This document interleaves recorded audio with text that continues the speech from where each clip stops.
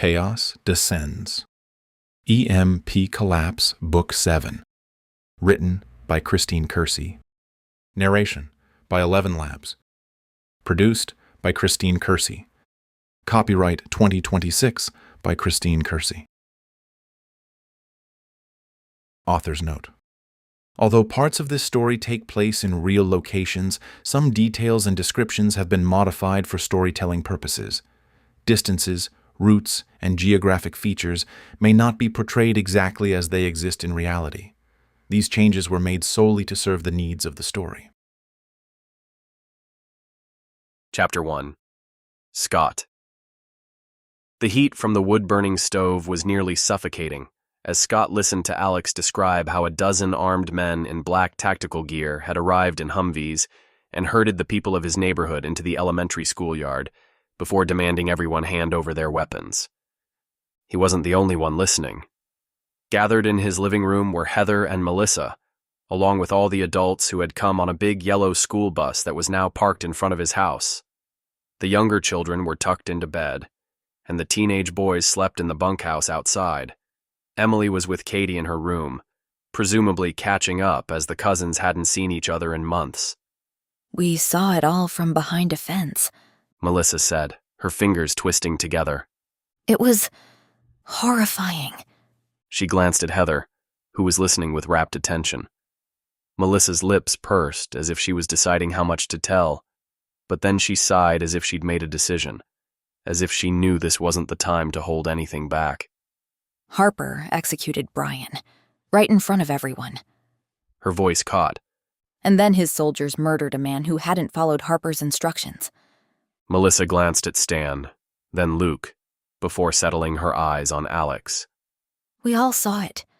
The three men nodded, their faces solemn, but Luke spoke. Harper showed no remorse. Alex frowned. I think he actually enjoyed it. Dragging a hand over his jaw, Scott slowly blinked as he took it all in. That's intense. He and his family had faced danger of their own. They'd fought off Lance Poole and Colby Emerson and had survived. But soldiers executing innocent civilians was next level. If Captain Harper or someone like him turned his attention toward Springmont, it could spell the end of everything. With his thoughts going 100 miles an hour, Scott forced himself to picture it. The school grounds packed with families, children watching, rifles blasting, bodies falling, blood spilling. The casual brutality was shocking. He shifted his gaze to Alex. "You're saying they just executed people in front of everyone, for no reason?" He had to be certain he hadn't misunderstood. The events Alex and Melissa had described seemed unbelievable, even in these desperate times. Alex nodded grimly. That's right. Harper said they hadn't obeyed him. He wanted to make examples of them. A muscle moved in his jaw. After that, you can bet everyone did exactly what they were told. Appalled by what they'd experienced, when Scott imagined armed men marching into Springmont, forcing the community to assemble, and deciding who lived and who died, his stomach twisted into knots. Needing to move, he stood abruptly, but with so many people in his living room, there wasn't much space, and after taking only a few steps, he forced himself back onto the couch beside Heather. Meeting her eyes, he saw his fears reflected in their depths. Wanting to reassure her, he took her hand, but there was no way to predict the future and no way to promise safety. Springmont had prevailed against the attack by Colby Emerson and Lance Poole, but this Captain Harper was nothing like them. Poole was a local with delusions of grandeur, and Emerson was an outsider who had used Poole to gain knowledge of the town's weaknesses. Harper, on the other hand, sounded like a sociopath who had trained soldiers to do his bidding. But was Harper working on behalf of the government? That would be a completely different fight, one where Scott could lose everything that mattered to him. Everyone who mattered. It was something he didn't want to think about. He lifted his eyes to the people gathered in his living room. Luke, a former police officer, sat beside Chloe. Stan and Nancy were near the fireplace. Oliver and Amanda stood near the kitchen entrance, Oliver's gaze sharp and assessing. He'd been an electrician before the EMP. These were capable people, experienced. They had faced extreme turmoil and survived. Scott was grateful they were here, especially knowing that evil men were out there, eager to take control and subjugate. This group had invaluable experience, know-how they needed to teach the rest of Springmont. Because if someone like Harper had his sights set on Springmont, the citizens needed to be ready. Softly exhaling, Scott rubbed his temples as an ache began to blossom. "We thought we had it rough here, but it sounds like what you all escaped was—" He shook his head, unable to put words to what he was feeling. "The fracture in our neighborhood was only the beginning," Stan said. "Once we were no longer united, we were easier to control." Melissa nodded. Most people didn't want to give up their guns. They could see how vulnerable it would make them. But those who were starving or who never had weapons to begin with wanted to go along with Harper's rules. Her forehead creased. It put Brian in an impossible position. "Brian's the person Harper killed?" Heather asked. Melissa met her younger sister's eyes. Yes. Brian was on his knees when Harper... Her voice trailed off, and she visibly swallowed. It was the most awful thing I've ever witnessed. "I can't imagine," Heather whispered. Scott squeezed her hand and then studied the people in the room. "We need to do whatever we can to prepare our community." "Do you think Harper's going to come here?" Chloe asked, alarm edging her voice. Maybe not him, Alex replied. but if the government is coordinating gun confiscation across the state, then you can bet someone is assigned to this region. That's assuming it's official. Oliver countered, his voice deep. Harper could have gone rogue, grabbed a few soldiers and decided he wanted to be king. He did like the control. Alex said darkly. That much was obvious. Scott hoped Oliver was right, hoped Harper had been an isolated threat, but hope was not a strategy he could rely on. Springmont's small, he pointed out. We might not be worth the resources. Not when there are bigger cities to control. Luke leaned forward, his elbows on his knees. Small community or not, Harper's type will eventually find us. His expression was grave. They'll want control of every pocket of survivors. Luke's right. Alex added. We thought we were safe in our neighborhood. His lips pinched together. Until we weren't. The room went silent as everyone considered that. Scott felt an urgency he couldn't explain. He straightened, his fear morphing into resolve. We'll have a town meeting tomorrow. Everyone has to hear about this. Heather nodded. "That's a good idea. We need as much time as possible to prepare for..." She grimaced. "Whatever may come." Scott squeezed her hand once again. Exactly. Chapter 2. Alex.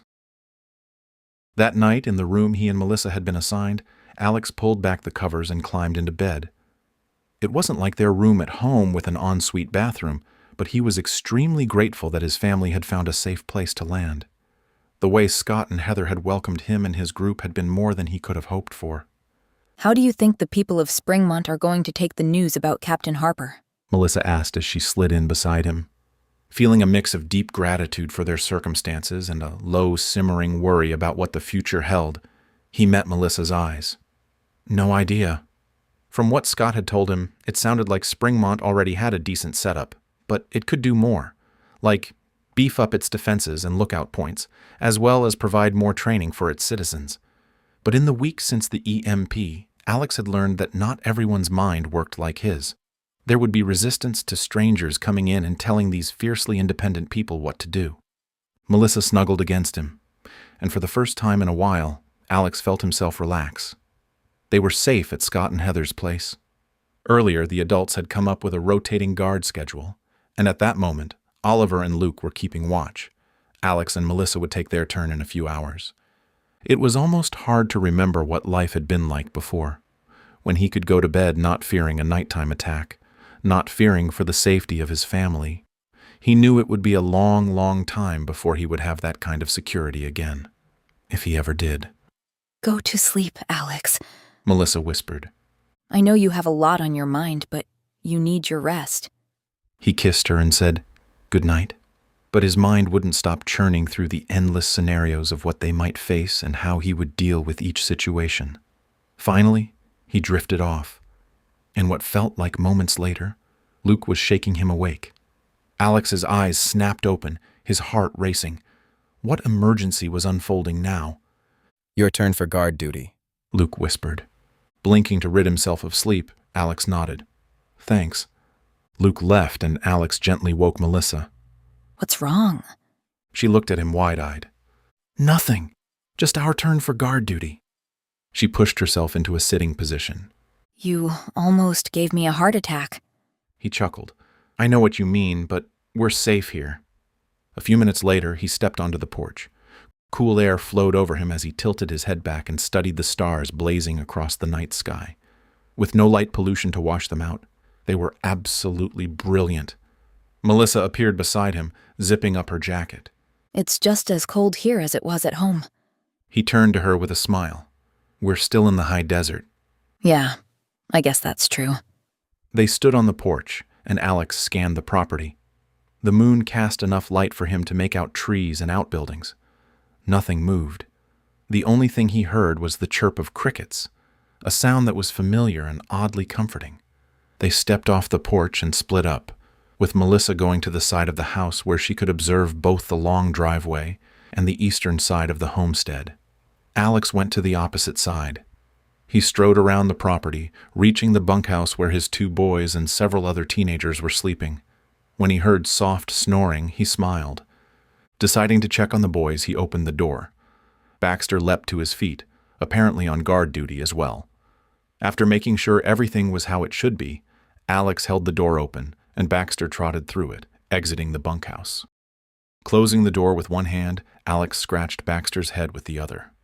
We can use your senses, Alex murmured to the black lab. Baxter looked up at Alex and seemed to smile. Alex couldn't help but think about Baxter's original family, Kevin and Sarah Campbell, and the way a gang had murdered them. He hadn't witnessed it, but his neighbor Don had been there, had seen it all, and had told their neighborhood what had happened. With no law enforcement, it truly was survival of the fittest. Stopping outside the bunkhouse, Alex slowly scanned the area, but all was still. Come on, Baxter, he whispered, before making his way around the property closest to the house and outbuildings. Not wanting to stray too far from the occupied parts of the property, he didn't even attempt to walk the entire 20 acres. To get that kind of coverage, they would need more people on guard duty. Instead, he focused on the places someone might use to approach the house and other outbuildings. Nothing moved. Alex, He heard Melissa murmur in his earpiece. Copy, he replied. I heard something in the bushes. Setting off at a jog, he said, On my way. When Baxter took off, Alex softly whistled. Baxter stopped and turned to Alex, who snapped his fingers at his side. Heel. The black lab obeyed, staying beside him as he hurried to Melissa. 20 seconds later, Alex approached Melissa, his pistol in the low ready position. She nodded at him to let him know she saw him, her handgun pointed at the ground. Over there, She whispered, using her head to gesture to thick sagebrush and pinyon pine trees. Something moved. Baxter made a soft woof, his ears perked up, his body at attention. Alex rested a hand on Baxter's head, and the dog settled. Straining his eyes, Alex searched the darkness where he'd heard the movement. The moon provided enough light to make out shapes, but shadows played tricks on his vision. Another rustle came from the vegetation, this time closer to the ground. Animal, he whispered, as relief flooded through him. Baxter's tail wagged, confirming Alex's assessment. The dog's body language had shifted from alert to curious. A raccoon emerged from the brush, its distinctive masked face catching the moonlight. It paused, seeming to regard the humans with mild interest before continuing its nocturnal foraging. Melissa's breath came out in a rush. false alarm. She lowered her weapon. Alex holstered his pistol. Better safe than sorry. Guess we're kind of jumpy. Melissa holstered her weapon as well. Chuckling, Alex tilted his head. After what we've been through, what do you expect?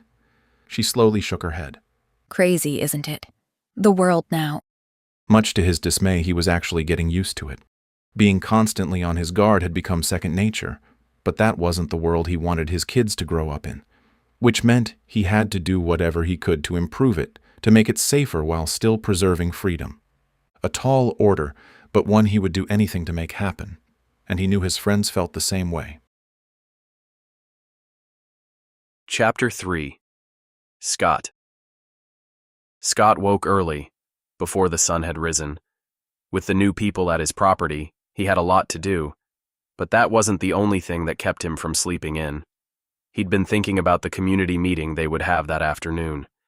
It would take that long to get the word out and give people a chance to gather at Crescent Park, where they held all the community meetings. It was the same place Lance Poole had tried to take control of Springmont. Where was Poole now? Scott wondered. Lance Poole, along with Colby Emerson, was not gone forever. He was sure of that. There were too many resources available in Springmont for the pair to give up easily, despite losing the battle they'd fought less than 2 weeks earlier. Certain that Emerson and Poole were trying to build a new army so they could attack Springmont once again, Scott couldn't suppress thoughts of Captain Harper and the complications he would bring. If he or someone like him came for Springmont, the community would have a terrifying and deadly challenge on its hands. One Scott dearly hoped they wouldn't have to face. I'll get the coffee going. Heather murmured as she tossed the covers back and got out of bed. Thanks, babe. Wondering who else was awake at this hour, Scott climbed out of bed and got ready for the day. By the time he joined Heather in the kitchen, a pot of coffee was brewing, the scent giving Scott a feeling of comfort and normalcy. Good morning, Alex said from the kitchen table, a steaming mug in his hands. Melissa sat beside him, a smile on her face. Hey there. Seeing Melissa and Alex in his kitchen filled Scott with a kaleidoscope of emotions. Happiness that their family had made it safely to Springmont. Gratitude that their group was already helping with security on his property, and concern about the way the community would react to these outsiders moving in. Sure, some people in Springmont had family members join them since the EMP, but no one had this many people show up all at once. He poured himself a cup of coffee, then turned to face them. How'd you sleep? Pretty good. Melissa said. Glad to hear it. The back door opened and Jake and Stephen tumbled inside with laughter on their lips. Baxter, Storm, and Ranger were at their heels. Jake handed Heather a basket of eggs. Thanks, Jake. She said with a smile. Are the other boys up yet? Yep, finally. Good, Scott said. We'll need their help to let everyone know about the meeting. He would use the handheld radio to contact whoever he could, but not everyone had one, so they would have to go old school and talk to some people face to face. I want to help. Jake said, and then he glanced at Stephen. These guys don't know where people live. Scott had already thought about that. You'll go in teams. No one is to go alone. He noticed Alex nodding with approval. Are you going to tell people what the meeting's about? Alex asked. Think we should? Scott was always up for suggestions. Although he and his neighbor Jeremy had taken the lead in the battle with Poole and Emerson, Scott would have been content to focus on his own family rather than put their lives at risk in a firefight. But Poole had targeted Scott and Heather, forcing them to fight back. It hadn't gone the way Poole had thought it would. No, Alex replied as he sat up straighter. I want the people of Springmont to hear about Harper and what he's done with no prior knowledge. It might give them the shock they need to get moving on better defenses. Scott didn't love the idea of shocking the people of Springmont. They were his friends and neighbors, people who had come through in the most difficult circumstances and who had come together to fight for their community. Still, he knew Alex wasn't wrong. All right, Scott said with a frown. We won't say what the meeting's about. Chloe and Luke joined them. A few minutes later, Stan and Nancy, as well as Oliver and Amanda, walked into the kitchen. The space was becoming crowded. The girls are still asleep. Chloe said, referring to her 2 young daughters. Same with our boys. Stan added, then chuckled. It's nice to have a morning where we don't have to wake the kids and rush off. That's for sure. Luke said with a grin. Holding his mug of coffee, Scott leaned against the counter, studying the faces of those gathered in his kitchen. These people had traveled many miles, fought their way through the chaos, and arrived with stories that would shake Springmont to its core. Maybe we should go into the living room, Alex suggested. It's getting a little tight in here. Several people laughed at the understatement. It'll take a while to make food for everyone. Heather said with a warm smile. I can help. Melissa offered.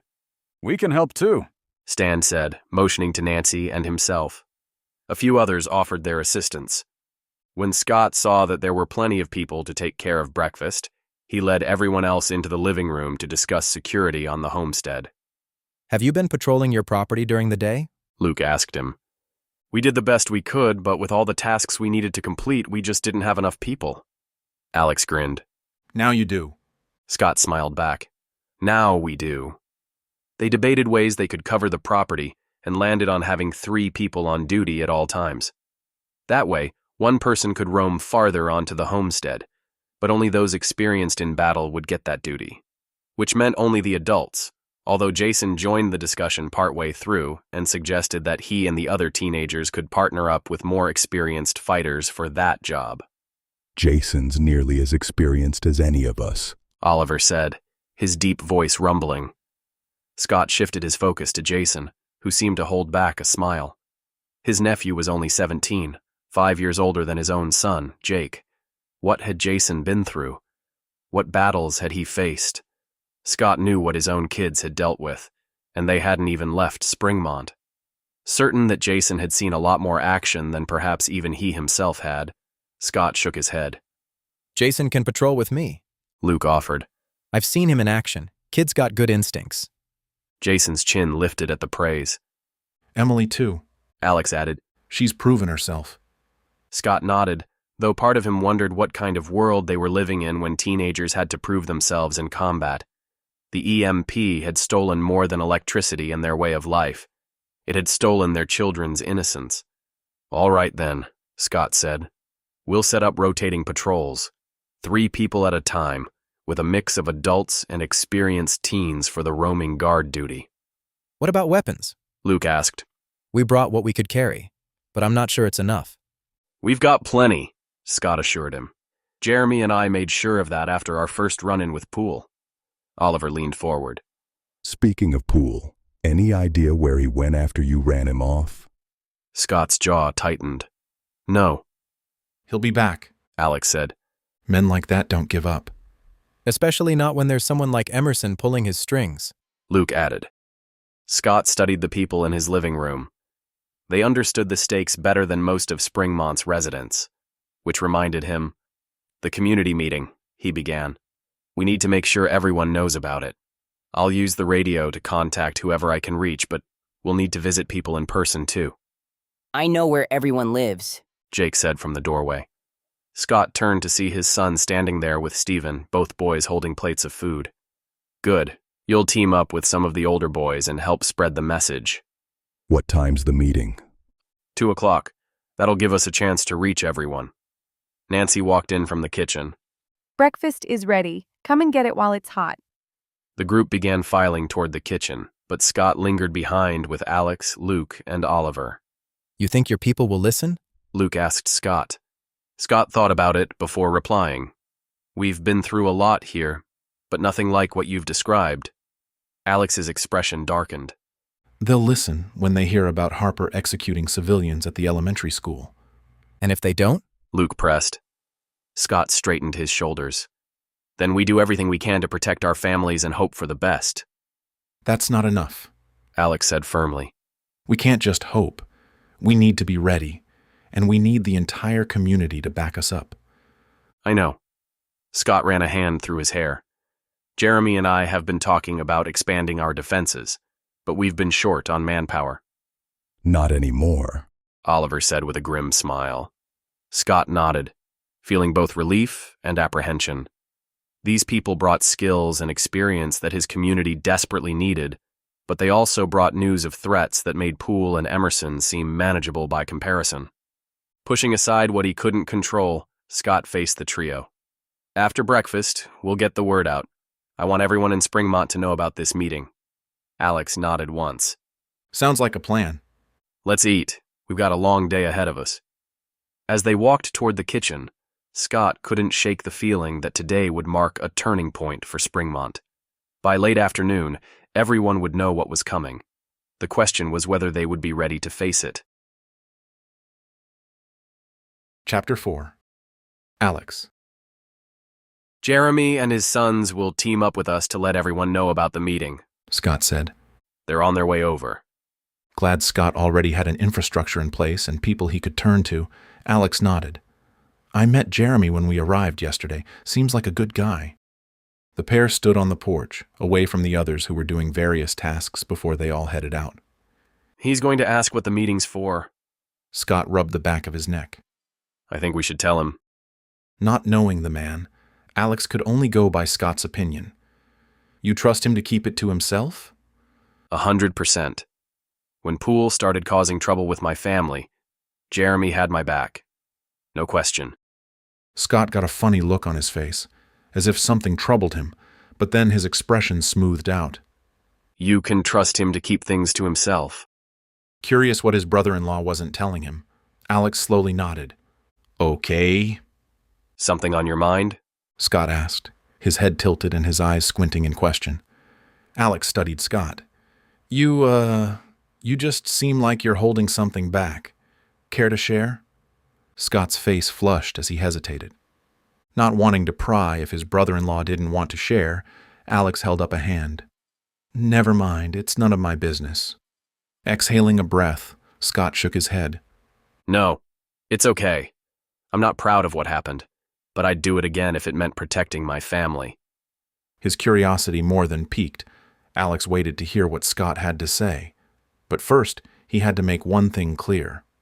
Look, Scott, I've done plenty in the last few weeks that would shock anyone, but when it comes to my family, nothing is off the table. Scott's shoulders visibly relaxed, then he slowly nodded. It was the day after the EMP. Heather and I had left the kids home by themselves to go to a community meeting. And when we got back, a man... His lips flattened. He was pointing a gun at Katie and Jake. Alex's mouth fell open. What did you do? Scott's jaw set. Heather and I were in the truck, so I ran him over. A stoic look came over him. Killed him. Taking a moment to process that, Alex nodded. I would have done the same. He meant it. No way would he have shown mercy to someone threatening imminent harm to his children. In fact, he remembered walking home from the store with his kids the day after the EMP, having spent most of their cash to buy food. A man in a truck had tried to steal their purchases. When Alex had pointed his gun at the thief and told him to move along, the thief had aimed his gun at Jason. Alex had shot the thief in the shoulder, then shot him 2 more times, killing him. He remembered the guilt he'd felt at taking the man's truck, which enabled him to find Melissa. No judgment, Scott. None. Scott nodded, then frowned. There's more. Curious what else he would say, Alex said. Go on. When I was loading the body onto a tarp in preparation to take him off my property, Jeremy showed up. Alex's eyes widened. What did he do? He helped me bury the body in the middle of nowhere. Helped dig the hole and everything. A half smile tugged up Scott's lips. On our way home, Sheriff Clarkson pulled us over and questioned us about where we'd been. This was the day after the EMP? Yep. Alex could only imagine the anxiety of running into law enforcement right after burying the body of someone you'd just killed. Even if it was justified, especially so early in the apocalypse, mindsets would still be of a civilized society, not the wild, wild west. He pictured John Clarkson in his sheriff's uniform. How'd that go? He bought our story that we were looking for firewood. Jeremy stayed cool. Had my back, like I said. Jeremy had gone up several notches in Alex's estimation. Sounds like a good man. He is. The clip-clop of horses' hooves grabbed Alex's attention. Speak of the devil, Scott said with a grin. A man and 2 older teenage boys approached on horseback. Feeling a rush of warmth toward this man who had stepped up at a critical time for his brother-in-law, Alex smiled broadly, following Scott off the porch and toward the trio. Jeremy and his sons dismounted. Alex noticed how the boys moved with practiced ease, teenagers who'd grown up around horses, unlike his own children. Morning, Scott, Jeremy called out with a nod. His weathered face broke into a smile, crow's feet deepening around his eyes. He wore a faded flannel shirt with the sleeves rolled up, revealing tanned forearms. Jeremy. Scott stepped forward to clasp the man's hand. Alex, this is Jeremy Porter, and this is Alex Clark, my brother-in-law. Alex extended his hand, feeling Jeremy's calloused palm against his. Good to meet you properly. Scott's been singing your praises. Jeremy's eyebrows rose slightly. Has he now? Don't believe half of what he says. Scott introduced Jeremy's sons, Liam and Daniel, both lanky teenagers with their father's build and serious eyes. This meeting, Jeremy began, lowering his voice as they walked a few steps away from the boys who were tying the horses to the porch railing. You obviously didn't want to say over the radio what it's about, but I'd like to know. Alex glanced at Scott, who nodded slightly. We've got trouble coming, Alex replied as he studied Jeremy, thinking about the incident Scott had just shared with him, and knowing he could count on this man. The kind of trouble that makes what happened with Poole look like a schoolyard scuffle. Jeremy's expression hardened. How bad? Bad enough that we need the whole town ready, Scott answered. That's why I'm calling the meeting. Alex kept his voice low. There's a group claiming to be representing the government taking over towns up near Salt Lake. They've got firepower, organization, and no moral compass whatsoever. Their leader, Captain Harper, executes people who resist. Holy crap, Jeremy whispered, running a hand through his hair. How do you know all this? They showed up in our neighborhood, up in Sandy. We witnessed their brutality firsthand. Alex felt his stomach tighten as he remembered seeing his neighbors executed. My family and the rest of our group barely escaped, his jaw clenched in memory. They were hunting us even as we climbed aboard that bus and fled. He motioned to the yellow school bus parked on Scott's property, then faced Jeremy. They're methodical. First they scout, then they surround, then they move in with overwhelming force. Jeremy absorbed this, his face growing more serious by the second. And you think they're headed this way? Alex shrugged. Don't know.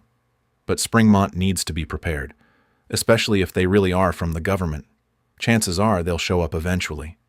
Plus, Scott added, Poole and Emerson escaped. I'm certain they're trying to rebuild their army. What if... Scott shook his head before audibly sighing. What if Poole and Emerson tell this militia about Springmont? What if they join forces to get back at us? Jeremy blanched, the reality of such a situation clearly shaking him. He glanced at his sons, his brows drawing together. Alex recognized that look. He'd seen it in the mirror countless times since the EMP whenever he thought his family could be in danger. That's why we need everyone on the same page. We have to make sure there are no surprises. Our defenses have to be impenetrable. Jeremy straightened. Count me in. Scott patted Jeremy's shoulder. I knew we could rely on you. Now, we need to spread the word about the meeting while keeping the reason vague. We don't want to cause any panic. Understood, Jeremy said with a nod. Alex felt a surge of appreciation for how quickly Jeremy grasped the situation and moved into action. Instead of denying the facts and arguing with them, he jumped right to focusing on solutions. That was the sort of ally they needed. Chapter 5. Alex. Alex scanned the sizable crowd that had gathered at Crescent Park for the community meeting. People clustered in small groups, some looking anxious, others smiling and relaxed. Knowing that the information he was about to share would cause deep unease, Alex frowned. He didn't want to be the bearer of bad news, but not telling them what to expect would leave them vulnerable. Still, he couldn't help but think about his old neighborhood in Sandy, a place where people knew him. Yet many had doubted him when he'd tried to warn them about the dangers just outside their neighborhood. They'd paid a price for that, a price he was hoping to spare the people of Springmont. A lot of people here, Luke murmured beside him. Alex chuckled. Sure are. Having his closest friends nearby brought him comfort. He wasn't in this alone, and that was priceless. Ready to start? Scott asked him. Nodding once, Alex said, Let's get this over with. Can I have everyone's attention? Scott called out, his voice carrying across the crowd. The murmur of conversation ceased as everyone turned toward him, their faces expectant and curious. Thank you for coming on such short notice. I'm sure you're all wondering why I called this meeting. What's going on? One man called out. A middle-aged woman near the front crossed her arms. Is this about the strangers who showed up yesterday? She shifted her eyes to Alex and Luke in what seemed a pointed manner before focusing back on Scott. I heard there was a bus full of people. Alex exchanged a glance with Scott and Luke. Word traveled fast in small communities. Several people spoke at once, their voices filled with alarm. A bus of people? Who are they? How many people are there? We can't support a bunch of strangers. Alex didn't like the tone he was hearing. It didn't bode well for the reception he would get when he told them what he knew and made suggestions about what they ought to do. And why should they trust an outsider? He wasn't so sure he would in their place. Okay. Scott's tone was placating as his hands rose in a gesture of calm. Well? A man asked, his voice broadcasting displeasure at the information. Who are these people to you, Scott? Why are they here? Heather stepped forward to stand beside Scott. She motioned for Melissa to come to the front. When Melissa reached her, Heather put her arm around Melissa. This is my sister, Melissa Clark. She pointed at Alex. That's her husband, Alex. They have 3 children. She swept her hand toward Jason, Emily, and Stephen. That's 5 people. A man muttered. I heard there were more than that. A lot more. His eyes shifted to Luke before going to Chloe and Stan, who stood off to the side.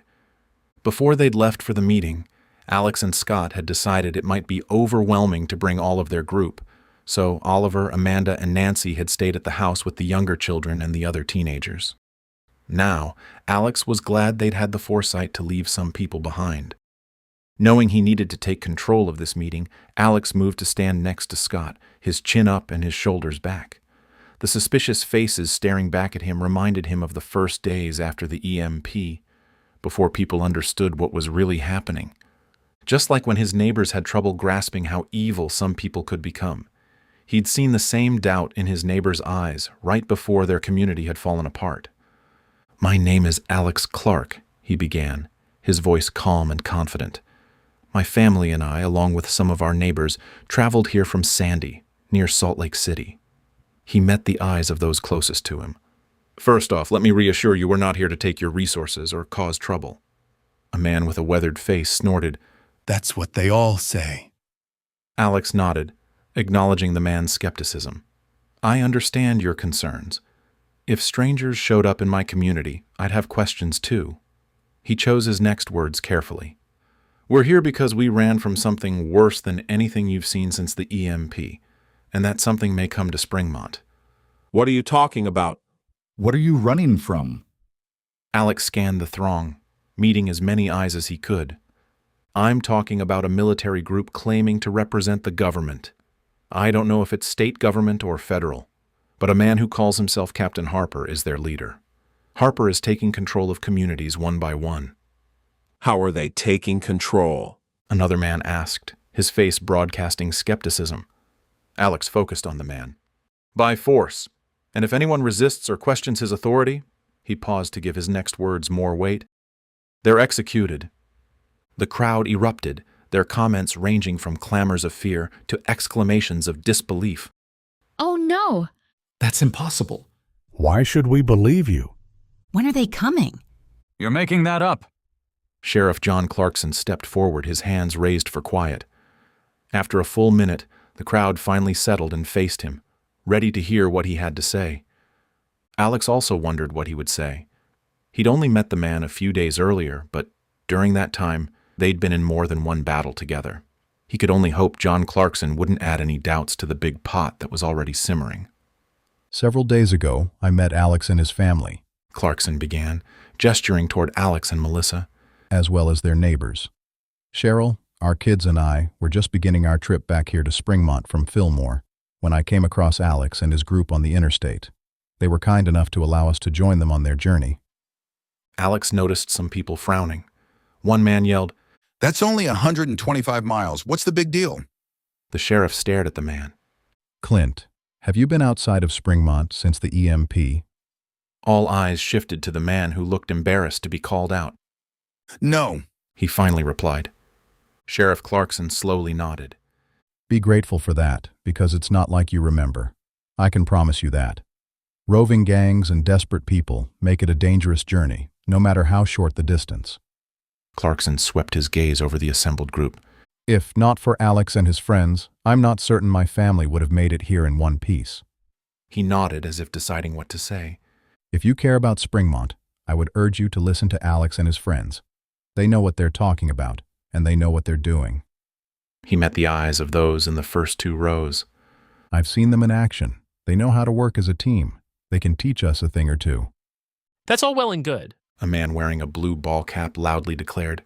but you weren't here, Sheriff. Not when we fought off an attack led by Lance Poole. We know what we're doing. We don't need some random stranger coming here and telling us what to do. Several people roared their agreement. Yeah! That's right. This seemed to give the man with the ball cap courage, and he went on. We already dealt with one tyrant who tried to take over, Lance Poole. We ran him out, though. Yes, we did. One man bellowed, and several others shouted their agreement. We don't need another one taking his place. The man with the ball cap cried out, his face lighting up as he looked around and saw others supporting him. A portion of the crowd was becoming agitated. Maybe they weren't ready to face the truth, or maybe it was just a vocal few. Either way, Alex would not force them to listen. He glanced at Luke, who frowned, and then he turned to Scott, who rolled his eyes and shook his head as if he'd dealt with the man with the ball cap before. Okay, Victor. Sheriff Clarkson said to the man with the ball cap, his tone saying he was tired of his comments. We get it. You know best. Alex watched the man. Victor's lip curled at the clear rebuke as a blush climbed his cheeks. Victor reminded him of Elijah, the man from his old neighborhood who'd done everything he could to turn the community against him, finally leading Captain Harper right to him, nearly getting him, as well as his family and friends, killed. Frowning deeply at Victor, Alex remained silent. This wasn't his community. He had no history with this man or anyone else here besides Scott and Heather. These people didn't know him, and if he were being honest, he would have doubts too. Even so, he wouldn't be so blinded by ego that he would mentally plug his ears and chant, "Nah, nah, nah," to avoid hearing anything. Sheriff Clarkson cleared his throat. I know Springmont has dealt with a lot, and I'm sorry I wasn't here to help. But I have been outside of Springmont, and I've seen firsthand the evil things people will do to each other. Even if you don't believe trouble's coming. He scanned the crowd, his gaze stopping on Victor. I would advise everyone to at least listen to what Alex has to say. Victor crossed his arms, muttering something Alex didn't catch. The crowd's energy shifted slightly, with some people nodding and others exchanging worried glances, although there were still a few who seemed annoyed by the suggestion that an outsider could do anything to help them. Alex spoke again. I understand your hesitation. You don't know me, and I'm not asking you to trust me blindly.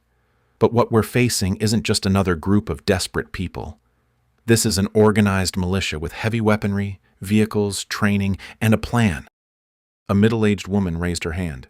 What exactly do they do when they take control? Alex turned to her.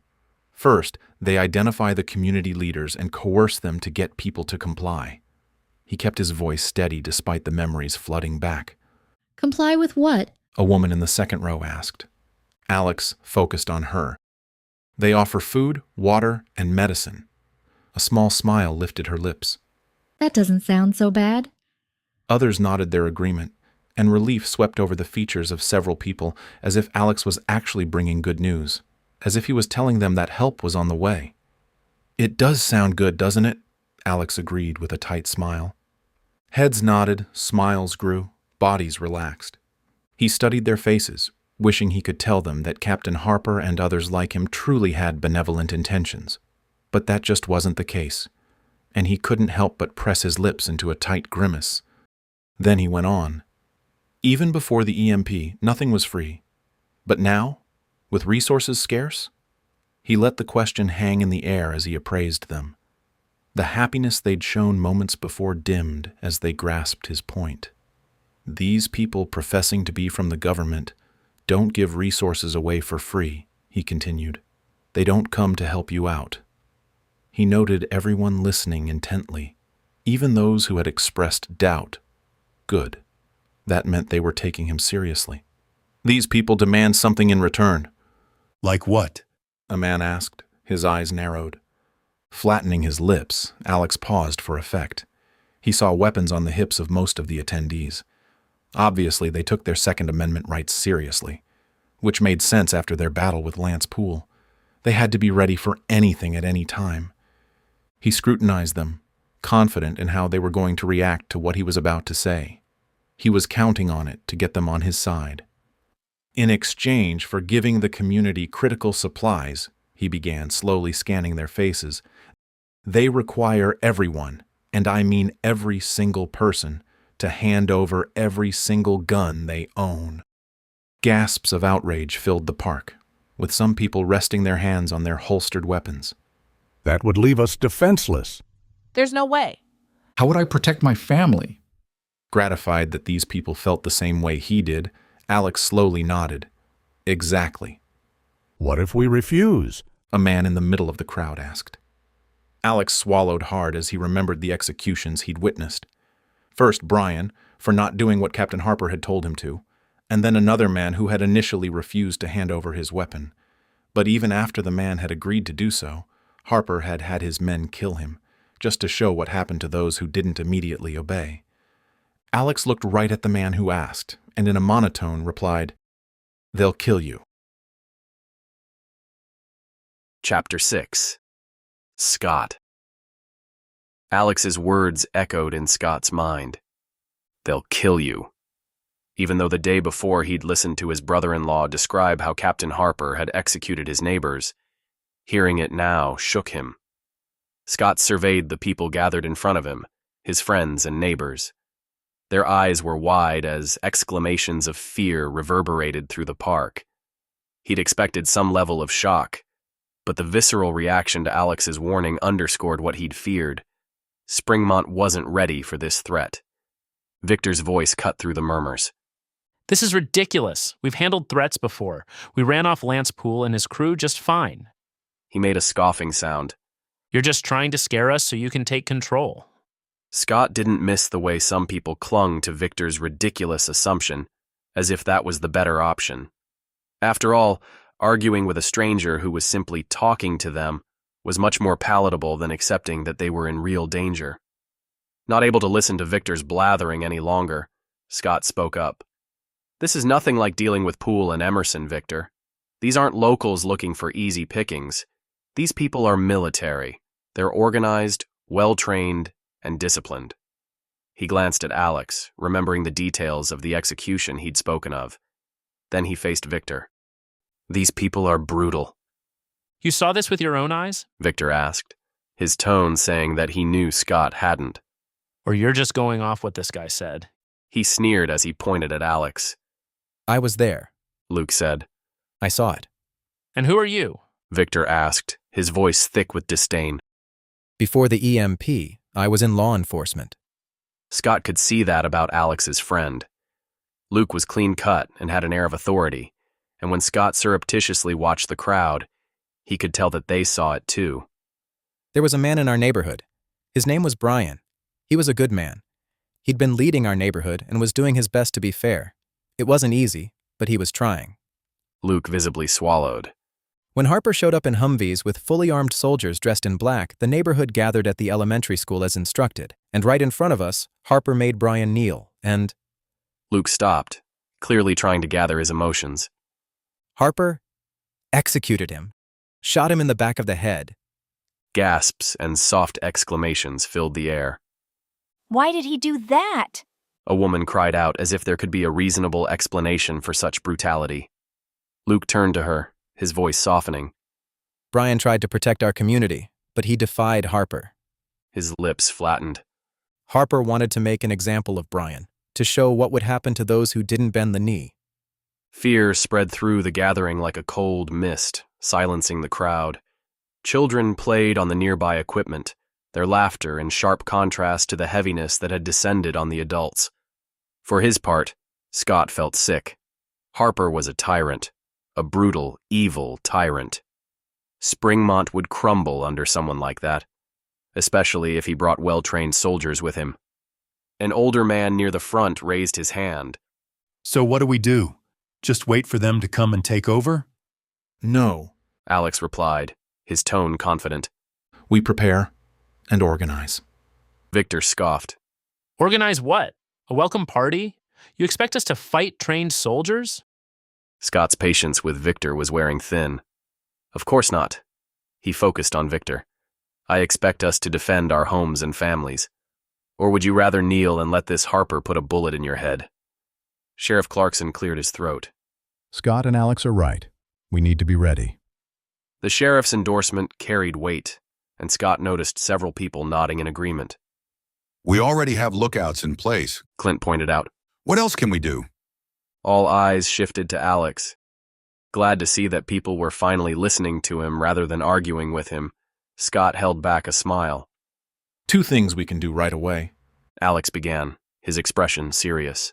First, inventory our weapons and ammunition to make sure there's plenty to go around. Second, we'll send scouts out to discover if Harper or someone like him is in the area. We must know what we're facing. People nodded, their expressions slightly less terrified now that a plan was coming together.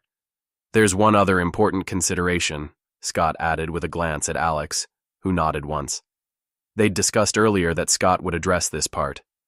Lance Poole and Colby Emerson are still out there and still a threat.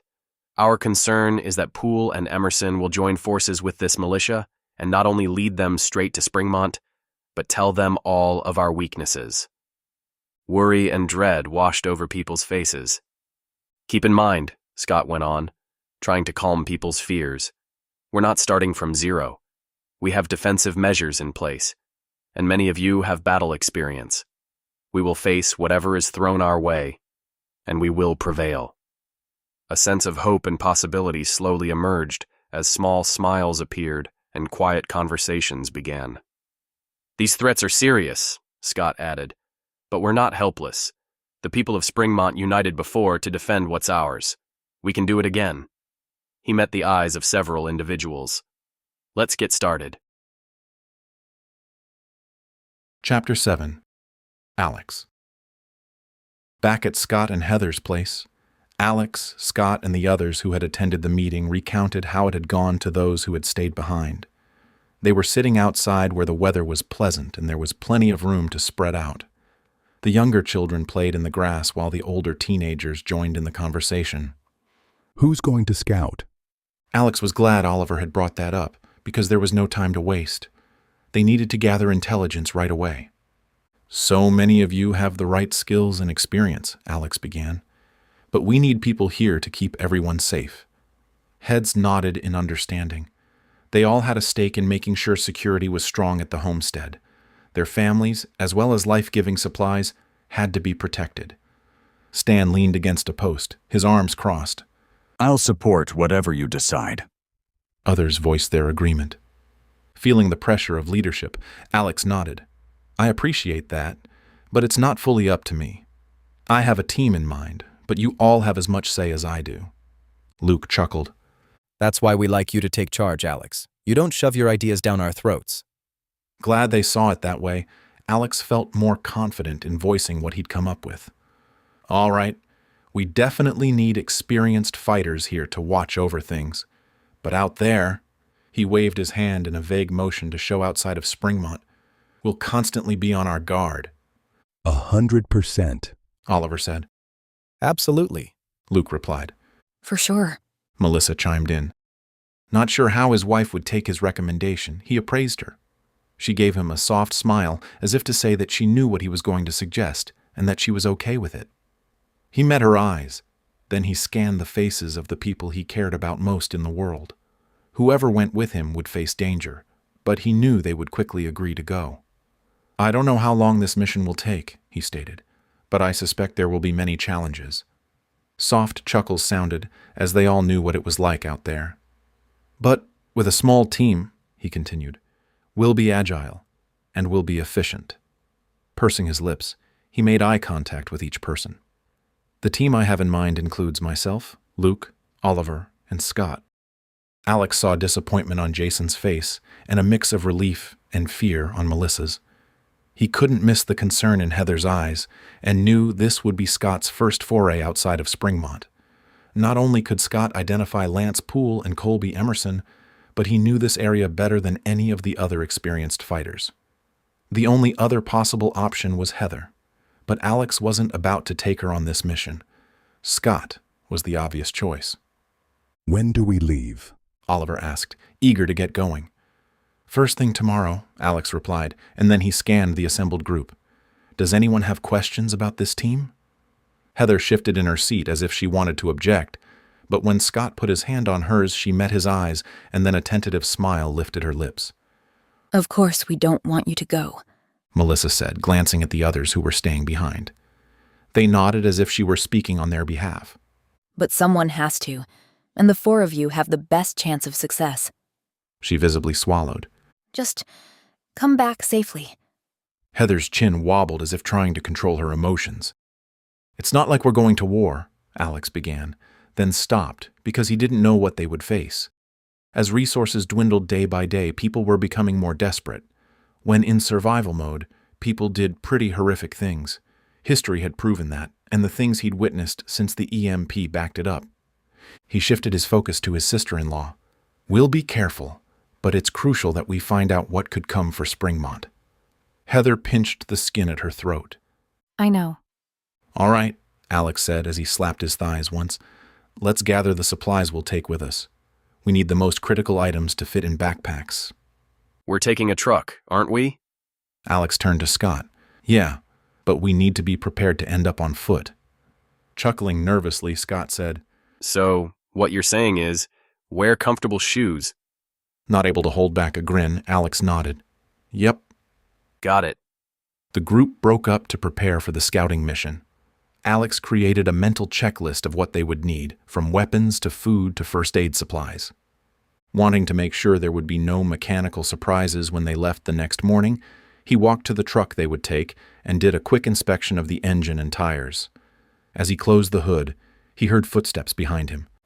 Turning, he saw Jason approaching, his jaw set and his posture confident.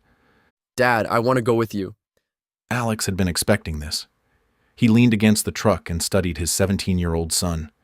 Jason had the same stubborn set to his jaw that Alex himself got when he'd decided about something. I know you do, and honestly, you're capable enough. Jason stood taller at that. Then why didn't you put me on the team? I considered it. Jason's eyes widened. Alex placed a hand on his son's shoulder. Like I said, you're very capable, which makes it even more important for you to stay here. I need someone who is not only capable, but who I trust completely. His eyes were steady on Jason. If anything happens to us out there, it's even more essential that you're here. Jason's forehead furrowed. Nothing's going to happen to you, though, right? Probably not, Alex agreed, not wanting Jason to worry unnecessarily. But we have to plan for everything. That's how we've survived this long. Disappointment and pride warred on Jason's face. I need you here, son. After the briefest hesitation, Jason's chin went up and his shoulders went back. All right. What can I do to help you get ready? Alex appreciated how quickly Jason pivoted to being helpful. Check our weapons. Make sure everything's clean and functioning. Count ammunition. You know the drill. On it, he replied. Then he turned and headed toward the house. Alex wasn't far behind, and once inside, he worked with the others to gather supplies and pack them into 4 backpacks. As evening approached, he found Melissa in the kitchen helping Heather prepare dinner. The scent of beef stew filled the air, an aroma that seemed almost surreal given what they were planning. How are you doing? He asked, putting his arms around her waist. She leaned into him. I've been better, but I understand why you need to go. We'll be back before you know it. She turned to face him. Don't make promises you can't keep, Alex. Just be as careful as you can. Her eyes held his. The kids need you. I need you. Alex pulled her close. I'll be careful. This is a reconnaissance mission. We'll observe from a distance, gather information, and come home. Her eyebrows knitted together. What if you find Poole or Emerson? There was no doubt about what they would do. We'll neutralize them. We'd be crazy not to. She nodded. I agree, but please don't take any unnecessary chances. We won't. Our primary mission is intelligence. Springmont needs to know what's coming. Chapter 8. Alex. Alex woke early the next morning, eager to get started on the scouting mission. About to get out of bed, when Melissa wrapped her arms around him, he stayed a while longer. Although he would do everything in his power to make sure his entire team returned unharmed, there was no guarantee that he would come home. When he walked into the kitchen, Oliver, Luke, and Stan were already there. A few minutes later, Scott and Heather came in the back door, a basket of fresh eggs in Scott's hands. Melissa joined them shortly after that. Jeremy and Sheriff Clarkson are on their way over, Scott said as he set the basket on the kitchen counter. They're both interested in our scouting mission. What have you told them? Just who's going. Jeremy said if we need anyone else, he's willing. Alex appreciated that, but he wanted to keep tight control over this mission, and though he liked Jeremy, he'd worked with Oliver and Luke in many critical situations, knew how they operated, and knew they had his back. Alex gave Scott a nod. Good to know. He glanced at Luke, who kept his expression neutral, then at Oliver, who shrugged. Alex turned to Scott. Our team is good as is. Scott nodded. All right. Just wanted you to know the offer is on the table. With the 4 of us leaving, Luke said, we need as many experienced fighters as possible to stay here. I agree, Scott replied. Pouring himself a mug of coffee, Alex savored the rich aroma. Scott and Heather had only so much coffee stored, so he would enjoy the luxury while it lasted. Scott spread a map out on the kitchen table. I suggest we head north. He tapped the map. To Cedar City. I know people who live there. He lifted his head and met the eyes of the others on the team. That's where I worked as a teacher, and on the day of the EMP, I drove several people home, so I know exactly where they live. We can see if they've heard or seen anything concerning. Pleased to have a location to head toward and potential human intelligence to mine. Alex grinned. Perfect. I like it, Luke added. A knock sounded at the back door. Scott glanced through the window, then opened the door to Sheriff Clarkson and Jeremy Porter. Good morning, gentlemen, Scott said as he opened the door wider and invited them in. Good morning, Jeremy said, his tone chipper. Morning, Clarkson echoed. Alex noticed that the sheriff's face was more drawn than when he'd met him a few days prior. Coming back to Springmont and being expected to take charge without much help would do that to a person. Any progress on the gun and ammo inventory? Scott asked Clarkson after giving both men something to drink. Clarkson nodded. Most people have been forthcoming about what they have, but some are reluctant to say, even if it's necessary to make sure we have what we need to protect the community. I'm not surprised, Oliver said, his deep voice getting everyone's attention. I wouldn't give anyone in a position of authority that kind of intel. Clarkson smiled at Oliver. I can respect that. Anyway, those who don't want to say are probably well provisioned and need nothing from Springmont. It's the ones who are less well supplied that will need a little boost to make sure they have what they need if the time comes. Alex liked the man's attitude. Rather than pushing people to disclose their personal business, he considered the reason for their reticence and used that information to get the results he was after. Are people with extra weapons and ammo willing to share with those who have less? Scott asked. Tilting his head, Clarkson said, A few, but to be honest, I can't blame them for not wanting to hand over their means of self-defense, even if they do have extra. Access to more ammo or weapons is pretty much non-existent. Once it's gone, he frowned. It's gone. You know, Alex said, remembering something, before we left Sandy, we picked up several bows and quite a few arrows from a sporting goods store. Do you know anyone good at archery? Jeremy perked up. My 2 older boys, Liam and Daniel, are into that. Surprised, Alex smiled. Do you think they'd be willing to teach us how to use the equipment we got? I'm sure of it. That would be amazing, Alex said, as a burst of excitement flowed through him. Getting good at archery would not only give them another way to protect themselves, but replenishing their supply of arrows seemed more doable than getting more ammo. Excellent, Oliver muttered. My boys are going to love this, Jeremy said, his face lighting up at the idea of his sons teaching other people archery. They've been itching for something more productive to do. Sounded like a win-win to Alex. While we're gone, work with whoever in our group wants to learn. He glanced at Oliver and Luke. We'll have to learn when we get back. That works, Jeremy said with a grin. Have you decided which way you're headed? Sheriff Clarkson asked, not directing his question to anyone in particular. Alex had built trust with the sheriff since he'd met him on the road, and Scott obviously trusted Jeremy completely, so he had no issue with sharing their plans. Scott knows the area best, Alex began. so he can fill you in. Clarkson and Jeremy turned to Scott, who told them where they would go. Solid plan. What's your timeline? We're leaving as soon as we eat breakfast, Alex answered. Gives us a chance to say goodbye to our families. Not sure how long we'll be gone. Hopefully less than a week. Our primary goal is to gather intelligence, Scott said, picking up the thread. Find out where Poole and Emerson are, how much success they're having in gathering forces, and discover if any kind of government entity is coming our way. Jeremy frowned. If you find Poole or Emerson... His words trailed off. We'll eliminate them, Scott said without hesitation. Alex studied his brother-in-law, wondering what exactly this Poole character had put him through. Scott had told him the basics of what had happened, but he knew there was always a lot more under the surface that had to be experienced to be understood. If Scott wanted to take out the two men who had attacked Springmont, Alex would back him up 100%. Copy that, Jeremy said, his expression grim. Thanks again for letting us borrow your Bronco, Alex said to Clarkson. The sheriff nodded. Happy to help.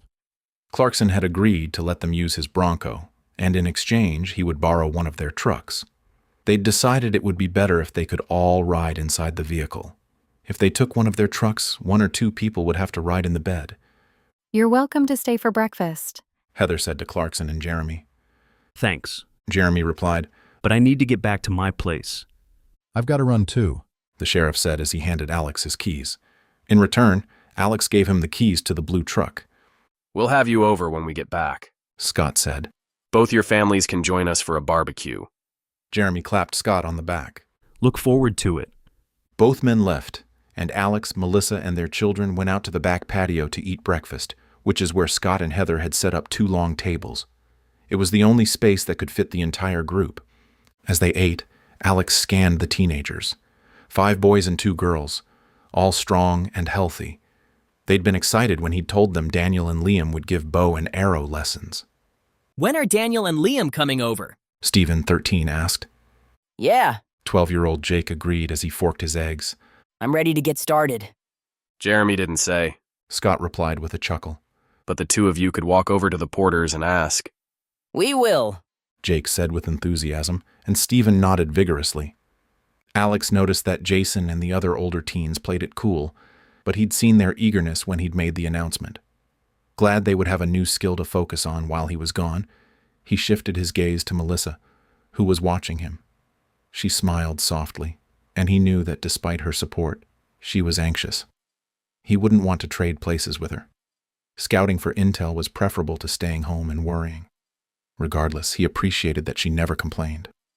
They finished eating, and after helping clean up, Alex huddled with his team to make final preparations, loading the rear of the Bronco with the gear essential to their survival, namely weapons, ammunition, food, water, medical supplies, and camping gear.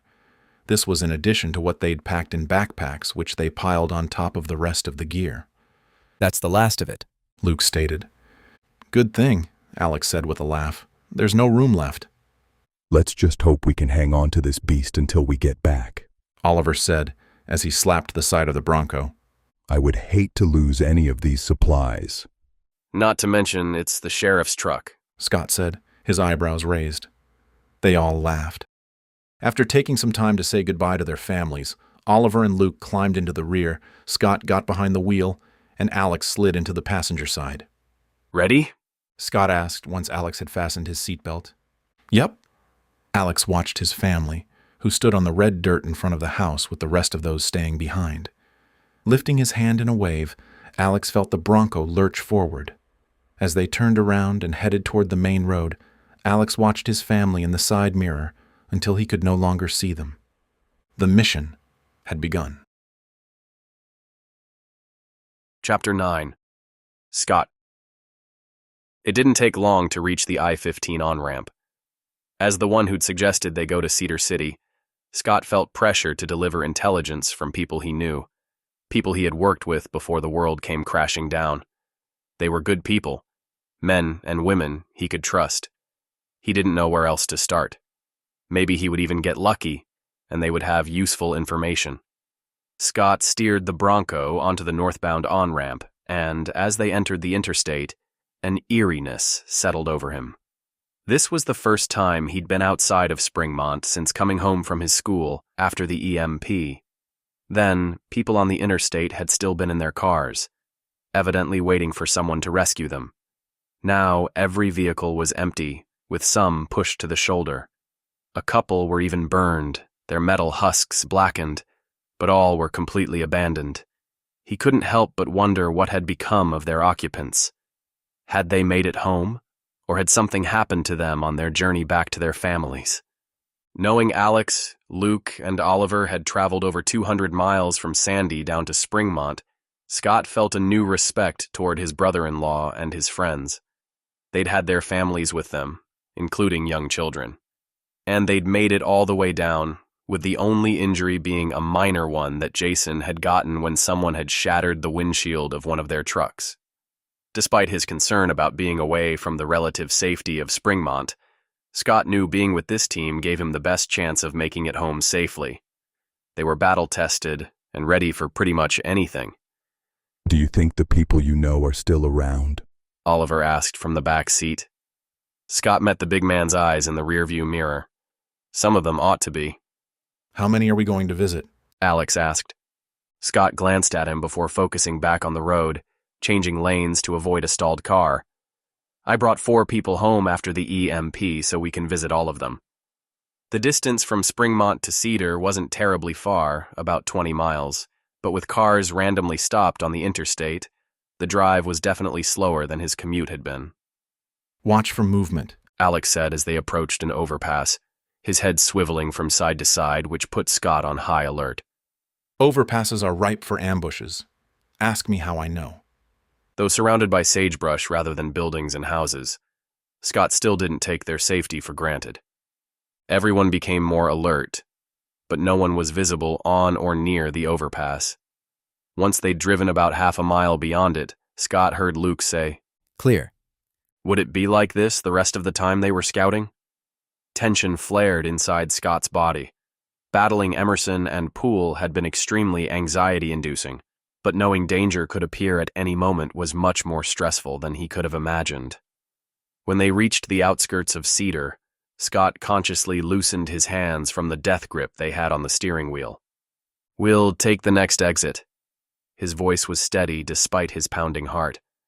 Beyond the overpass? Alex asked. "Yeah." "Be on guard," Alex said unnecessarily. All 4 of them couldn't have been any more on guard. The exit ramp curved to the right, but Scott was already going significantly under freeway speed, so he didn't have to slow down much. Debris crunched beneath their tires, remnants of crashed vehicles that now littered the shoulder. A pickup truck sat sideways across half the lane, its doors hanging open like broken wings. Scott navigated around it, then partially drove on the curb to avoid another abandoned vehicle. Out of habit, he glanced to his left. No other cars were moving. They passed the usually busy Maverick gas station. From their vantage point, nothing moved, and no one was visible, until they saw a pair of men walking down the hill. As the Bronco passed them, the men stared, obviously not used to seeing working vehicles. Scott glanced at the men, but seeing that Alex was monitoring them, he turned his attention to the road. Weaving between abandoned cars, Scott noticed his knuckles were white against the steering wheel. Slowly exhaling, he tried to relax. Forcing his mind to what he could control, he pictured their destination. "We're almost to the first house."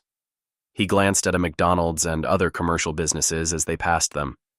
Before long, they turned off the main road and onto a side street, and then into a neighborhood. The houses were older, modest, and the streets were wide. A child's bicycle lay in one yard, and in another, laundry hung on a line, gently flapping in the breeze. "There." Scott pointed to a one-story house with blue shutters and a carport. "Tom Lyons lives there. Taught social studies." They drove slowly by, all 4 of them scoping out the area. Several young kids played in a neighboring yard, but no adults were in sight.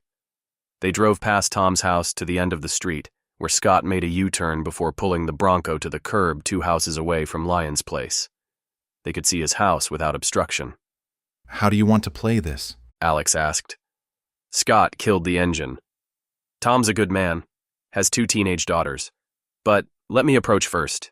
He knows me. All 4 men got out of the Bronco. Oliver moved to the rear, his back to the Bronco and his head on a swivel. Luke took up a post beside the driver's door, while Alex and Scott strode toward Tom's house. As they drew closer, Scott rested his hand on the pistol at his hip. Couldn't be too careful. The blinds were up in the small front window, presumably to allow light inside, and the front door was ajar. Not wanting to startle anyone inside, Scott stopped about 8 feet from the porch and called out, "Tom, you home? It's Scott Easton, from school." Less than a minute later, a man in his 40s appeared in the doorway. Scott? The man asked, clearly astonished. What are you doing here? Scott couldn't help but notice that his friend had lost weight. Not wanting to call attention to that, he held out his hand.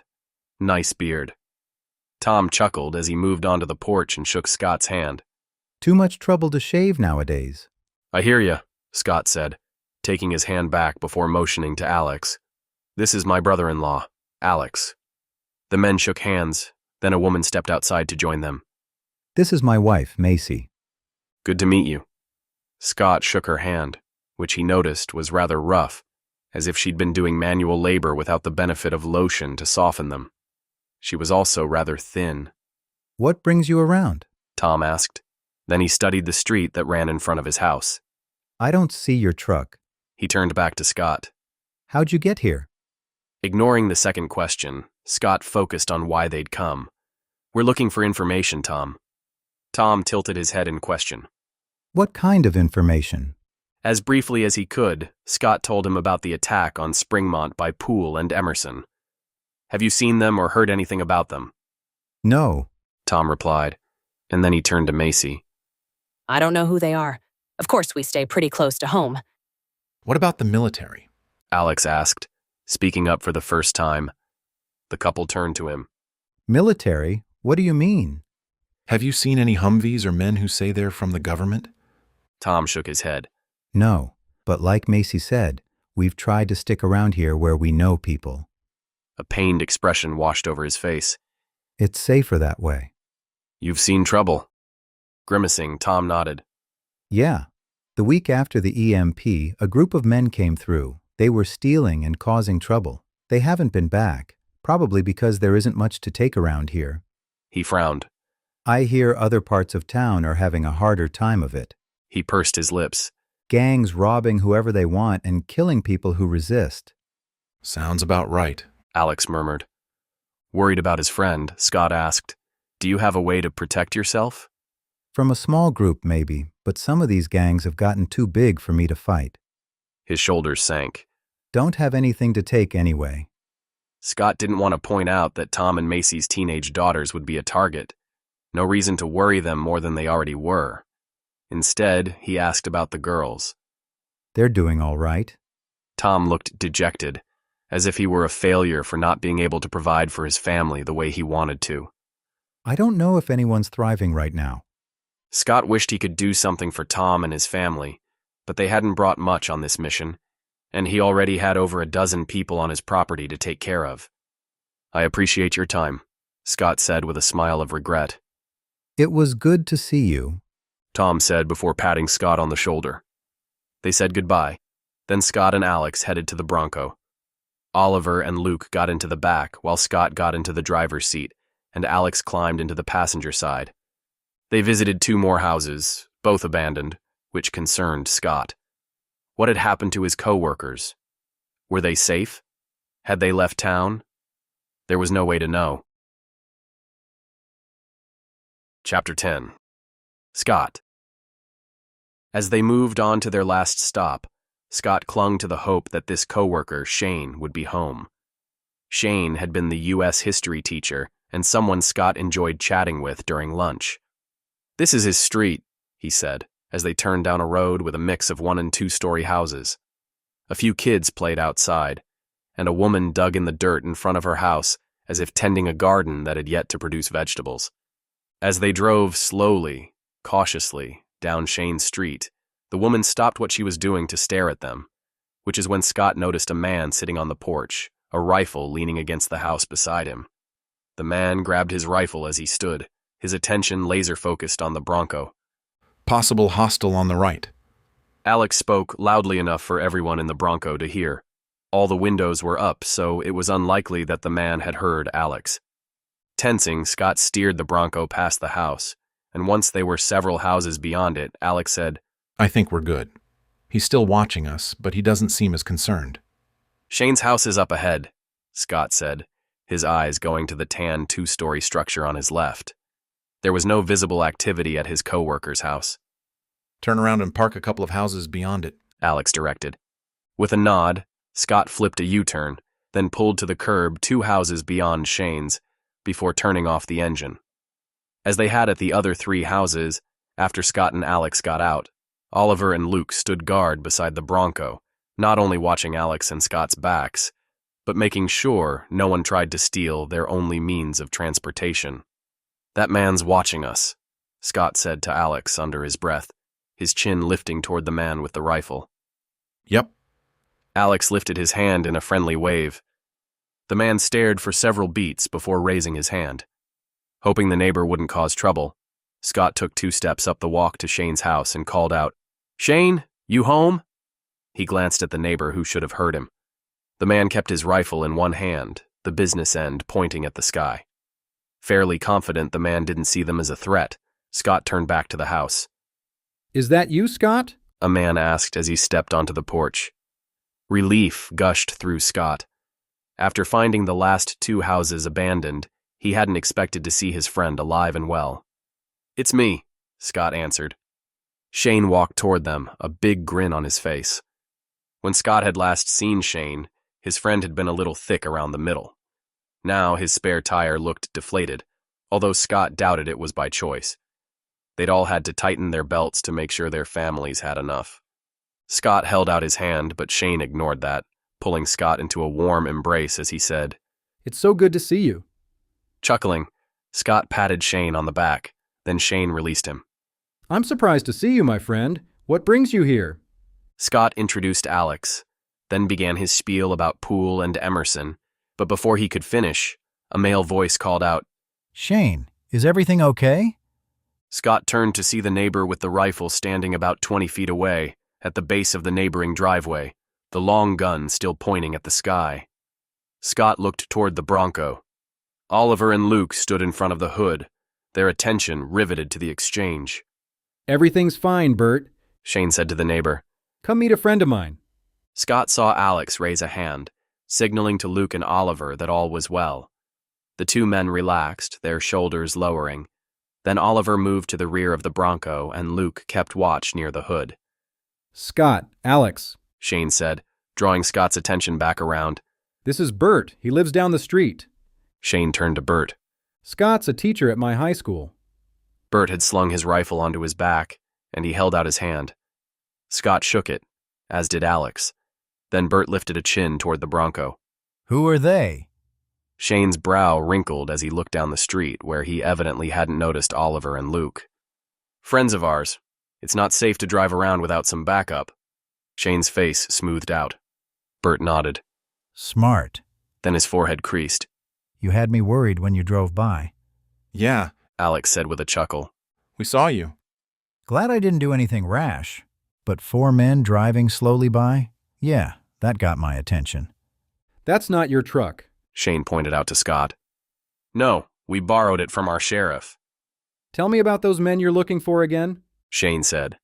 Scott repeated the information about Poole and Emerson, adding, We've never seen Emerson ourselves, but someone fighting on his side told us he has bright red hair and a bushy red beard. Kind of distinctive. Shane shook his head. Haven't seen either of them. He turned to his neighbor. Bert, what about you? Bert looked thoughtful. Now that you mention it, I may have seen a man like this Emerson fellow once or twice. That got Scott's full attention. Where? I don't remember the exact spot, Bert replied, then told them the general area where he might have seen him. How long ago? Alex asked. A week? Bert said with a shrug. Then he chuckled. Hard to keep track of the days lately. Scott knew what he meant. Without his Monday to Friday schedule plus different activities on weekends, the days bled into each other. I hear you, Scott said with a smile. Anything else you can tell us? Alex pressed. Was Emerson alone? Lifting one shoulder in a shrug, Bert tilted his head. I barely noticed him at all, so no idea. That was fair, Scott thought, and said, "Thanks for the info." Wishing they had more to go on, Scott gave him a tight smile. One other thing, Alex said. Then he asked Shane and Bert if they'd seen any military-looking men. Neither had. Bert left, and Scott and Alex chatted with Shane for another minute before wishing him well. Then, they walked back to the Bronco. When they reached it, Oliver and Luke huddled with them next to the hood. What did you learn? Luke asked. Alex filled them in. Oliver grunted, then said, Sounds like Emerson's in town. Sure does, Scott said, his heart hammering at the idea of facing off with the man who had caused so much trouble in his community. Do you know the area Bert mentioned? Alex asked Scott.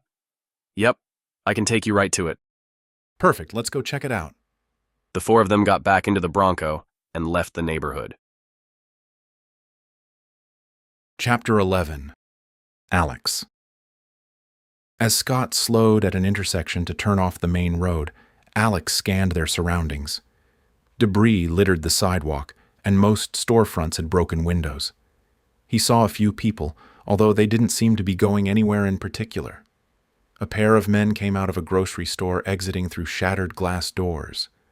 Was there still anything worth taking?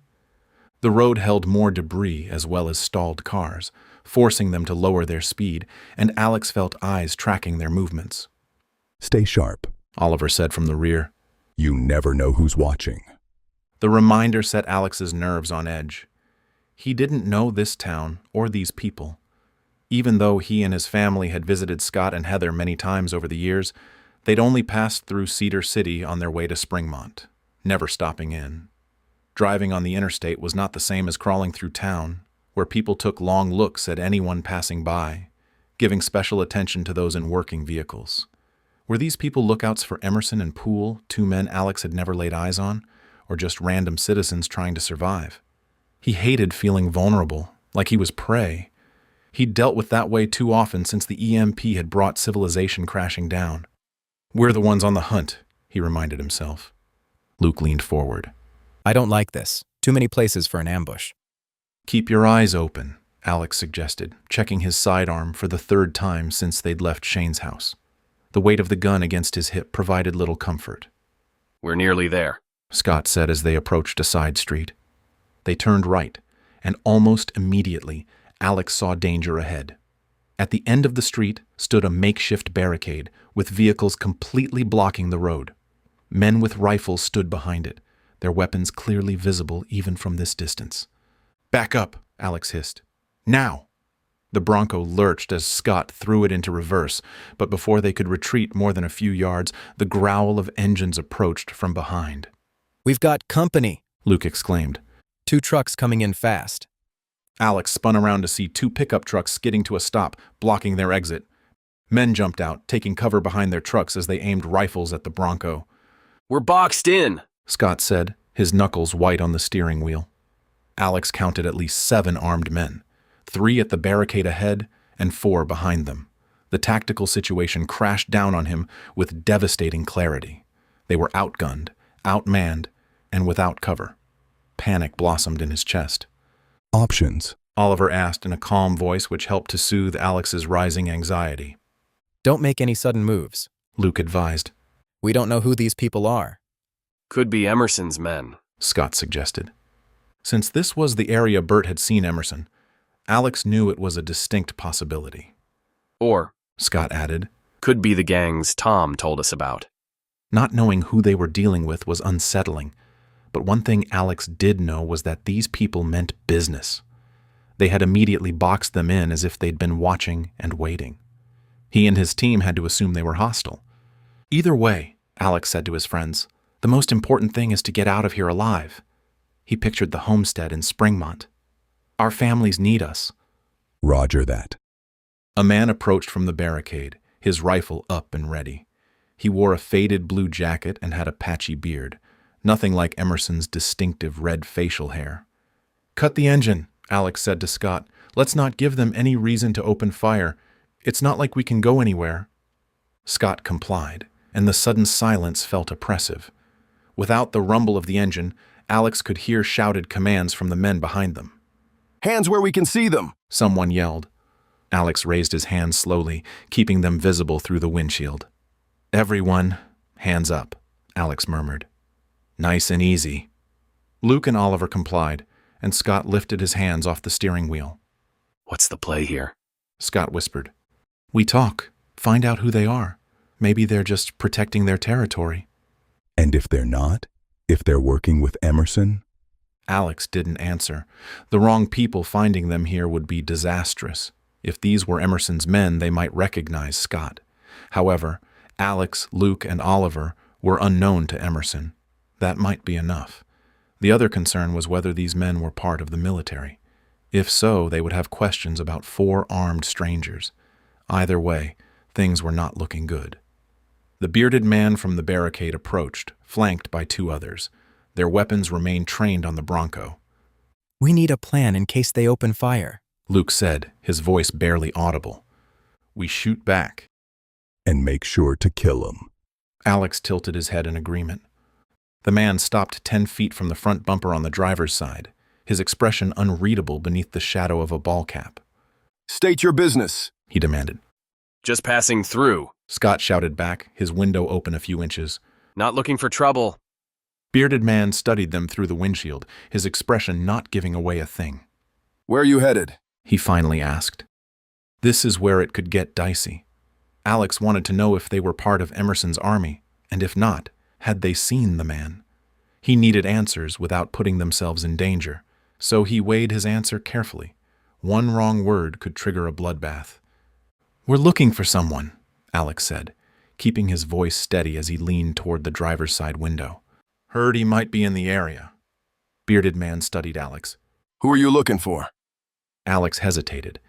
If these guys were working with Emerson, how would they respond to him looking for their boss? Thinking quickly, he said, "Red-headed guy with a beard, goes by Emerson." Bearded man's eyes narrowed, his finger visibly tightening on his rifle's trigger guard. "Why are you looking for him?" The suspicion in his voice was unmistakable. Alex exchanged a glance with Scott. This was the moment of truth. These men knew Emerson. That much was clear. But were they his allies or his enemies? "We need to find him," Alex said, deliberately vague. "Got some unfinished business." "You working for him?"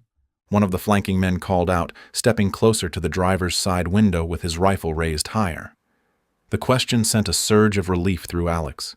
If they were asking whether he worked for Emerson, it seemed unlikely that they were Emerson's men themselves.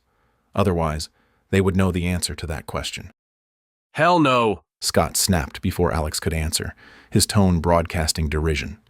Alex tensed, watching the men's reactions closely. If these men were loyal to Emerson, Scott's outburst could backfire catastrophically. Instead, the bearded man lowered his weapon slightly, and his shoulders relaxed a fraction. "What kind of business do you have with him?" Bearded man asked, still wary but with less open hostility. Deciding to take a chance, Alex replied, "He hurt people we care about. We heard he might be in this area." Bearded man exchanged a glance with his buddies, but it was unclear what he was thinking. Wanting to diffuse the situation further, Alex added, "We don't have a beef with you, just looking for Emerson."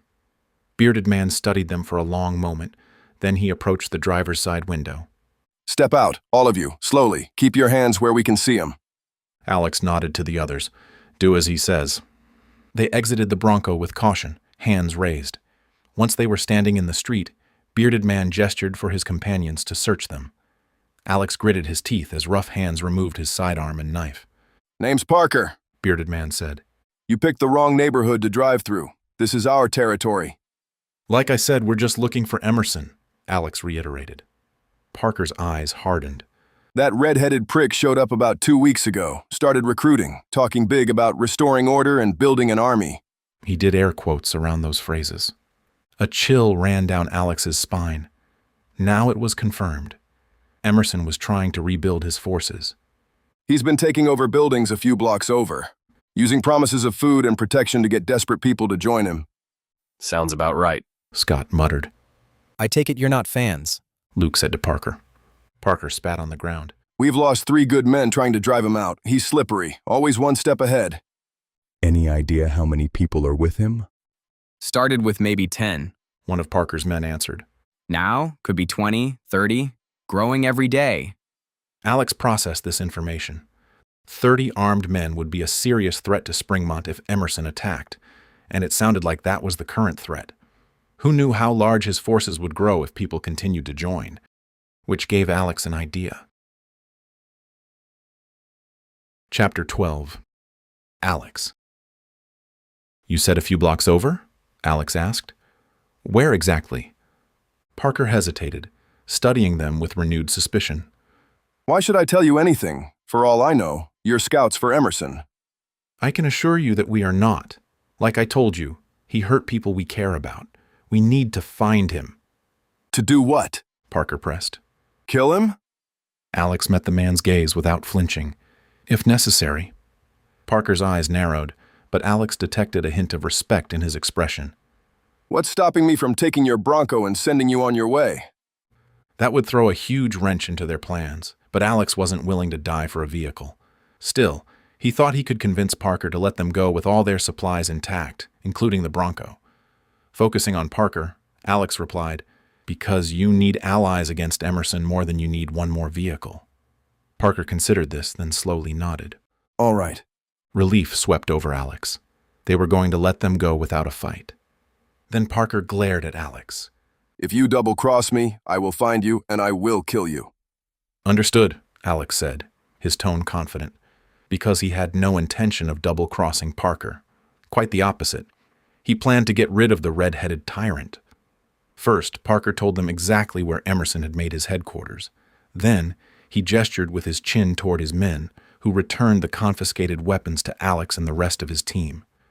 With a single nod at Parker, Alex and the others got back into the Bronco, with Scott once again behind the wheel. Parker's men moved the vehicles at the end of the street, creating a gap in the barricade.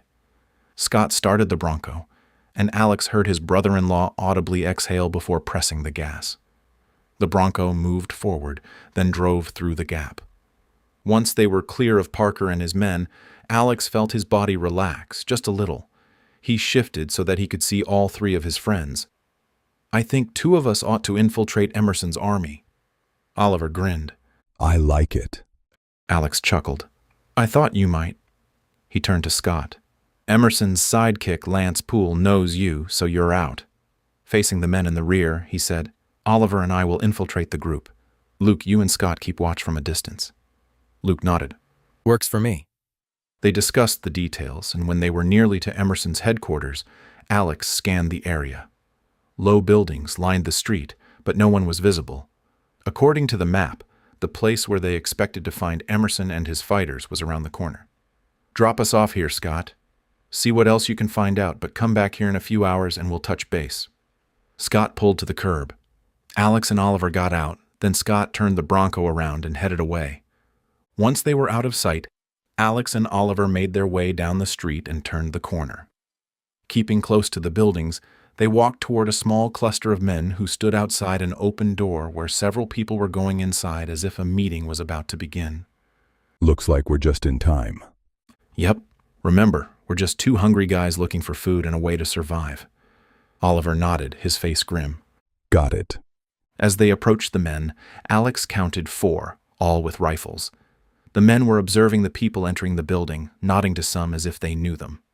Follow my lead, Alex whispered as they drew closer. A man with a green ball cap spotted them and raised his rifle. That's far enough. Alex and Oliver stopped, hands slightly raised to appear non-threatening. What do you want? The man called out. Heard it was safe here and that there might be food, Alex responded, making his voice sound weary and desperate. Been on the road for a while. The guards exchanged glances. Ballcap motioned them forward with his rifle barrel. Come on then, slowly. As they approached, Alex took in details about the men. Their posture, the weapons they carried, the way they dressed. They didn't look like disciplined soldiers. They looked more like opportunists with guns. Where'd you come from? Asked a second guard, this one younger, his hair long and looking like it could use some shampoo. North. Oliver answered vaguely. Our group got overrun by bandits. We're the only ones who made it out. The guards seemed to buy their story. Ballcap jerked his head toward the man with long, dirty hair. Search him, Brett. Alex forced himself to relax. He and Oliver had only brought one knife and one handgun each. They'd left everything else in the Bronco. Brett patted Alex down, placing his knife and gun into an empty tote sitting on a table. Oliver received the same treatment. You'll get these back later, Ballcap said with a smirk as he stowed the tote under the table. Alex held back a scowl. The lack of weapons would make taking out Emerson and Poole more challenging. Just make sure they don't get lost. Ballcap laughed. We'll do our best. More annoyed than alarmed, when Ballcap instructed Brett to take them inside, Alex followed without comment. He glanced at Oliver, who frowned. The boss will be here soon, Brett said, motioning to a room with about 24 people sitting or standing among several rows of chairs. It was primarily men, but a few women were there as well. All were armed. Why do they have guns? They've proven themselves, Brett said. Then he turned to Alex and Oliver. If you're loyal to the boss, you'll be rewarded too. Although it was difficult, Alex forced a smile of gratitude onto his lips. That's fair. Wait here, Brett told them. Then he walked right over to a burly man near the front. After Brett spoke to the man shifted his focus to Alex and Oliver, studying them as Brett continued speaking. The man nodded, his attention still on Alex and Oliver. Then he walked away from Brett and straight toward them. Incoming, Alex murmured. Yep. I'm Wade, the burly man said, eyeing them with suspicion. I'm second in command. Brett says you're looking to join up. Second in command, Alex thought. What about Poole? Tabling his question, he focused on Wade. That's right. We're tired of running. Heard this was a place we could get food and safety. Wade looked them up and down, assessing. What skills do you bring? We don't take dead weight. I'm an electrician, can fix almost anything. Wade nodded, obviously pleased with that answer. He turned to Alex. And you? Rather than positioning himself as a leader, Alex had decided it would be better to fade into the background and go unnoticed. I'm good at taking orders. A sneer appeared on Wade's face. We can always use more warm bodies in the fight. Sounded like Emerson didn't care about his people. That tracked. You'll both prove your usefulness soon enough, Wade added. Then he turned and strode away. The crowd around them grew restless. The anticipation in the room was palpable. These people were waiting for something or someone. Alex scanned their faces, on the hunt for Emerson's distinctive red hair and beard, but didn't spot him. What do you think he meant by prove our usefulness? Nothing good, Alex replied under his breath. Just stay alert. A door at the front of the room swung open and the crowd immediately went quiet. A tall man with bright red hair and a bushy beard strode in. Alex's pulse quickened. Colby Emerson. Chapter 13. Alex. Even from a distance, Alex could see the way Emerson assessed his followers, as if he were calculating what he could get them to do and how far he could get them to go. Fellow survivors, he exclaimed, his voice carrying throughout the room, his arms held open in a welcoming manner. I see we have fresh faces today. He scanned the crowd, his focus resting on Alex and Oliver. As Emerson's attention lingered on him and Oliver for a moment longer than was comfortable, Alex tensed, but kept his expression neutral, fighting the urge to reach for weapons that weren't there. Emerson's gaze moved on, sweeping across the rest of his followers. Today marks a new chapter, Emerson continued, his voice filled with an unsettling charisma. We've grown stronger. Our numbers have mushroomed, and soon we'll expand our territory. The crowd murmured in approval. Alex studied Emerson, committing every detail to memory. The way he stood with his shoulders back, commanding attention, the gleam in his eyes, the confidence in his voice. This was a man who knew how to manipulate people. For those who have just joined us, let me be clear. I reward loyalty. Emerson's gaze hardened. And I punish betrayal. Alex felt Oliver shift beside him. A sideways glance confirmed his friend was maintaining his cover, looking appropriately rattled rather than disgusted. As Emerson continued his speech, a figure moved to stand beside him. Alex narrowed his eyes. The man's posture and build matched the description Scott had given of Lance Poole. Interesting. Emerson placed a hand on the man's shoulder. My trusted lieutenant has brought us valuable intelligence about a community to the north. The man turned slightly, and Alex caught a clearer glimpse of his profile. It had to be Poole. They have supplies we need: food, ammunition, medicine. Poole leaned in and whispered something in Emerson's ear. Emerson's lips curved into a predatory smile. We need all hands for this raid, Emerson announced, his voice ringing with authority. His gaze swept across the room, landing directly on Alex and Oliver. Especially our newcomers. A chill ran through Alex's body. This wasn't going at all the way he'd hoped. Not only had they failed to eliminate Emerson, but it looked as if they would have no choice but to take part in an attack, most certainly against vulnerable people. Emerson's eyes glittered with malicious delight as he stared at Alex and Oliver. This is your opportunity to prove your value and your loyalty. I'll be watching closely. Alex forced himself to nod along with Oliver, attempting to appear eager rather than horrified. Beside him, Oliver was doing the same, though Alex could feel the tension radiating from his friend. Emerson turned his attention back to the larger group. The rest of you have proven yourselves repeatedly. You've fought by my side, and you've shown your loyalty. The crowd murmured in approval, hanging on Emerson's every word. Alex could see the devotion in their eyes. These people were true believers. Before we leave on this mission, let's celebrate our strength. Emerson gestured to Wade, who opened a door behind him. Several people entered carrying boxes of canned goods, crackers, and even several loaves of bread. The crowd's reaction was immediate, their eyes lighting up as they nudged each other with obvious excitement. Food, the ultimate currency in this new world. You've earned this, Emerson said magnanimously, as if he personally had provided this bounty rather than stealing it from others. Eat, regain your strength. We leave at dusk. As Wade and others began distributing food, Alex watched the crowd. They received their portions with near reverence, some mumbling thanks to Emerson, as if he were some kind of savior. The atmosphere in the room shifted from tense anticipation to celebration. Smart, Oliver muttered, accepting a can of peaches and a slice of bread. Alex nodded slightly as he received his own portion. Buy loyalty with food, he murmured. He took a small bite of bread while thoughts hurtled through his mind. He and Oliver needed to get out of there and warn the threatened community, maybe even stop the raid. But how? Unarmed, surrounded, and under suspicion by those in charge, they weren't exactly coming from a position of strength. Their weapons sat in that plastic tote outside, essentially owned by Emerson now. To make matters even more challenging, they didn't know where the raid was supposed to take place. Alex shifted his gaze to Emerson.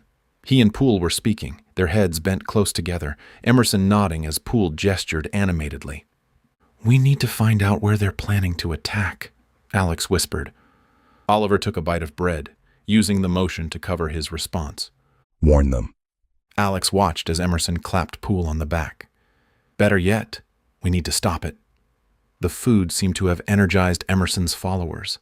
They were louder now, more exuberant, comparing weapons and boasting about previous raids. Their excitement was palpable and sickening, given that it came at the expense of others' suffering. Emerson raised his hands for silence, and the room immediately quieted. Finish your meals, then gather your weapons. We move out in 50 minutes. We need to get out of here, Alex said. Yeah, but if we leave, that's it. They won't let us back in. Frustrated by the conundrum they found themselves in, Alex audibly exhaled. Then he made a decision. Let's play along. We'll do what we can to minimize bloodshed, at least of innocent people. Oliver lifted the last bit of bread to his mouth, but before eating it, he said, If we get the chance, we'll take out Emerson and Poole. Alex grunted a reply. Too many people were nearby, people committed to Emerson, probably because he was getting food into their bellies. He couldn't take a chance on anyone overhearing their plans. Can we get our weapons back? Alex asked Wade as he walked by. Can't do much without them. Wade stopped and appraised Alex. We'll give them to you when we reach the target. That's what Alex would have done, so he couldn't exactly argue with that tactic. Without waiting for a response, Wade walked off. Surveying the room, Alex silently listened to what Emerson's supporters were saying. "We're going to fill our pantries tonight," one man said, his eyes bright with anticipation as he loaded extra magazines into a backpack. The man beside him nodded, then asked, "What if they resist?" "Why are you asking that? This ain't your first raid. You know the rules." The second man tucked a knife into a sheath on his hip. "Of course I know the rules." He leaned closer to the first man, his voice quieter. "I just don't like it." The first man frowned. "You want to eat or you want to starve?" "I don't want to starve, all right?" "Okay," the first man said as he shrugged the pack onto his back. "Then grow a pair." He walked away from the second man, who stared after him, his face downcast. Alex glanced at Oliver, who had overheard as well. Oliver raised his eyebrows as if to say, "I guess not everyone enjoys this." That had been Alex's conclusion as well, much to his surprise. But it made sense. Many people were simply desperate for a way to feed themselves and would do what they had to do to survive. Maybe he and Oliver could use that to their advantage. But there were two problems with that. First, how would they know who felt that way? Second, how desperate were the reluctant ones? And at what point would their desperation for survival overcome their reticence to hurt others? Chapter 14. Alex. Alex shuffled out of the building with the rest of Emerson's fighters, surreptitiously scanning for Luke or Scott. No sign of them. Either they were well hidden or they weren't there at all. Hoping for the former, Alex focused on walking beside Oliver so they wouldn't get separated. 5 vehicles, a mix of older trucks and SUVs, sat on the road outside the building. Wade directed the fighters where to go. When Alex and Oliver reached the front of the line, Wade held out their knives. "What about our guns?" Alex asked as he took the knife. "Haven't proven yourselves yet, have you?" Wade replied with a smirk. "What are you worried about?" Oliver asked as he tucked his knife away. Wade tilted his head as if the answer should be obvious. "Some people in this town don't like the boss." He chuckled. "Don't understand why. I've been eating better than I have since it all went down." Maybe it has something to do with stealing from the helpless, Alex thought, but bit back the urge to voice those words. "Yeah," Oliver said with a tight smile. "That food hit the spot." "Right?" Wade said with a grin. Was the man really that oblivious to the wrong he was doing? Or had he somehow convinced himself that his needs were more important than anyone else's, which would make what he and Emerson were doing acceptable? At Wade's direction, Alex and Oliver got into the bed of a truck with 2 other men, both of whom had a rifle and a handgun. Wondering if he could relieve them of a weapon, when the men sat on the opposite side of the truck bed from him and Oliver, Alex concentrated on relaxing his body. He would have to see how things played out and wait for an opportunity to make his move. Emerson and Poole rode in the lead vehicle. The truck rumbled into motion. Theirs was the last vehicle in the convoy. Trying to be subtle, Alex watched the road behind them. He didn't see any movement, but in the dusky light it was difficult to see clearly. They headed north, just as Emerson had said. Periodically glancing behind them, Alex hoped Luke and Scott knew that they'd left and had followed, but the further they got without seeing the Bronco, the more his hope diminished. Then, as they reached the end of a street and began turning right, motion caught his eye. There. It was the Bronco. He was sure of it. Quite a ways behind them and with headlights off, but back there nonetheless. Alex nudged Oliver, and without moving his head, he shifted his eyes to glance behind the truck, then focused on the 2 men in the pickup's bed. Both were watching the road ahead of them. Oliver turned his head and studied their 6. Half a beat later, he glanced at Alex with a slight upturn of his lips. He'd seen the Bronco as well. Now, when they attempted to sabotage this raid, they would have backup. Eventually, the truck slowed as it approached a subdivision. The convoy halted at an intersection a short distance away. Everyone piled out and gathered around Wade. Emerson and Poole stood back, apparently content to let Wade take control of the mission. "Perimeter teams, you know your spots," Wade began. "The rest of you, go door to door. Gather anything useful. Weapons, ammo, meds, food." He paused. "Anyone resists, you know what to do." Alex's stomach knotted, and he caught Oliver's eye. A silent message passed between them. Protect whoever you can.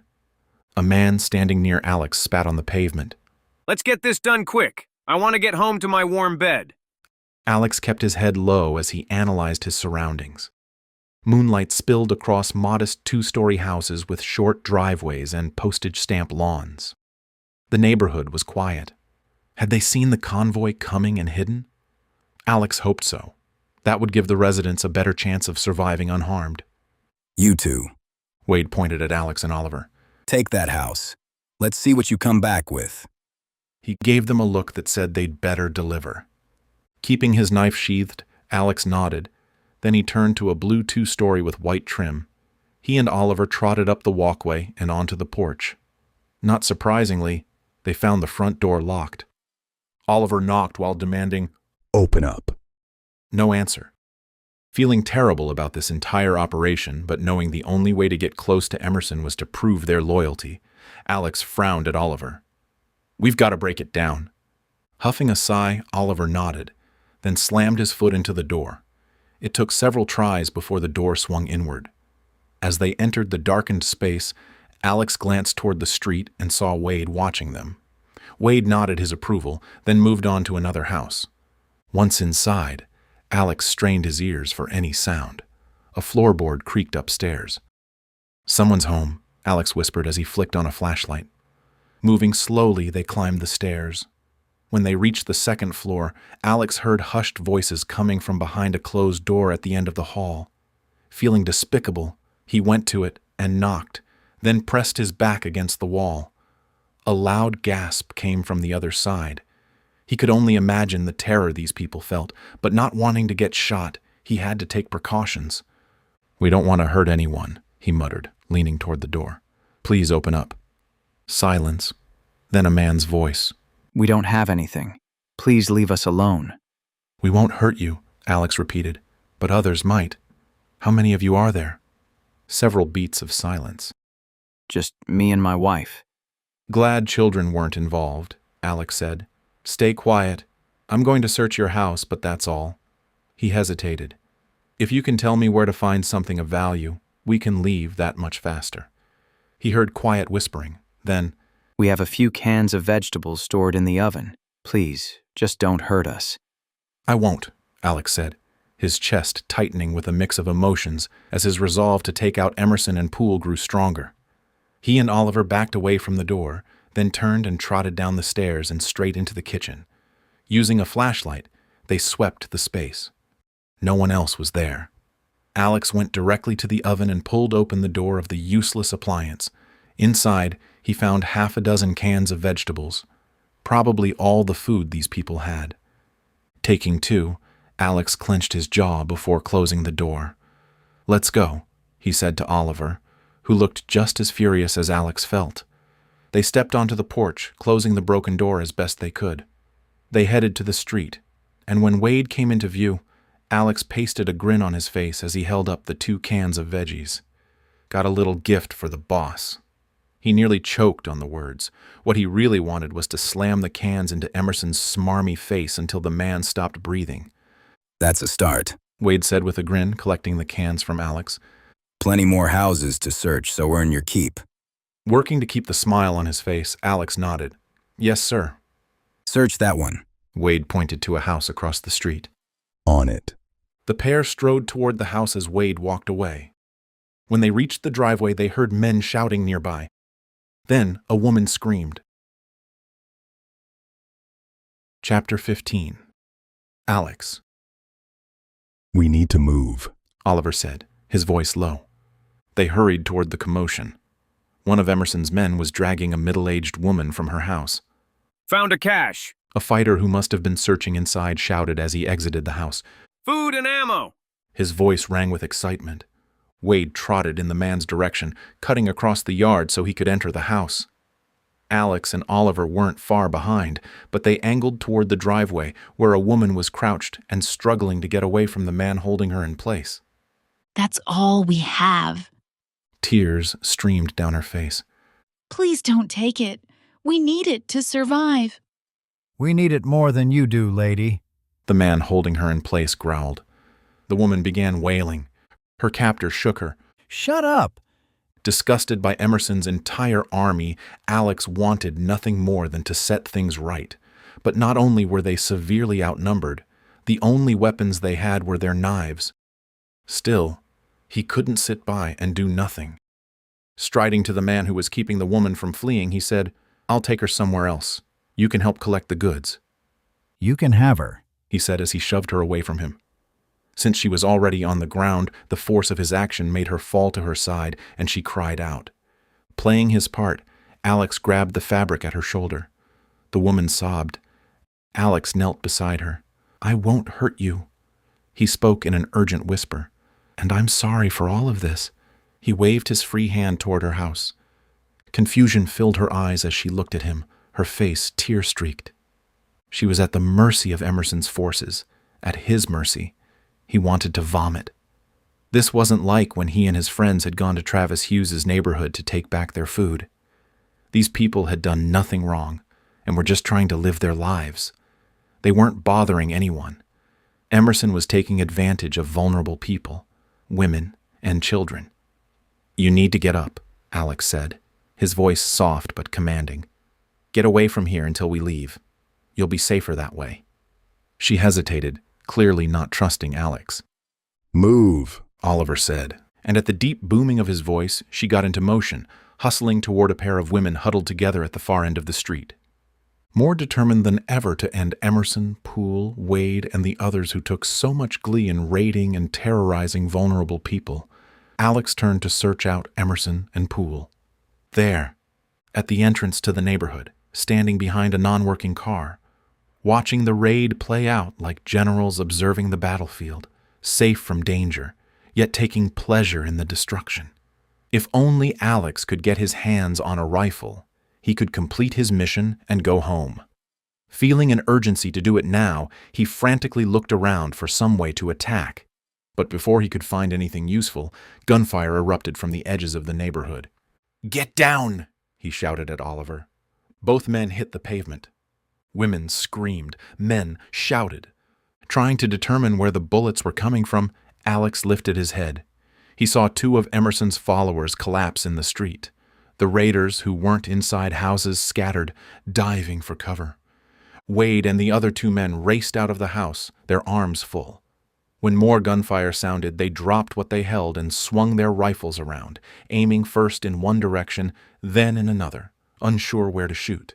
More gunfire sounded, and a raider dashing across the street took a round to the chest, crumpling to the pavement. "Gotta be Luke and Scott," Alex murmured to Oliver. "Stay down. It's dark enough that they may not know which one is us." That thought was sobering.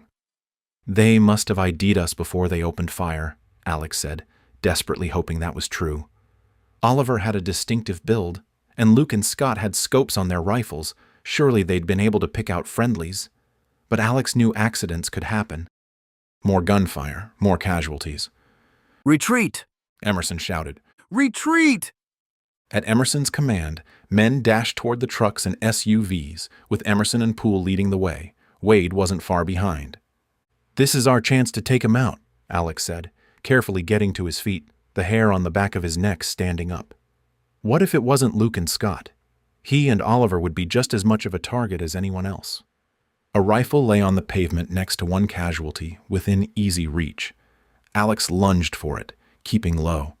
He grabbed it, then rolled to his knee, his eyes snapping to Emerson, who was nearly to the SUV he'd arrived in.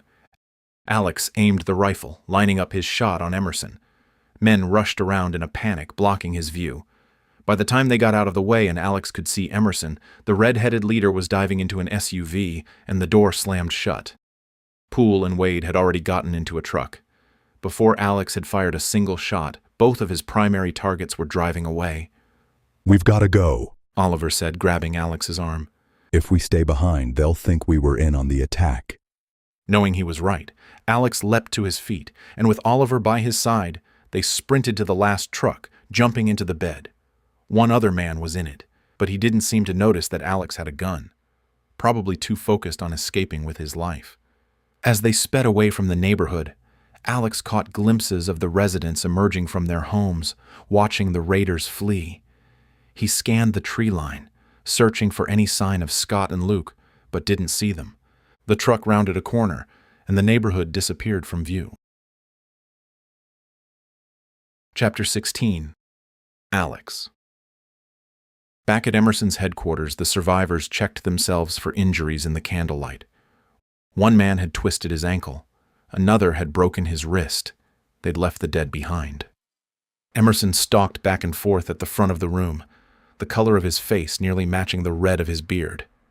Alex scanned the survivors, many of whom seemed in shock. These weren't hardened soldiers, just desperate people who were following a madman for the promise of food. Alex had to wonder how often Emerson's fighters had been on the defense. He knew it had only been a couple of weeks since Emerson and Poole had failed in their attack on Springmont, so this army was new. How much experience did these people even have? Alex gripped the rifle he'd confiscated from a dead raider, and no one seemed to care. Not with the adrenaline flooding their bodies and their focus on the fact that they'd barely survived.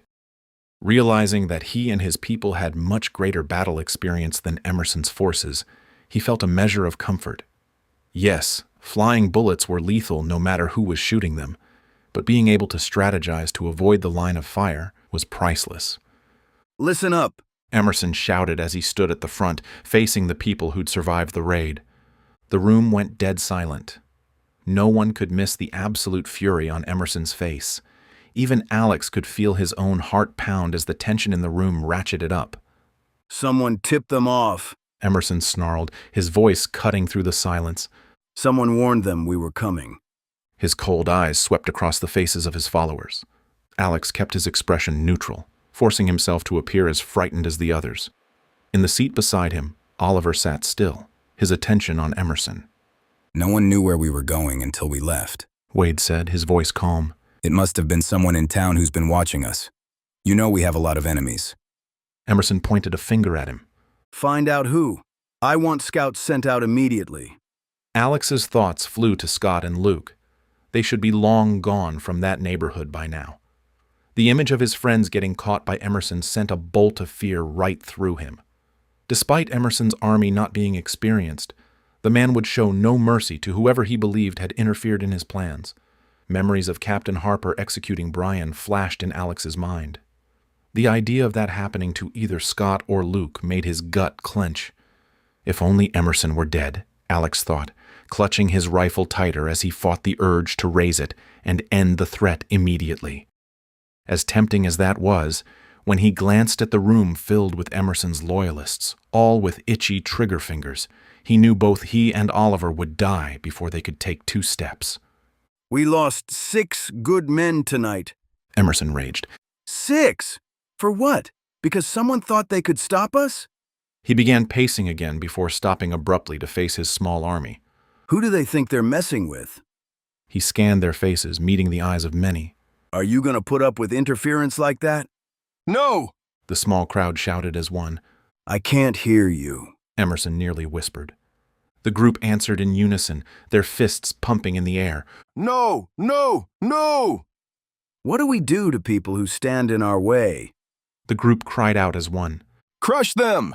Alex glanced at Oliver. It seemed as if Emerson's army had been through this kind of pep talk before, and everyone knew the right answer.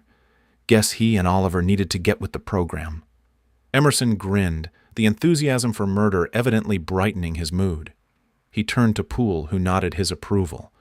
Turning back to the gathering, his face glowing with power, Emerson said, What do those people deserve? Death! Death! Death! The crowd roared. Alex joined the chant, his voice blending with Oliver's and the rest of Emerson's followers. The words tasted like ash in his mouth, but he manufactured enough enthusiasm to avoid standing out as he studied the fervor in the faces around him. These people weren't just following Emerson for survival. They were true believers, drunk on the power he offered them. The thought made his blood run cold. Oliver caught his eye, his chin shifting toward the back of the room, as if to say they needed to get out of there. Alex agreed, but if they could take out Emerson first, they would resolve many of their worries. Giving Oliver a barely perceptible shake of his head, Alex shifted his attention back to Emerson. Poole moved closer to Emerson, who paused when he saw his lieutenant approaching. Poole leaned in close to Emerson, speaking directly into his ear, gesturing animatedly. Alex couldn't make out the words from where he sat, but he watched Emerson's reaction. The red-headed leader's expression darkened, his brow furrowing as he listened. Then Emerson shook his head emphatically. We're not ready. He spoke loudly enough that Alex heard. Especially after tonight. Poole continued speaking in hushed tones, his movements jerky as if frustrated, but Emerson cut him off with a sharp wave of his hand. I said no. Poole stepped back, a sour look on his face. Emerson ignored Poole and turned to the gathering, his face lighting up at the clear adoration of his followers. What had Poole said to Emerson? Was he trying to convince him to attack Springmont? Poole had to have a personal vendetta against his hometown, a place that had captured and humiliated him, and he surely had a vendetta against the people who had foiled his plans and made him look weak. Alex was certain Poole was eager to get revenge. The idea that Poole was hungry to attack Springmont made Alex's chest tighten with concern. From what he'd seen, the citizens weren't ready for a second assault. They hadn't had time to recover from the first battle, and had lost a lot of good people. If these bloodthirsty raiders were to attack, the result would be catastrophic. Emerson raised his hands to silence his supporters. Tonight was an unfortunate setback, but we learned from our failures. His voice easily carried through the room. We train harder, we get smarter, and when we're ready, his eyes gleamed with malice, we'll take what's ours. The small crowd roared its approval.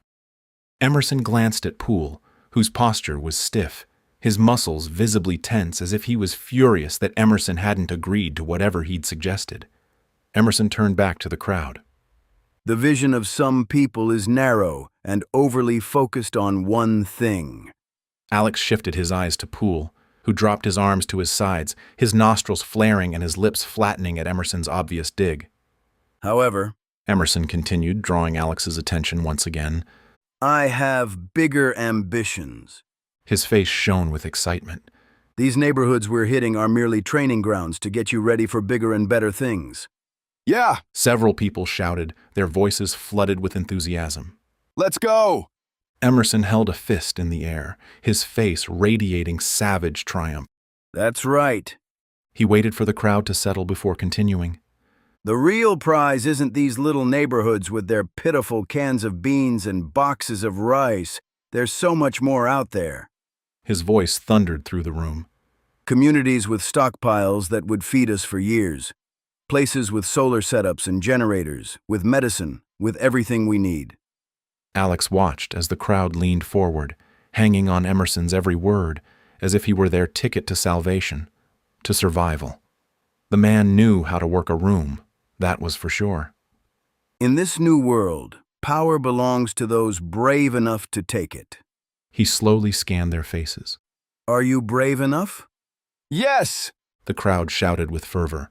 Are you ready to take what's yours? Yes! Yes! Are you willing to do whatever it takes to get it? The answering cry was deafening. Alex joined in, mimicking the intensity around him as he subtly surveyed those nearby. These weren't just desperate people anymore. They'd become a mob, united in their willingness to destroy others for their own gain. Seeing some of their friends killed tonight probably fueled their enthusiasm, their desire for retribution. But that excuse didn't lessen the unease that settled deep in Alex's chest. Oliver shifted beside him, the slight tension in his shoulders revealing his discomfort, despite his outward zeal. Tonight we lick our wounds, Emerson continued, his voice dropping so low that everyone had to lean forward to hear. Tomorrow we train like never before. He gestured toward Wade. My second in command will drill you until your muscles scream and your aim is perfect. Wade nodded grimly, his bulky frame tensed as if he were already imagining the drills. Check the guard schedule posted on the bulletin board. Everyone pulls their weight. Training begins at first light. He scanned the room one last time. Dismissed. The throng dispersed, some heading toward the bulletin board near the exit while others gathered in small groups, their voices low and excited. Alex turned to Oliver, and keeping his voice soft, said, As much as I want to get away from that psycho, we need to stick around and see exactly what he has planned. Oliver frowned but nodded once, his eyes flicking toward Emerson, who was now in deep conversation with Wade and Poole. And wait for an opening to take him out. Exactly. Then his mind turned to their friends. We need to talk to Luke and Scott. tell them what's going on. Yep. Oliver's voice was as soft as Alex's. Let's see if we're assigned guard duty. The pair moved toward the posted schedule, jostling with others to get a look. Alex skimmed the paper for their names, finding himself listed for a midnight perimeter watch, while Oliver was slated for the 3 a.m. slot. Although he'd hoped they would be on watch together, it didn't surprise him that Wade had kept them separate. "Looks like I'm up first," Alex said as the pair moved away from the others. Yeah. He read in Oliver's expression what his friend couldn't say out loud. It was up to Alex to get word to Luke and Scott. As the room cleared, he cast one last glance at Emerson. The man stood like a conquering general, completely unaware that his two newest recruits were calculating the precise moment they could put a bullet into his head.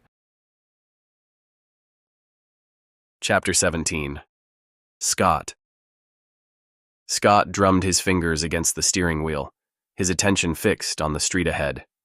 Emerson's headquarters was just around the corner, with Alex and Oliver holed up inside. It was nearing 10 o'clock, but neither he nor Luke were anywhere near sleepy. Not that they could sleep even if they wanted to. Not when they had no clue what was happening with their friends. Were they all right? Had Emerson figured out that they'd infiltrated his organization under false pretenses? It had been hours since he and Luke had interrupted Emerson's raid on that neighborhood. When they'd seen the convoy of vehicles leave Emerson's headquarters, they'd followed from a discreet distance. The moment they'd figured out what was happening, they'd skirted around the outside edge of the neighborhood and had opened fire on Emerson's forces, careful not to hit Alex, Oliver, or any innocent residents. They'd wanted to take out Emerson and Poole, but both men had been behind cover, making it impossible. From what Scott had observed, he and Luke had eliminated 6 members of Emerson's crew. When Emerson had abandoned the bodies and fled, it hadn't surprised him. The man had done the same thing when he'd attacked Springmont. Emerson hadn't even tried to help his wounded men after that battle, which is how Scott had discovered who had helped Lance Poole attack his community. "We need to get closer to Emerson's HQ," Luke said. With frustration building, Scott nodded. "Yeah, waiting here is pointless." They got out of the Bronco, closing the doors as quietly as they could. Then, while wearing night vision goggles and using the shadows as camouflage, they made their way to the street where they'd last seen Alex and Oliver, staying close to the buildings. When they reached the corner, they halted. Scott peered around the building, then turned to Luke and whispered, "I see 2 guards." Luke looked with his NVGs. Affirmative. The night was eerily silent, the only sound an occasional cough from one of the guards. On high alert for any sound or movement, Scott felt his body grow tense, and he had to consciously relax. The only fighting he'd done was within Springmont, a community as familiar to him as his homestead. A new respect for Alex and his friends washed over him. In the darkness, they kept watch. Besides the pair of guards walking the perimeter, there was little activity. Growing fatigued, Scott forced himself to pay attention. His brother-in-law, as well as Oliver, was inside. With each passing minute, Scott's concern deepened. What if Emerson had discovered Alex and Oliver's true purpose? What if they were being interrogated, or worse? Just before midnight, movement at the main door caught Scott's attention. "Someone's coming out," he murmured, nudging Luke. A solitary figure emerged, a rifle slung over one shoulder. The man walked with purpose toward the perimeter, his gait familiar even in the darkness. "That's Alex," Luke confirmed. Relief flooded Scott's chest. "He's on guard duty." They watched as Alex took up position along the building's south side, replacing another guard who moved into the building. Alex stood rigid, scanning his surroundings with the disciplined posture of someone playing his role perfectly. "Now what?" Scott asked, depending on Luke's experience as a police officer to guide them. Luke studied the area around Alex's position. Scott did as well. A row of overflowing dumpsters sat in an alley approximately 50 feet from where Alex stood. Deep shadows surrounded the dumpsters, a perfect place to make contact. "We need to get his attention without alerting the other guard." Wanting to be the one to do this, Scott nodded. "I'll work my way to that alley. You stay here and cover me." Luke gripped Scott's arm. "Be careful. If anyone but Alex spots you." "Not planning on dying tonight," Scott replied, removing his pistol from his holster. Moving silently through the darkness, Scott couldn't help but imagine what would happen if Emerson's men caught him lurking in the shadows near their headquarters so soon after the ambush. They would assume Scott had something to do with their men being killed. And they would be right. The thought of what Emerson would do to him made his heart lurch in his chest. Forcing that out of his mind, he focused on getting to Alex. He needed to get an update. Otherwise, how could he and Luke protect Alex and Oliver while they were behind enemy lines? Not to mention needing to know what Emerson and Poole were up to. To reach the alley, Scott would have to cross an exposed patch of pavement, making him vulnerable. His heart stuttered at the thought. He took several deep breaths, then, relying on the darkness to keep him concealed, he dashed across the open space, and when he reached the safety of shadows, he pressed his back against the brick wall of the building lining the alley, his breathing ragged. Now, just 30 feet from Alex, he needed to signal his presence without drawing attention from the other guard. He picked up a small piece of gravel, then tossed it toward the dumpsters, creating a soft clink. Alex's head turned toward the sound, his rifle rising slightly. The second guard was farther away. He hadn't reacted to the noise, his focus staying pointed the other way. Scott waited until Alex was looking in his direction. Then he deliberately shifted his hand in the moonlight, a brief flash of movement in the darkness. Alex's posture stiffened, but he didn't raise an alarm. Instead, he adjusted his position slightly, angling toward the alley while maintaining his appearance of surveying the entire perimeter. Shifting deeper into the shadows, Scott positioned himself so that Alex could act as if he was checking the alley, yet still hear him. Several long moments passed. Then, with measured steps that wouldn't attract attention, Alex moved toward Scott's position, his rifle held casually as if he was performing a routine check. When Alex was within hearing distance, Scott cupped his hands around his mouth and softly uttered, "It's Scott." Without changing his pace, Alex moved closer. "You okay?" Scott asked, staying in the shadows. "Yeah, so is Oliver. Our cover's intact." Relief washed over Scott. "We're good, too." Emerson was furious about the attack. His followers are rabid, ready to kill whoever gets in their way. Scott digested that information, concerned about what Emerson might do.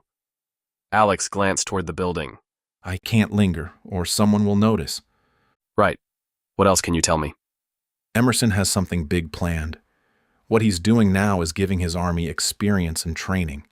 He has fewer than 24 followers, so if we're going to take him out, we need to do it soon."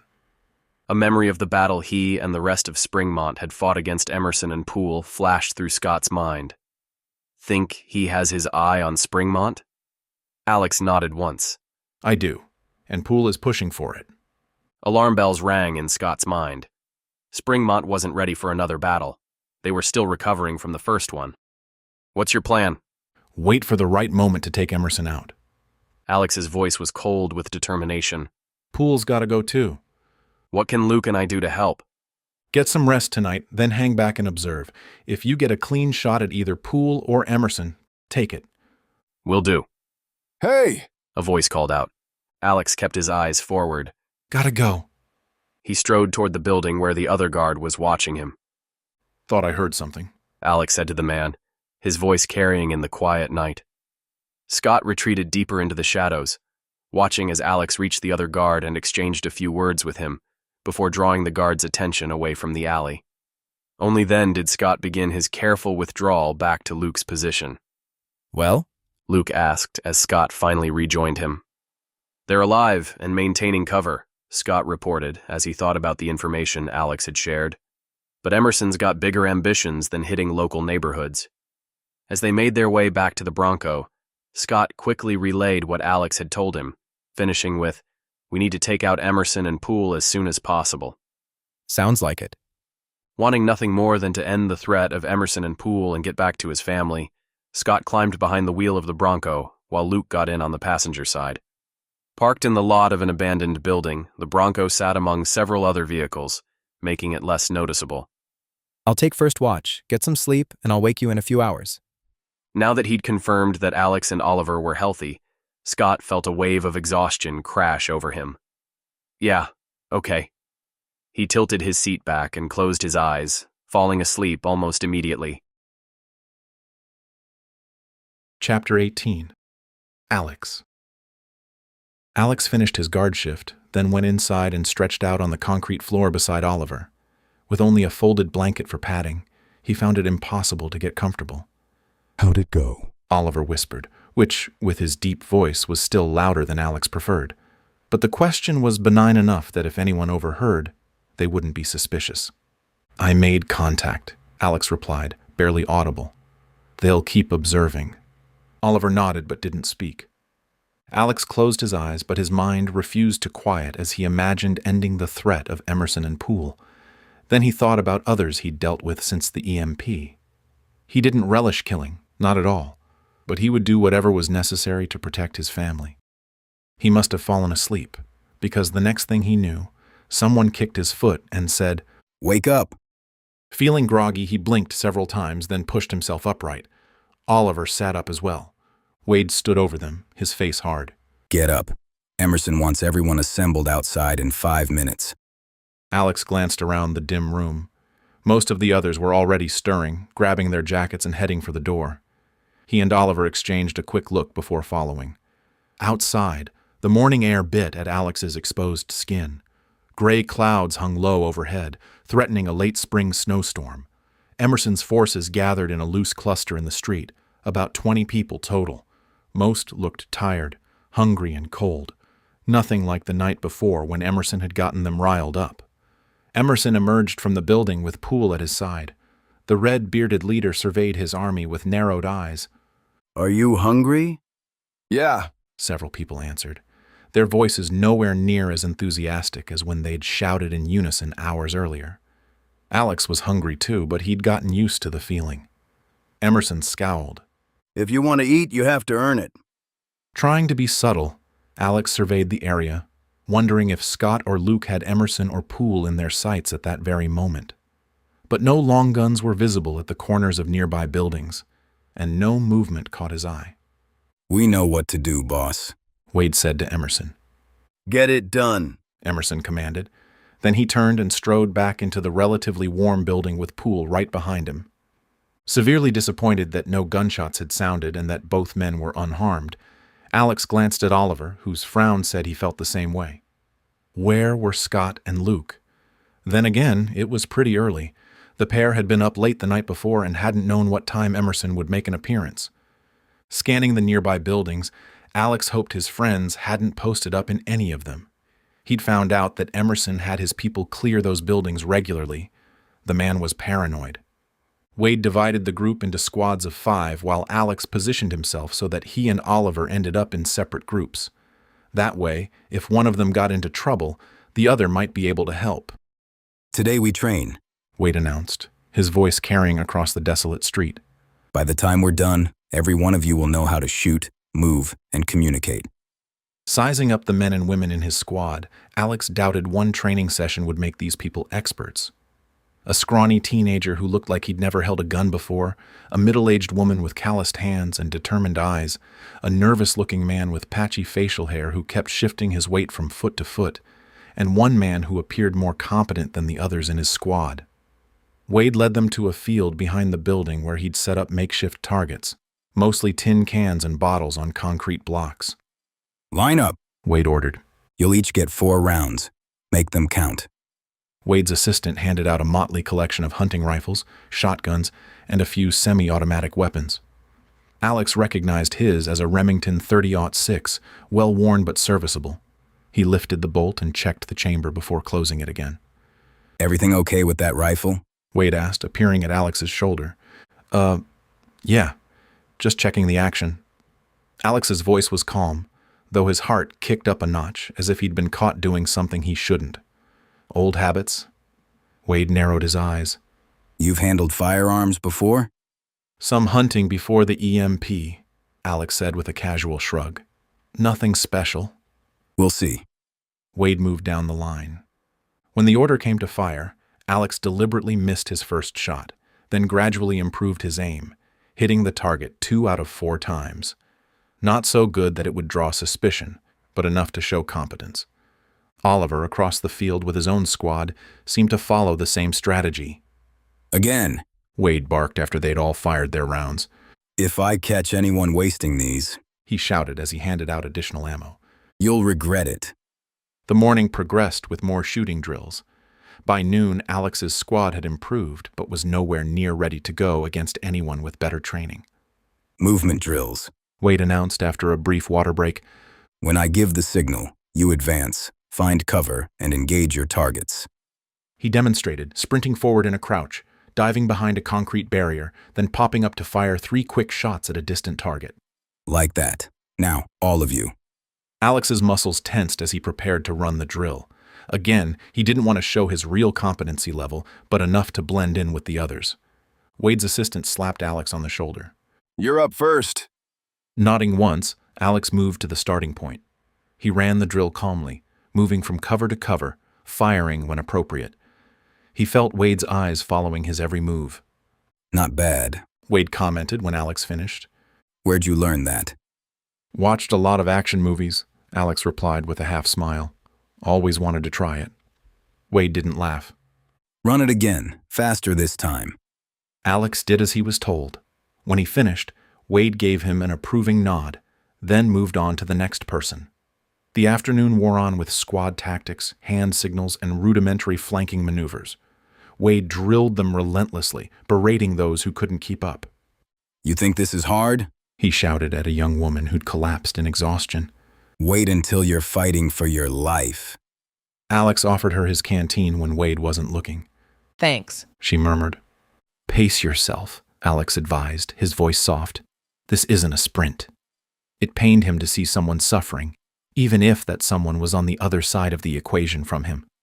By late afternoon, everyone was spent. Sweat-soaked and filthy, they gathered in their squads as Wade paced before them. Not terrible. Some of you might survive an actual fight. His eyes landed on Alex. Some of you show promise. Not liking the attention, Alex kept his expression neutral. Tomorrow we'll do it again. Those who improve get to eat. Those who don't... He left the threat hanging. As they trudged back toward the building, Oliver fell in beside Alex. Nice job.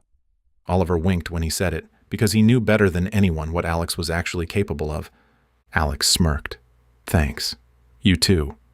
Just doing my best, Oliver said with a grin. After dinner, which was a meager portion of beans and rice, Wade approached Alex and Oliver. With his eyes on Alex, he said, The boss wants to see you. Chapter 19. Alex. Alex worked to keep his focus on Wade rather than look at Oliver, all the while asking himself why Emerson had singled him out. Leave your weapons. Alarmed, Alex feared Emerson had discovered his true purpose. Regardless, he set his knife and rifle on the table, then stood to follow Wade, whose expression gave nothing away. Forcing his face to remain neutral, as if he were a simple man following orders, when Wade turned and began walking, Alex met Oliver's eyes. Oliver's forehead creased with obvious concern, but Alex knew there was nothing his friend could do for him. Alex had to see this through. And maybe, just maybe, this meeting would present an opportunity to end the threat that Emerson posed. Striding after Wade, Alex scanned the room. A few people watched him, probably wondering if Emerson would commend him or dress him down. Most were busy with other things. Wade crossed the room, then headed down a hallway, passing what looked like a storage closet. They continued, turning a corner, and strode toward a closed door. After knocking briskly and without waiting for an invitation to enter, Wade turned the knob as if Emerson expected him. The door swung inward. Emerson stood behind a large table, a map spread out in front of him. His head snapped up, his eyes going to Alex. Poole stood beside him, his finger pointing to a spot on the map, but when he saw Alex and Wade, he lifted his finger and straightened. Wade swept his hand toward the interior of the room, motioning for Alex to enter. Not certain what this meeting was about, Alex crossed the threshold, took another step inside, then stopped several feet from the table, his eyes on Emerson. You wanted to talk to me? A broad smile broke out on Emerson's face, his long red beard almost swaying. Wade tells me you showed some skill today. So his cover was still intact. Relief, sharp and intense, sliced through him. He glanced toward the door where he'd last seen Wade, but the man had left. Close the door, Emerson ordered Alex. Without comment, Alex shut the door. The two men he needed to neutralize stood in front of him. Just them. No one to defend them. Alex's gaze darted to the gun on Emerson's hip, then went back to Emerson's face. Keeping his eyes steady on Emerson, he used his peripheral vision to note a gun on Poole's hip as well. And Alex had nothing. Not a single thing he could use as a weapon. If only he were a character from a spy novel, the kind that could easily disarm two men with nothing but a rolled-up magazine and a pencil. But he wasn't. Frustrated that he couldn't put an end to this entire operation, he didn't give in to the urge to let his shoulders slump in defeat. Instead, he forced them to stay up and back as if he stood at attention before a general. You haven't been with us long, Emerson continued as he leaned forward, resting his palms on the table. But I see potential in you. If he didn't despise the man so much, maybe Alex would have felt a bit of pride, especially knowing he'd held back when he'd trained that day. Act the part, he reminded himself. Thank you, sir, he replied, the words bitter in his mouth. As you know, we lost 6 good men last night. Whether they were good was debatable, but Alex frowned as he nodded like the ambush had disheartened him too. I need men I can trust, men with skills, men who can follow orders and think on their feet. He thought he knew where this was going, but he played along. I'm just looking for a safe place, somewhere with food and protection. Emerson nodded slowly. That's what we all want. But those things come at a price. I'm willing to work for it. Good. Emerson straightened. Because tomorrow you're going to be part of a special mission. Immediately wary, Alex nodded. Okay. What can you tell me about it? Emerson studied Alex. Wade will fill you in. Whatever you say, boss, Alex replied, playing the role of an obedient follower. Smiling, Emerson lifted his chin toward the door. You have questions? Talk to Wade. Then he focused on the maps in front of him, effectively dismissing Alex. Glad to leave the presence of the man he wanted to kill, Alex turned toward the door, opened it, and walked out. Wanting to know more about the mission so that he would have information to pass on to Scott and Luke, Alex strode directly to Wade, who was talking to a pair of men on the far side of the room. When Wade saw Alex approaching, he dismissed the men and focused on Alex. Wade's expression didn't change, which gave Alex 0 clues about what he was thinking. What's up? Wade asked when Alex had reached him. Deciding to get right to the point, Alex said, What supplies will I need for the mission? Wade tilted his head as if questioning why Alex would ask. I want to make sure I'm prepared for anything, Alex added. Good. That's the right attitude. Wade appraised him. That's why I suggested you join us. He frowned. Not everyone is ready yet. That had become obvious to Alex during their training. Who else is going? We'll have 2 squads of 5. It'll be you, me, your friend, and 7 other competent people. What can you tell me about the mission? Wade crossed his arms over his chest. We need to resupply. We learned about a small community that's well stocked. They even have chickens. We're going to trade with them? Alex asked, already knowing the answer. Wade laughed, a harsh sound that held no humor. No, we're going to take what they have, what we need. He gave Alex a hard stare. You have a problem with that? Course not, he immediately replied. No one deserves it more than us. A smile lifted Wade's lips. That's right. He dropped his arms to his sides as if relaxed. My sources say this neighborhood is vulnerable. Minimal defenses with mostly older folks. Alex fought to keep his expression neutral. Sounds like the right target. Wade nodded in approval. Be ready at dawn. Yes, sir. Alex hated the words as they left his mouth. He turned to leave. One more thing, Wade said, stopping Alex. This mission is a test. Pass it, and you become one of us for real with permanent protection and regular meals. And if I fail? Wade's smile didn't reach his eyes. Don't. Got it, Alex said, his tone even, his expression controlled. Then he strode over to Oliver, whose eyebrows rose in question. Most of the people were bedding down for the night, having stacked the chairs on the side of the room. Alex sat on a bed pad beside Oliver, an upgrade from the folded blanket he'd used the night before. Evidently, he was already receiving rewards for showing competence. What was that about? Alex waited until no one was within hearing distance before responding. They're planning a raid tomorrow. We're both going. Crap. Oliver's face darkened. Where? Not sure exactly. I just know it's a small community. Wade says they're vulnerable. Alex pictured families like his own, unprepared for what was coming. We can't let it happen. No, we can't. Neither one of us is on guard duty tonight, Alex pointed out. Oliver tilted his head slightly, confirming that he understood what Alex was trying to say. There was no way to let Scott and Luke know what was happening. Right. That way we'll be well rested for the raid. Get some sleep, Alex murmured. I'll try to think of something. Chapter 20. Alex. Alex opened his eyes, but he couldn't see much. It was the middle of the night. Some moonlight trickled in through the uncovered windows, and soft snores reached his ears. He turned toward Oliver and gently nudged him. Oliver stirred, then cracked one eye open. I'm going out, Alex said in a hushed voice. Oliver nodded, then whispered back, I'll keep an eye out here. Slowly scanning the room when it seemed everyone was sound asleep, Alex pulled back the thin blanket and sat up. He took a moment to make sure no one had woken up. All appeared still. Trying to make his behavior natural, he walked with confidence toward the exit as if he had a perfectly good reason to be heading out of the building in the middle of the night.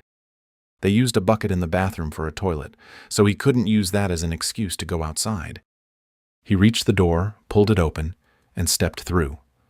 The frosty night air washed away any lingering drowsiness. It wasn't exactly warm inside the building, but the enclosed space kept in some heat. Out here, though, Alex remembered it was barely the beginning of spring, and in this part of Utah, that meant the temperatures could be mild during the day and freezing at night. Assessing his surroundings, he stayed in the shadows by the door. As he scrutinized everything within sight, he was not only on the lookout for guards, but he hoped to see some sort of signal from Luke or Scott, some sign that they were near and waiting for an update. Not seeing either guard on duty, Alex walked forward, his head moving from side to side, alert to any sound, watching for any movement. He reached the street that ran in front of the building. Where were the guards? Having been on guard duty himself the night before, he knew the guards were supposed to walk a fairly large perimeter, but at least one of them should have been monitoring the entrance. Peering into the darkness, when he turned toward the dumpster where he'd contacted Scott the night before, he heard footsteps behind him. Hey! A voice called out. Startled, he spun around. A guard named Xavier was striding toward him, his rifle lifted halfway but not pointing at Alex. Alex threw his hands up. It's me, Alex. Xavier lowered the rifle slowly, his focus entirely on Alex. What are you doing out here? Needed some fresh air. The guard reached him, and when he was close enough to see Alex's face, recognition washed across his features, and he lowered his rifle fully. I almost shot you, Xavier said in an annoyed tone. Alex lowered his hands. Glad you didn't. He said it with a chuckle to show that this was all a big misunderstanding. You should go back inside. You're not on duty right now. Frustrated that he hadn't been able to get far before being caught, he shoved down the urge to turn around and see if Scott or Luke was nearby. As much as he needed to update Scott and Luke, he couldn't risk it. If Xavier reported to Wade that he had been skulking around in the middle of the night, that would destroy any trust he had built with the leaders. Yeah, Alex said reluctantly. All right. He put his hands on his hips, leaning back as he closed his eyes and drew in a deep breath. Then he slowly exhaled before focusing on Xavier. Stinks inside with people not showering. Xavier laughed. I guess you're right. I have to admit I've gotten kind of used to it. Alex chuckled and shook his head. Maybe Emerson can find us a better place to live. One with running water. That would be a luxury, but if anyone can make it happen, Emerson can. Deciding this was an excellent opportunity to get a little more information, he studied Xavier. How long have you been with him? Just a week. He found me scrounging for food behind a grocery store. I hadn't eaten in days. Xavier shifted his weight, lowering his voice slightly. Emerson gave me food, and he gave me a purpose. Alex nodded, understanding how easy it was to sway desperate people. And that raid we went on, you're okay with all that? A flash of discomfort crossed Xavier's face. We need supplies and we need to eat. Yeah, but stealing from people. He let the sentence drift off. Xavier stiffened. Look, you haven't been here long enough to understand how things work. Emerson makes the hard calls so that we survive. That's all that matters now. I get it, Alex said, backpedaling because pushing too hard would only raise suspicion. Just trying to figure out how things operate around here. You can start by following orders. No wandering around at night. Xavier gestured toward the building with his rifle. Get back inside before someone else spots you. Alex raised his hands in mock surrender. All right, just needed some air. As he turned to head back, a distant shadow caught his eye, a brief movement near the corner of a building across the street. Scott or Luke? He couldn't be sure, but the fleeting glimpse gave him hope they were still close, still watching. But they didn't know about the raid the next day, and he had no way to tell them. Back inside, Alex went to his bedpad and stretched out. Oliver was awake. Any luck? No, Alex breathed, equally quiet. Guard caught me before I could make contact. Crap. Now what? Alex stared at the ceiling as he considered possibilities. If Scott and Luke were watching, they would see the two squads moving out in the morning and would probably follow.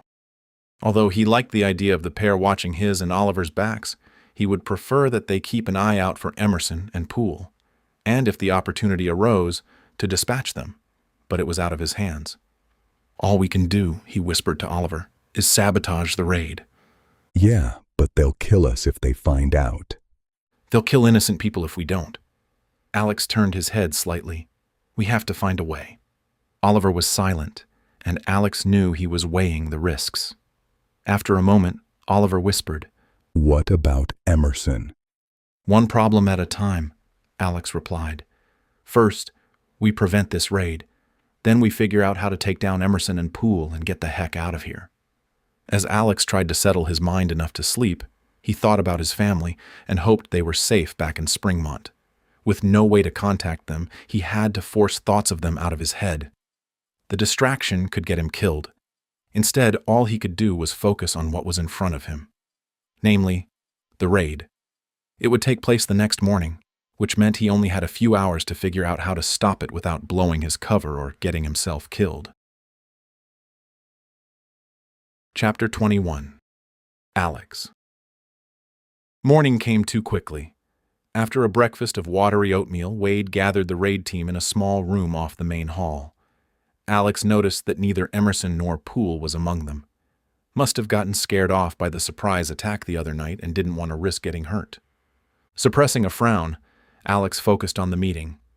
Spread across a table was a crudely drawn map showing a cluster of houses on what appeared to be several acres of land. This is Oak Haven, Wade explained, his finger circling the property.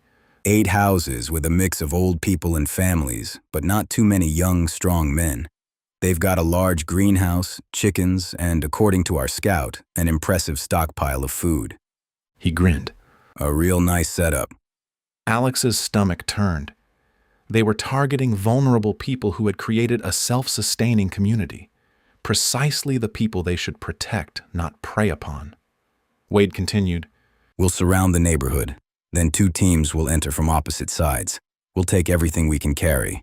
No unnecessary violence. He looked pointedly at 2 of the rougher-looking men. But if anyone resists...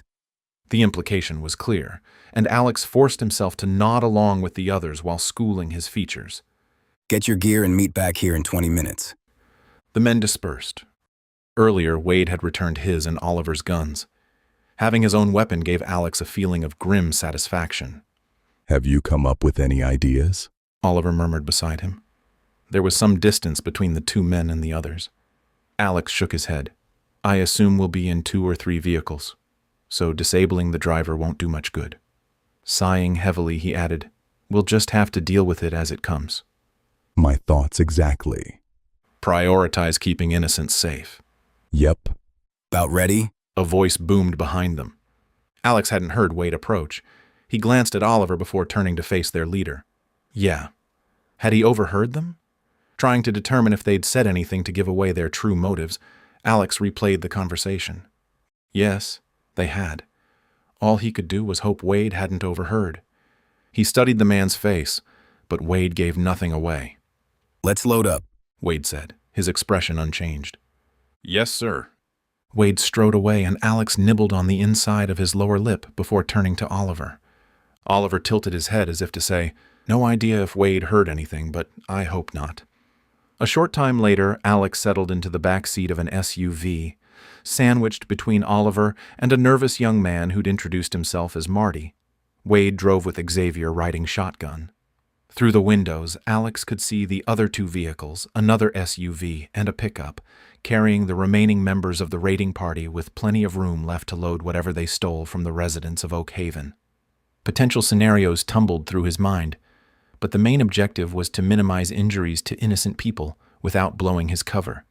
Taking out Wade would be a bonus, although Emerson and Poole, who weren't even on this raid, were his primary targets. I'm kind of nervous, Marty murmured as he sat beside Alex. After what happened the other night. Alex glanced at him. Skinny, probably in his early 20s, his hands fidgeting on the rifle in his lap. Same, Alex replied, although he was nervous for a different reason. Nervous that Emerson's raiders would succeed. I don't like hurting people, Marty added, swallowing hard. But my little sister's close to starving. If I can get anything for her. Alex felt a pang of sympathy. How many others in Emerson's army were there not out of loyalty, but desperation? Just focus on gathering supplies, Oliver said from Alex's other side. No need to hurt anyone if they don't resist. Wade's eyes flicked to the rearview mirror. Everyone pulls their weight today. That includes showing force when necessary. Understood? Yes, sir, they replied in unison. The terrain grew more rural as they drove, transitioning from the outskirts to the countryside. Signs of the collapse were everywhere. Abandoned cars pushed to the roadside, scattered debris, broken windows in several of the houses they passed.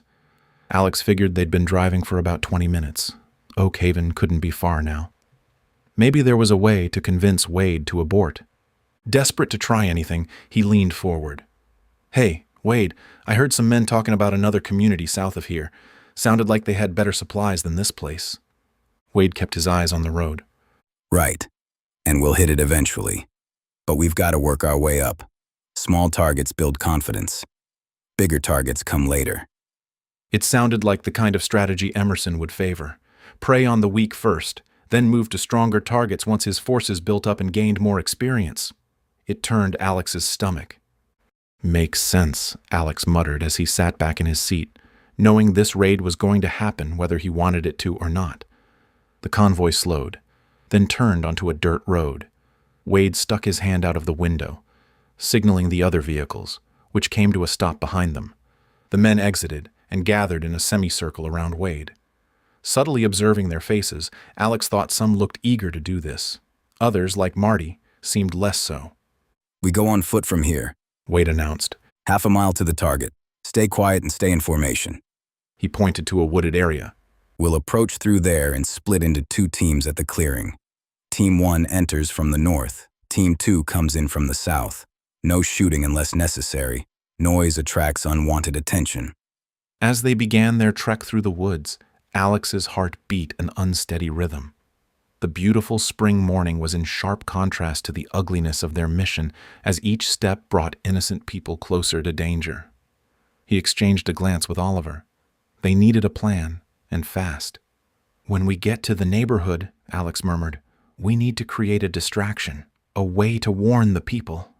He didn't know yet what they would do. He just knew they needed to do it. Oliver gave a barely perceptible nod. Chapter 22. Alex. The group reached a clearing near the edge of the woods. Through the trees, Alex saw a collection of modest homes arranged in a U-shape around what appeared to be a communal garden dominated by a greenhouse. People moved about, tending plants, hanging laundry, living their lives. Team 1 with me, Wade ordered. Team 2, circle around to the south. Alex and Oliver were on separate teams. He caught Oliver's eye one last time before they split up. Whatever happened next, they both understood their priority was to protect the people of this neighborhood. As part of Wade's team, Alex followed him through the underbrush. When they neared the northern part of the neighborhood, he saw children playing in a central area. Thinking of his own children, he felt his resolve harden. Wade raised his hand, signaling them to stop and ready themselves. On my mark. Frantically trying to figure out how to cause a distraction without giving himself away, when he heard a shout followed by the crack of a single gunshot, the need vanished. Everyone in the neighborhood would have heard the unmistakable sound of gunfire. Alex just hoped Oliver was the one behind it. Wade swore loudly, then shouted, "Go, now!" The men burst from the tree line, weapons raised. Alex stayed right with them, but rather than looking for things to steal, he watched for ways he could protect the residents from the raiders. People screamed at the sight of the armed men. A woman grabbed 2 children and pulled them behind her. An elderly man stood in front of the greenhouse, arms spread wide as if to protect it. "Nobody moves," Wade shouted, his rifle pointed at the sky as it leaned against his shoulder. "Cooperate, and nobody gets hurt." Alex positioned himself between Wade and a cluster of frightened residents. "Start gathering," Wade ordered his men. "Food, medicine, anything useful." 2 raiders pushed past the elderly man and entered the greenhouse. Others moved toward homes. Alex approached a middle-aged woman who stood trembling on her porch. "Please," she whispered. "we need our food to survive." "I know," Alex murmured. "I'm going to help you. Just stay calm." Her eyes widened, but before she could respond, shouting erupted from the southern approach. "Wade!" Xavier shouted. "Team 2 has encountered resistance." Alex saw Oliver in the distance, subtly tripping one of Emerson's men who was trying to drag a crate from a storage shed. Minor acts of sabotage were all they could manage without exposing themselves. Wade redirected 2 men to assist Team 2. "Move faster," he barked at the others. "We're taking everything we can carry." Marty approached a teenage boy who clutched a basket of eggs to his chest. "Hand it over," Marty demanded, though his voice wavered. "No," the boy replied. "We need this." Hoping to defuse the situation, Alex moved toward the pair. Then, a new sound cut through the chaos. The unmistakable rumble of approaching vehicles. Wade heard it too. "Who the hell is that?" Alex spun around, and when he saw who was approaching, his mouth fell open. 2 military-style Humvees roared into view from the southern entrance, screeching to a halt. Men in tactical gear poured out, weapons raised. "Drop your weapons," one of them shouted. "On the ground, now!" The commanding voice carried an authority that sent a chill down Alex's spine, and he flashed back to Captain Harper and his soldiers. Emerson's men froze, uncertain what to do. "I said drop your weapons," the soldier repeated. Xavier raised his rifle and a shot cracked through the air. Xavier crumpled, a red stain blooming on his chest. Then real chaos broke out. 2 of Emerson's raiders went down as they tried to return fire. Wade dove behind a water barrel, shouting, "Retreat! Retreat!" Alex used the pandemonium to his advantage, pulling Marty and the boy with the basket of eggs behind a shed. "Stay down," he ordered. Then he crawled along the ground toward where he'd last seen Oliver. People screamed and ran for cover as bullets flew between Emerson's raiders and the military unit. Another pair of Emerson's men fell before Wade led a retreat toward the woods. Marty fled behind him. Alex spotted Oliver crouched behind a low wall. Their eyes met, and Oliver pointed toward the western tree line, away from where Wade had gone. Alex nodded. With the military focused on pursuing Wade and the remaining raiders, Alex and Oliver used the confusion to slip away, moving low and fast toward the western woods. "Who were they?" Oliver gasped when they were deep enough into the trees to take a break. "Made me think of Harper," Alex replied, breathing hard. "Except they just saved those people." They pushed deeper into the forest, putting distance between themselves and Oak Haven. After 40 minutes of hard hiking, they reached a dirt track that looked like it was used by ATVs. Alex hoped it would lead back to the main road. "Do you think Scott and Luke followed us?" Oliver asked, wiping sweat from his brow. "If they did, they'll be looking for us. Let's see where this track takes us." They walked for nearly an hour, alert for any sign of either Emerson's men or the military unit, but saw neither. The late morning sun beat down on them, and when the dirt track finally joined a paved road, Alex smiled. They were making progress, although he had to wonder what Emerson would think about them not coming back with Wade. Should they even return to Emerson's headquarters? But they had to. They had to finish the mission, had to rid the world of the threat to Springmont. As they walked, he and Oliver discussed the appearance of the soldiers, speculating on the ramifications, and eventually they reached a county road. Which way? Oliver asked as he looked in one direction and then the other. Not sure, Alex studied the shadows cast by the nearby trees. South is that way, he said as he pointed. Should take us toward town. They set off, listening for vehicles now that they were on a main road. They stayed on the shoulder, ready to dash out of sight if anyone approached. They'd walked a good distance when Oliver halted. Listen. The rumble of an engine grew louder. They ducked into the roadside brush, weapons ready. A familiar Bronco appeared around the bend, crawling along the road. Scott was behind the wheel as Luke scanned the roadside. "It's them," Alex exhaled in relief. He stepped onto the road and waved his arms. Scott hit the brakes, and the Bronco skidded to a stop. "Get in," Luke called, as he hopped out and moved the passenger seat forward so they could get in back. Alex and Oliver sprinted to the vehicle and climbed inside. "Can't believe you found us," Alex said with a grin. Luke's smile matched his as he handed a bottle of water to each of them. "We've been searching the area for a couple of hours. Weren't sure we'd find you." What happened? Scott asked as he hit the gas. We were too far to see, but we heard a lot of gunfire. Alex guzzled the water, then wiped his mouth. Looked like military. They interrupted Emerson's raid. Took down 5 of his men. "Military?" Luke's forehead furrowed. "Couldn't be Harper."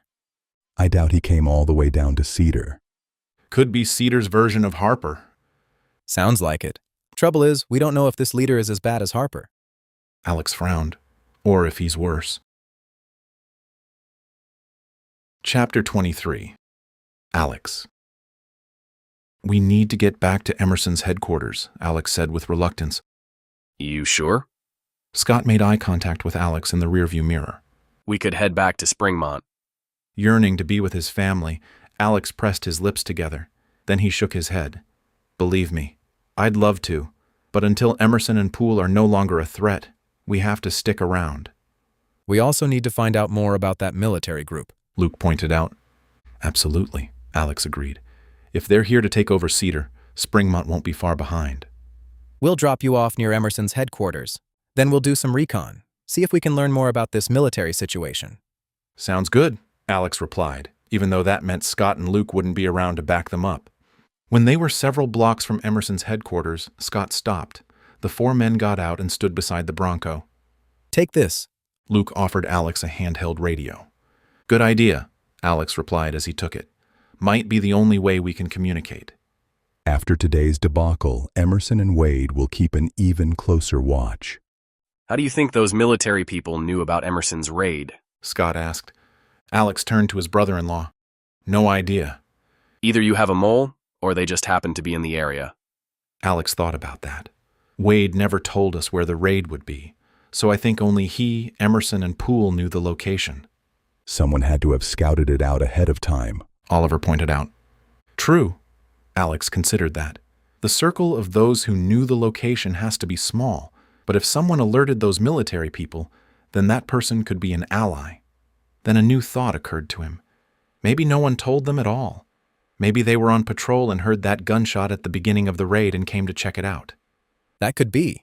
And it makes sense, especially if they're stationed nearby. He glanced at Scott. We'll find out what we can. Alex held up the radio. Let's do a radio check.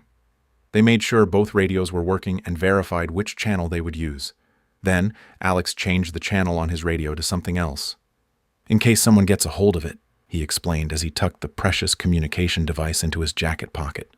Smart thinking, Scott said with an approving nod. Oliver glanced around. We'd better get moving. Good luck, Luke said. Alex tilted his head. You too. The men parted ways, with Scott and Luke getting back in the Bronco, and Alex and Oliver starting off at a trot toward Emerson's headquarters. As they made their way, they discussed their cover story, making sure they were on the same page. They reached the street where the headquarters was located and slowed to a walk before turning the corner. When the building came into view, Alex immediately noticed additional guards arrayed along the front of the building, 3 that he could see. Emerson's worried. Looks that way. When they got closer, 2 of the guards stared at them, their rifles in the low ready position. Alex couldn't tell if they recognized him or Oliver. Stop there, one guard shouted. "It's Alex and Oliver," Alex said as he stopped and raised his hands. "We got separated from the rest of the group." While one guard stayed in front of the building, the other two strode over to Alex and Oliver, who kept their hands raised. "We need to search you," one guard said. "Emerson's orders." Alex thought about the handheld radio in his jacket pocket, quickly coming up with an explanation for why he had it. The guard patted him down, finding the radio almost immediately. He held it up. "What's this?" "Found it in the woods near the neighborhood we raided." The guard tucked it into his pocket. Alarmed to lose it, Alex lowered his arms. "What are you doing?" "I'm going to give it to Wade," he said with a smirk. "He'll be very interested in it." He stared at Alex.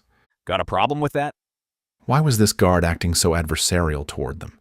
Was everyone just on edge because of the unexpected attacks during the last two raids? Or did they have suspicions about Alex and Oliver's true motives? After all, both raids had occurred after the pair had joined Emerson's ragtag army. "Course not," Alex said with a smile, playing the part of someone who had nothing to hide.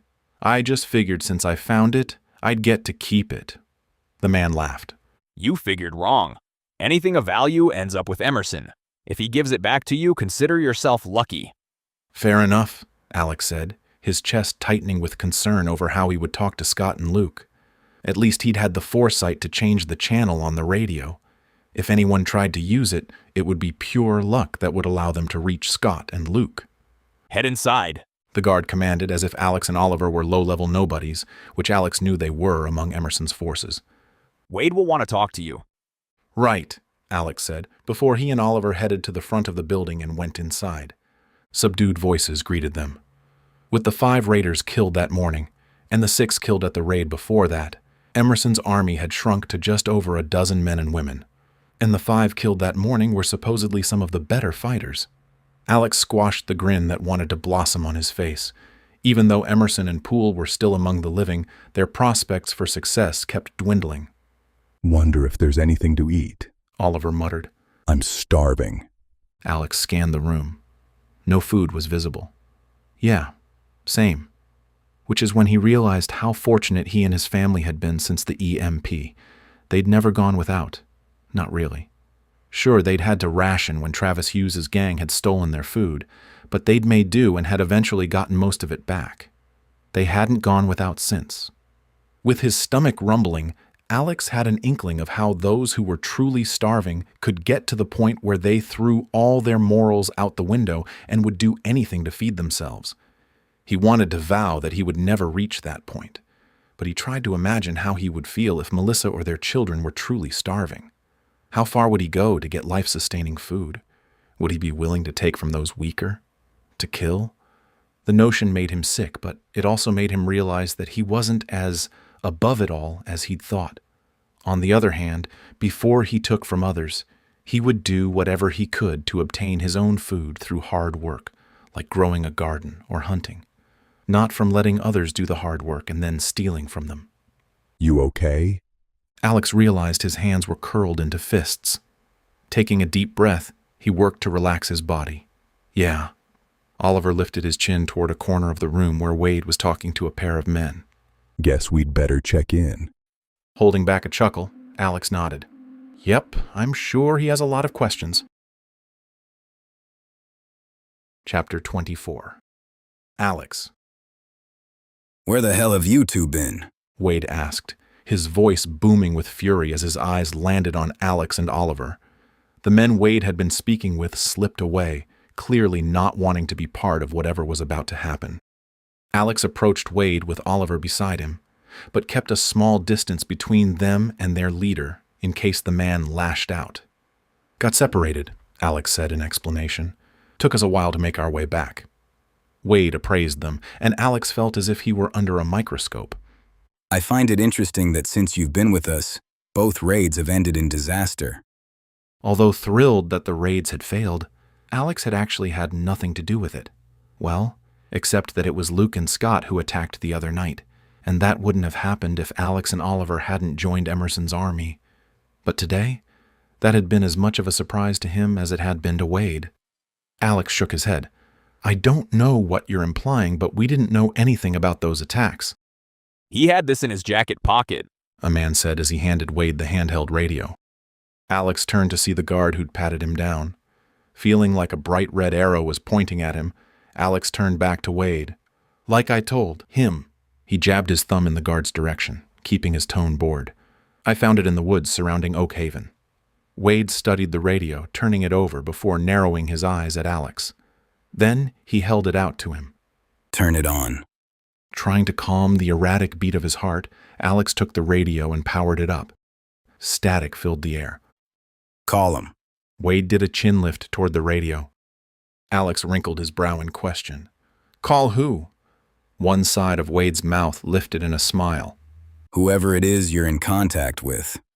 Once again thankful for his forethought to change the channel before coming back, Alex faced Wade. I'm not in contact with anyone, but I'll see if someone answers. He lifted the radio to his lips, but before pressing the button, he added, I tried it earlier, and no one responded. Go on. Wade's eyes were hard. Alex pressed the call button. Is anyone there? He released the button. They just heard static. Anyone there? He repeated. Come in if you're there. Again static. Alex shook his head. No one's listening. Wade held out his hand. Hiding his reluctance, Alex handed him the radio. Wade stared at it for a long moment, then he switched it off and shoved it into his pocket. You're both on lockdown until Emerson decides what to do with you. Alarm blossomed inside Alex, but when two men with pistols flanked him and Oliver, he didn't react. What are you talking about? We risked our lives out there, just like everyone else. And somehow you both survived when 5 men got shot up. Wade sneered. Convenient, ain't it? Keeping his expression neutral while he considered possible escape scenarios, Alex maintained eye contact with Wade. We got lucky. Then he squinted as he tilted his head in question. You survived too. That seemed to catch Wade off guard, but he quickly recovered. I know where my loyalties lie. Yours have yet to be proven. We did nothing wrong. We'll leave the judgments up to Emerson. Wade gestured to the guards. Disarm them. Alex's first instinct was to fight back, but outnumbered and with guns pointed at his head, that didn't seem like a good idea. There was no way he could unholster his handgun, raise it, and get a shot off before the men with their fingers already on the trigger killed him. The risk wasn't worth it. Instead, he let the guards take his gun and knife. Oliver did as well. Wade stared at them. Then, without glancing at the guards, he said, Lock them in the storage room. The guards prodded them forward. Exchanging a glance, Alex and Oliver marched down a corridor until they reached a closed door. Alex remembered passing it when he'd gone to Emerson's office before, which meant Emerson's office was down the hall and around the corner. They stopped, and Alex noticed a shiny silver hasp attached to the storage room door. Affixed to the jamb was a staple with an open padlock hanging from it, ready to be used, probably installed recently. How often had Wade used the storage room to lock people up? And what had he done with those people? The thought was sobering. The guard unhooked the padlock from the staple, lifted the hasp from the staple, and swung the door inward. Get inside, the other guard growled, jabbing Alex in the back with the tip of his pistol. Alex stumbled forward with Oliver right behind him. The door slammed shut. Alex heard the hasp move into place, followed by the metallic click and hard snap of the padlock sealing them inside.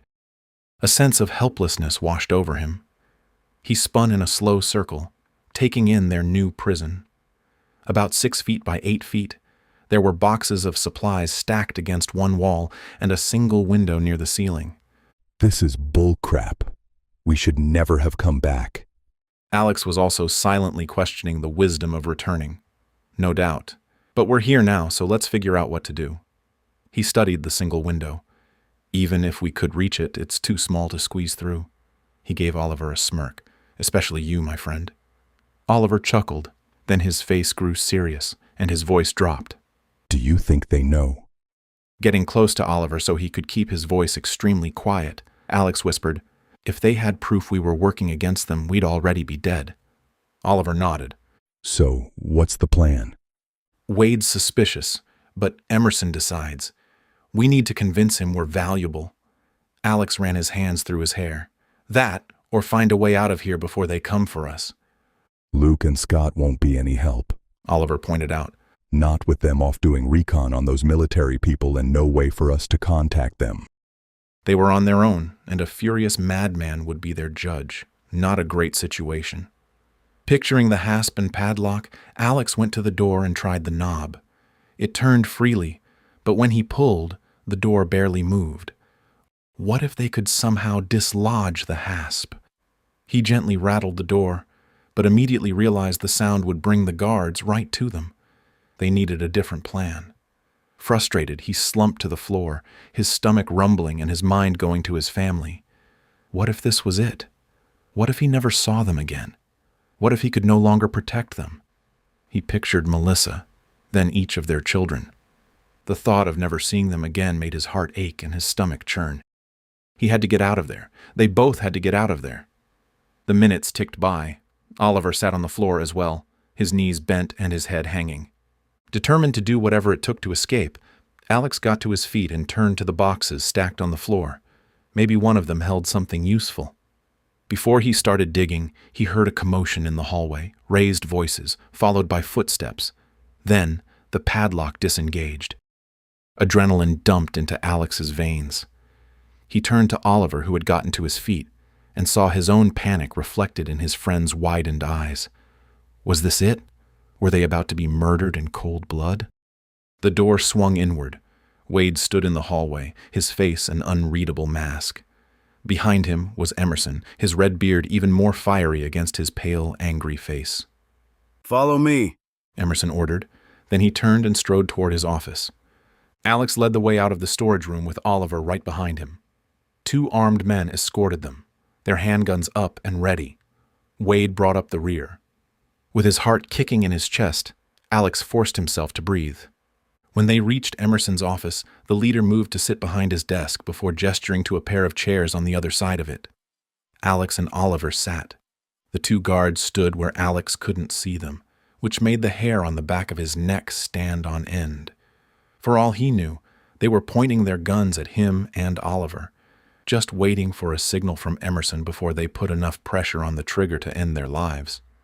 Emerson wouldn't want our brains all over his office, Alex told himself, which meant if the guards were going to kill them, they would take them outside, which might give Alex and Oliver a chance to fight back and get away.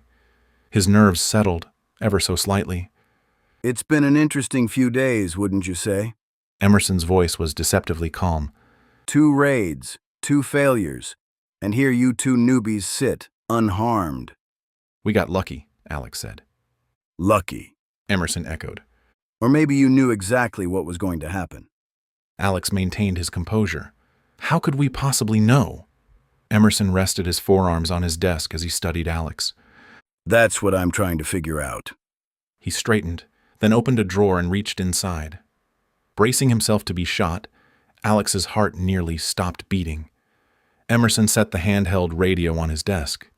"You had this on you when you returned. Hours after everyone else, I might add." Feeling his heart start back up, Alex gathered his thoughts. He knew having that radio looked bad. If he were in Emerson's shoes, he would think the worst of them as well. But he wasn't the one deciding. He was the one who had to convince the judge. "When the shooting started," Alex explained, "we ran." He swallowed hard. "We were cowards." That wasn't true at all, but the goal wasn't truth. The goal was to save their skin. We didn't even see where everyone else went. We just fled. He nodded once toward the radio. "I found that in the woods. Don't know who dropped it, but I figured it might be useful." He thought he sounded convincing. The question was, did Emerson agree? Chapter 25. Alex. Emerson appraised them, his eyes going from Alex to Oliver and back to Alex. "Wade thinks you're spies. Thinks I should put a bullet in both your heads right now." Complete silence settled over the room. Alex could hear Oliver's measured breathing beside him. His heart seemed to skip beats as it fell into his stomach, and the hairs that had settled on his neck rose once again. "But I'm a practical man. I've lost too many people to waste 2 more without being certain." Powerful relief descended over Alex, making him dizzy. Scrambling to come up with a way to convince Emerson to let them live, he kept his focus on the man who would decide his fate. We just want what everyone here wants: food in our bellies and a chance to survive. Emerson studied him for another long moment. Time will tell. He lifted his eyes to Wade. Keep them locked up tonight. Tomorrow, we'll see what they're really made of. As Wade and the pair of guards escorted them out of the office, Emerson called after them. If you are who you say you are, you'll get your chance to prove it. If not... He left the threat hanging like a promise he wanted to fulfill. Thoughts of all that could happen to them, all that could go wrong, galloped through Alex's mind. Because whatever test Emerson had planned for the next day, Alex doubted it would end well for them. When they reached the storage closet, the guards shoved them in. Nighty-night, Wade said with a sneer before closing the door. Alex heard the padlock snap shut, and then footsteps retreated. What do you think? Oliver whispered when all was silent. Emerson's not certain we're spies, Alex replied in a quiet voice. That's something. It's not enough. Whatever he has planned for tomorrow can't be good. Alex agreed. That's why we won't be here. We need to get out. Tonight. Oliver gestured at the locked door. How? You know they have guards watching. There's always a way, Alex insisted, trying to convince himself as much as Oliver. He surveyed the room once again. Even without digging, he could see that some boxes held blankets, while others held clothing and miscellaneous items. Determined to get out before morning, he moved to the closest box. There's got to be something in here we can use.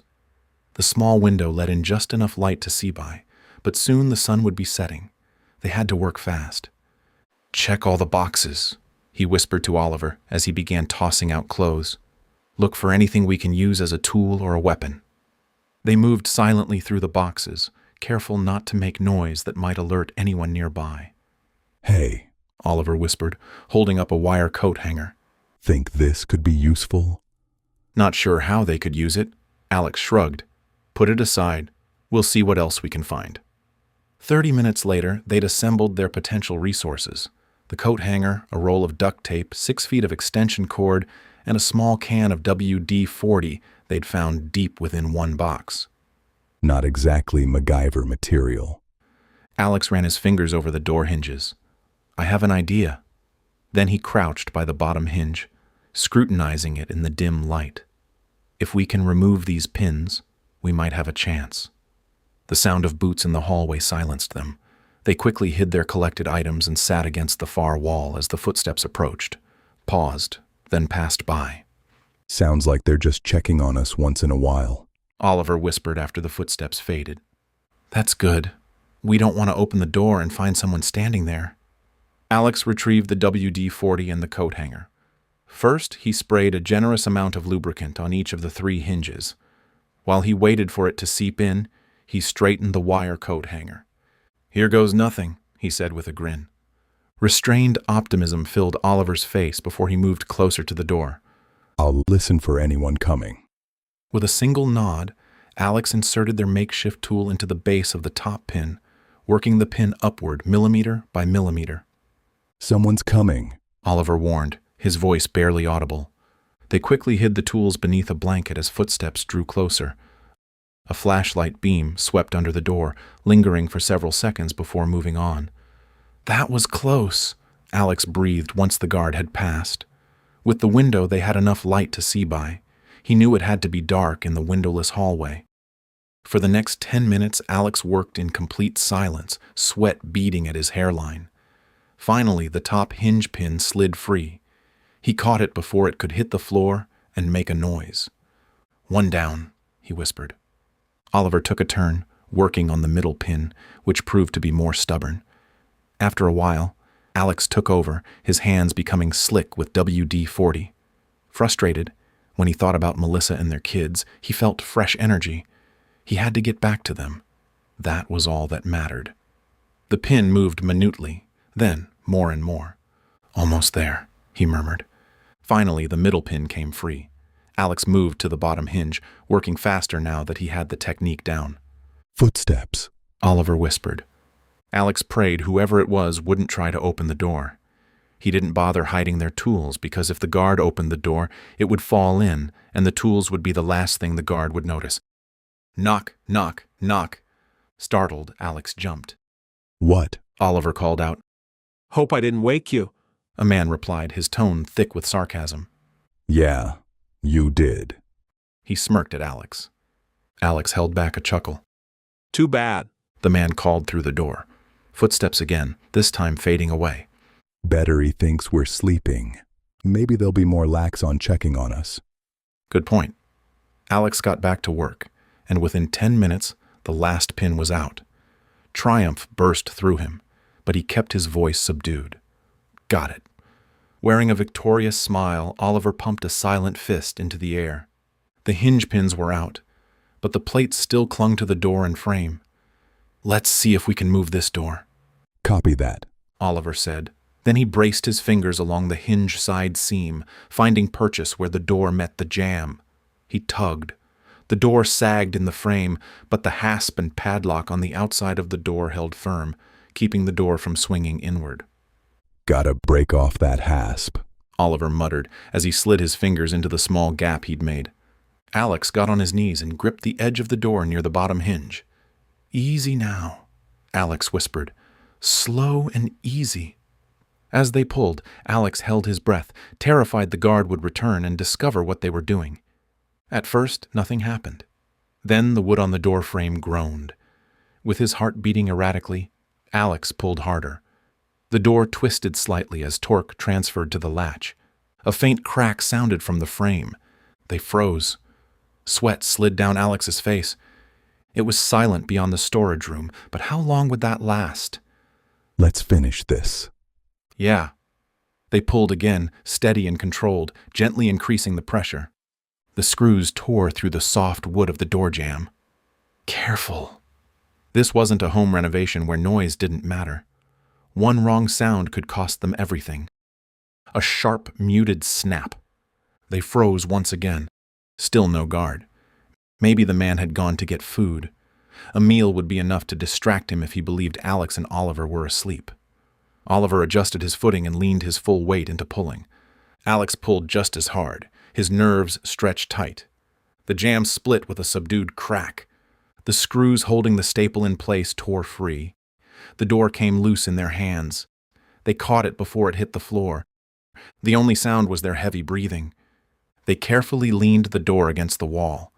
The padlock, still latched through the staple, hung uselessly from the metal hasp dangling from the door. Alex could hardly believe it. They'd done it. Now they just had to get out of the building. Which way? The main room was in one direction, the back door in the other. But to reach the rear, they would have to pass Emerson's office. Back door, Alex said, pointing in that direction. Oliver tilted his head as if to say, That's where Emerson is. Alex shrugged in reply. Oliver nodded. They slipped into the hallway, hoping the guard wouldn't come to check on them because it would be immediately obvious that they'd escaped. Moving with practiced stealth, they made their way toward the building's rear entrance. Emerson's office was just ahead.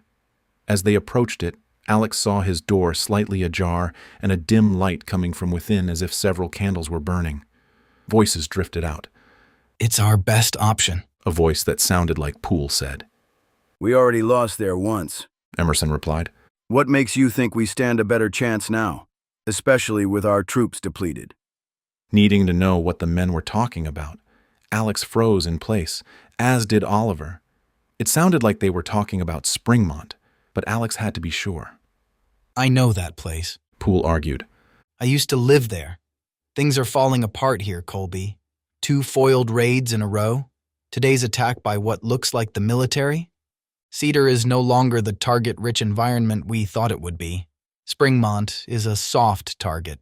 Remember, they lost people in that battle too. Probably haven't recovered yet. The men went quiet, as if thinking. Alex turned to Oliver, who stared back. You may be right, Emerson finally said, his tone resigned. We'll start preparing the troops first thing tomorrow, but we need to talk about strategy.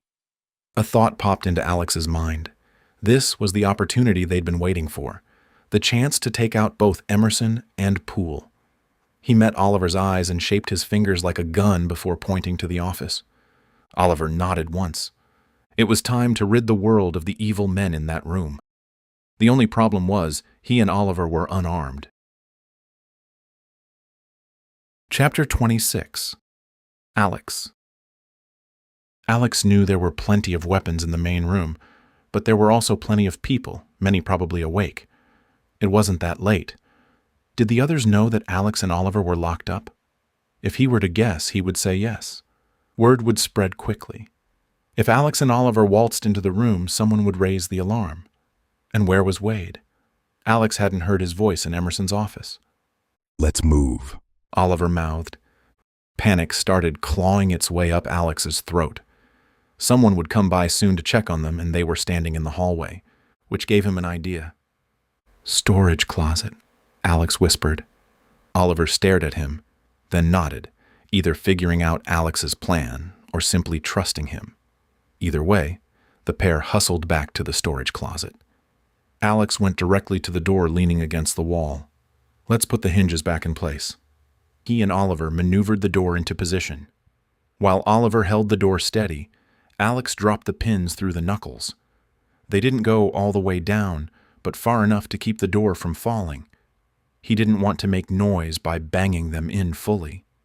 The extension cord they'd found earlier lay on the floor. Alex picked it up and turned to Oliver. I'll hide in the hallway. The shadows ought to conceal me, and when the guard shows up, I'll ambush him. You stay here. Keep the door in place and back me up when the time comes. Sounds good. After opening the door, which swung easily, Alex peered into the hall. No movement, no sound.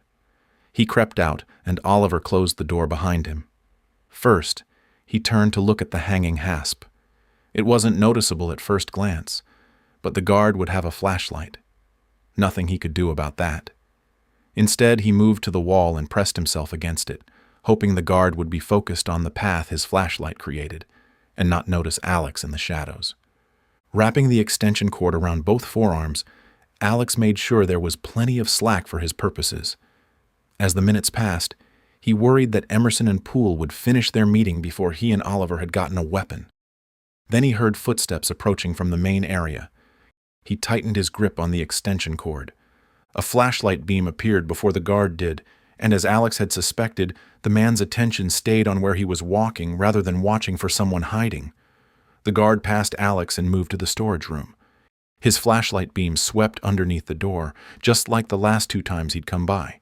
Then, with the flashlight hanging loosely in one hand, he knocked on the door with the other, just as he had earlier. You awake in there? The guard called out. Noting that the guard's handgun was holstered and his rifle was on his back, Alex silently inched forward, the extension cord at the ready. Trying to sleep, Oliver replied through the door, sounding annoyed. The guard laughed. Tough luck. Alex was nearly to him. Tomorrow's going to be fun, the guard added, his voice low, the flashlight beam illuminating the concrete floor. Wade told me what he has planned for you losers. I can hardly wait. The man was so focused on taunting Alex and Oliver that he'd failed to notice the broken hasp. In 2 silent strides, Alex was behind him, looping the extension cord over the guard's head and snapping it tight against his throat. Alex crossed his wrists as best he could with the rifle on the man's back and pulled the cord tight against the sides of the man's neck. The guard gagged, a sharp, startled sound. The flashlight clattered to the floor, the beam spinning wildly. Oliver burst from the storage room, grabbing the guard's pistol before the man could unholster it. The guard thrashed, boots scraping against concrete, hands clawing at the cord. After several more seconds, Alex felt the man's strength falter. Then he sagged, his knees buckling as he lost consciousness. Alex held the cord tight a few seconds longer, breathing hard, counting in his head. When he finally eased the tension, the guard collapsed to the floor in a loose heap. Making sure the guard had no pulse, Alex nodded to Oliver, who dragged the guard into the storage room. Alex quickly searched the man, removing his rifle and handing it to Oliver, who slung it across his back. Alex pocketed the flashlight and took the pistol from Oliver. Now they were both armed and ready to deal with Emerson and Poole. Alex held the pistol in the low-ready position, then slipped out of the storage room. Oliver followed, closing the door behind them. They moved down the hallway toward Emerson's office, and when Alex reached the corner, he peered around it. Light spilled through the gap where the office door was ajar, just as before, and he could still hear voices murmuring from inside. They're still talking, Alex whispered as he raised the pistol. "We need to take them both out." Oliver nodded. They glided closer, Alex's shoulders tight with tension, though his hands were steady. They positioned themselves on either side of Emerson's door, listening to the conversation within. "There are homesteads on the outskirts of town," Poole stated. "Here, here, and here." Was he pointing to Scott and Heather's homestead? The place where the people who mattered most to him in the world were vulnerable and unaware of the danger that was about to emerge? "Most homesteads are well stocked," Poole continued. "If we take over the town, Springmont would be a haven where we can thrive and use as a home base to spread out and take over more small towns." "That sounds promising," Emerson said, his tone filled with delight. "Don't know how many people we'll have to kill to gain power, but whoever's left will do whatever we tell them to. And I mean, whatever we tell them to." He softly chuckled, the sound oozing evil. Fury welled up in Alex's gut like a volcano about to erupt. These men spoke of destroying lives as if it were nothing. To them, it was nothing. They'd made that abundantly clear. Catching Oliver's eye, ready to end this threat once and for all, Alex held up 3 fingers, then lowered them one by one as he counted down. 3, 2, 1. Alex kicked the door open, pistol raised. Emerson and Poole sat across from each other at a desk, a map spread between them. Both men jerked their heads up, eyes widening. "Don't move," Alex commanded, his voice cold as he aimed directly at Emerson's head. Oliver aimed his rifle at Poole. Poole lunged for a weapon on the desk. Oliver fired without hesitation, the shot catching Poole in the chest. He crumpled backward, knocking over his chair. Emerson remained frozen, his bushy red beard failing to hide the fear on his face. "Wait!" "Hands where I can see them," Alex barked. Footsteps pounded down the hallway. The gunshot had alerted the others. "Oliver, the door," Alex said, keeping his aim steady. Oliver slammed the door shut and dragged a filing cabinet in front of it. Muffled shouts came from the other side as someone tried to force it open. "This doesn't end well for you," Emerson said, recovering his composure. "My men—" "Shut up!" Alex leaned closer, gun unwavering. "You were planning to attack Springmont." The pounding on the door grew louder. Someone shouted for Emerson. "You think killing me solves anything?" Emerson sneered. "I give these people purpose, food, protection." "You give them orders to murder and steal." The cabinet shifted as multiple bodies slammed against the door. Emerson's eyes darted toward the door, then back to Alex. A thin smile spread across his face. "You won't make it out alive." "Maybe not," Alex agreed, "but you definitely won't." The red-bearded tyrant lunged forward, reaching under the desk. Alex fired once, hitting Emerson between the eyes. At this close range, it was an easy shot. Emerson collapsed across his desk, blood pooling on the papers beneath him. "We need to move," Oliver shouted. The door slid open as men on the other side battered it, the filing cabinet scraping across the floor. Alex rushed to the only window in the room. It was plenty large enough for them to fit through, but before he opened it, he remembered the handheld radio Emerson had confiscated. He went to the desk where Emerson lay dead. Glancing at Oliver, who faced the door, his rifle raised, Alex quickly opened drawers until he found the radio. "Yes," he murmured, his tone triumphant as he shoved the radio into his pocket. Then he turned back to the window and slid it open before removing the screen. Cold night air rushed in. He could see the perimeter fence about 30 yards away. "Let's go," he shouted to Oliver before starting to climb out. Oliver spun around and raced to the window, then stopped and turned toward the door once again. "I'm out," Alex shouted. The filing cabinet toppled as the door finally gave way. Oliver fired 3 rapid shots, forcing the attackers back. "Go!" Alex yelled. Oliver turned and tossed the rifle out the window. Alex caught it as Oliver dove through the window, rolling as he hit the ground. Gunfire erupted in the office, bullets punching into the wall.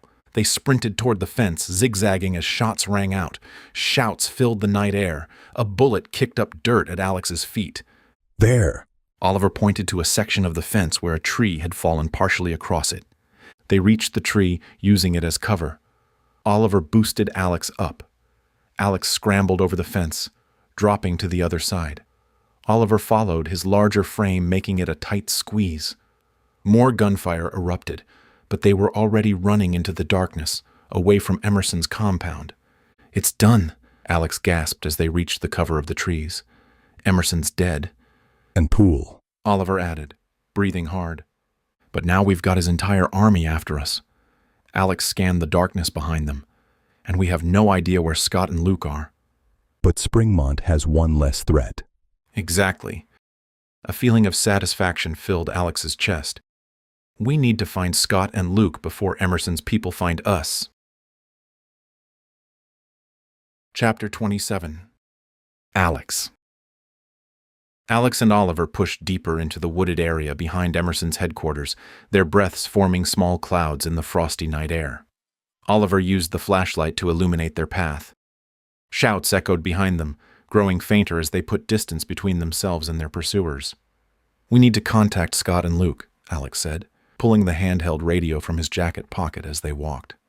Oliver's eyebrows rose in surprise. "When did you get that?" Softly chuckling, Alex replied, "When you were keeping Emerson's forces at bay, before I climbed out the window." "Sweet," Oliver said with a grin. "Let's get a little farther from our pursuers before I try contacting them." He put the radio back in his pocket. "Works for me." They moved silently through the underbrush, on high alert for the sound of anyone following. When they'd gone a reasonable distance, Alex stopped. "Let's see if we can reach Scott and Luke from here," he said, wondering if the radio's range would be sufficient. But since he didn't know where the pair were, all he could do was hope. First, he tuned the radio to the proper channel. Then he tried calling his friends. "Team 1 to base," he said, his voice soft. "Come in, base." He released the button and waited. Nothing but static. He glanced at Oliver and tried again. "Team 1 to base. Come in, base."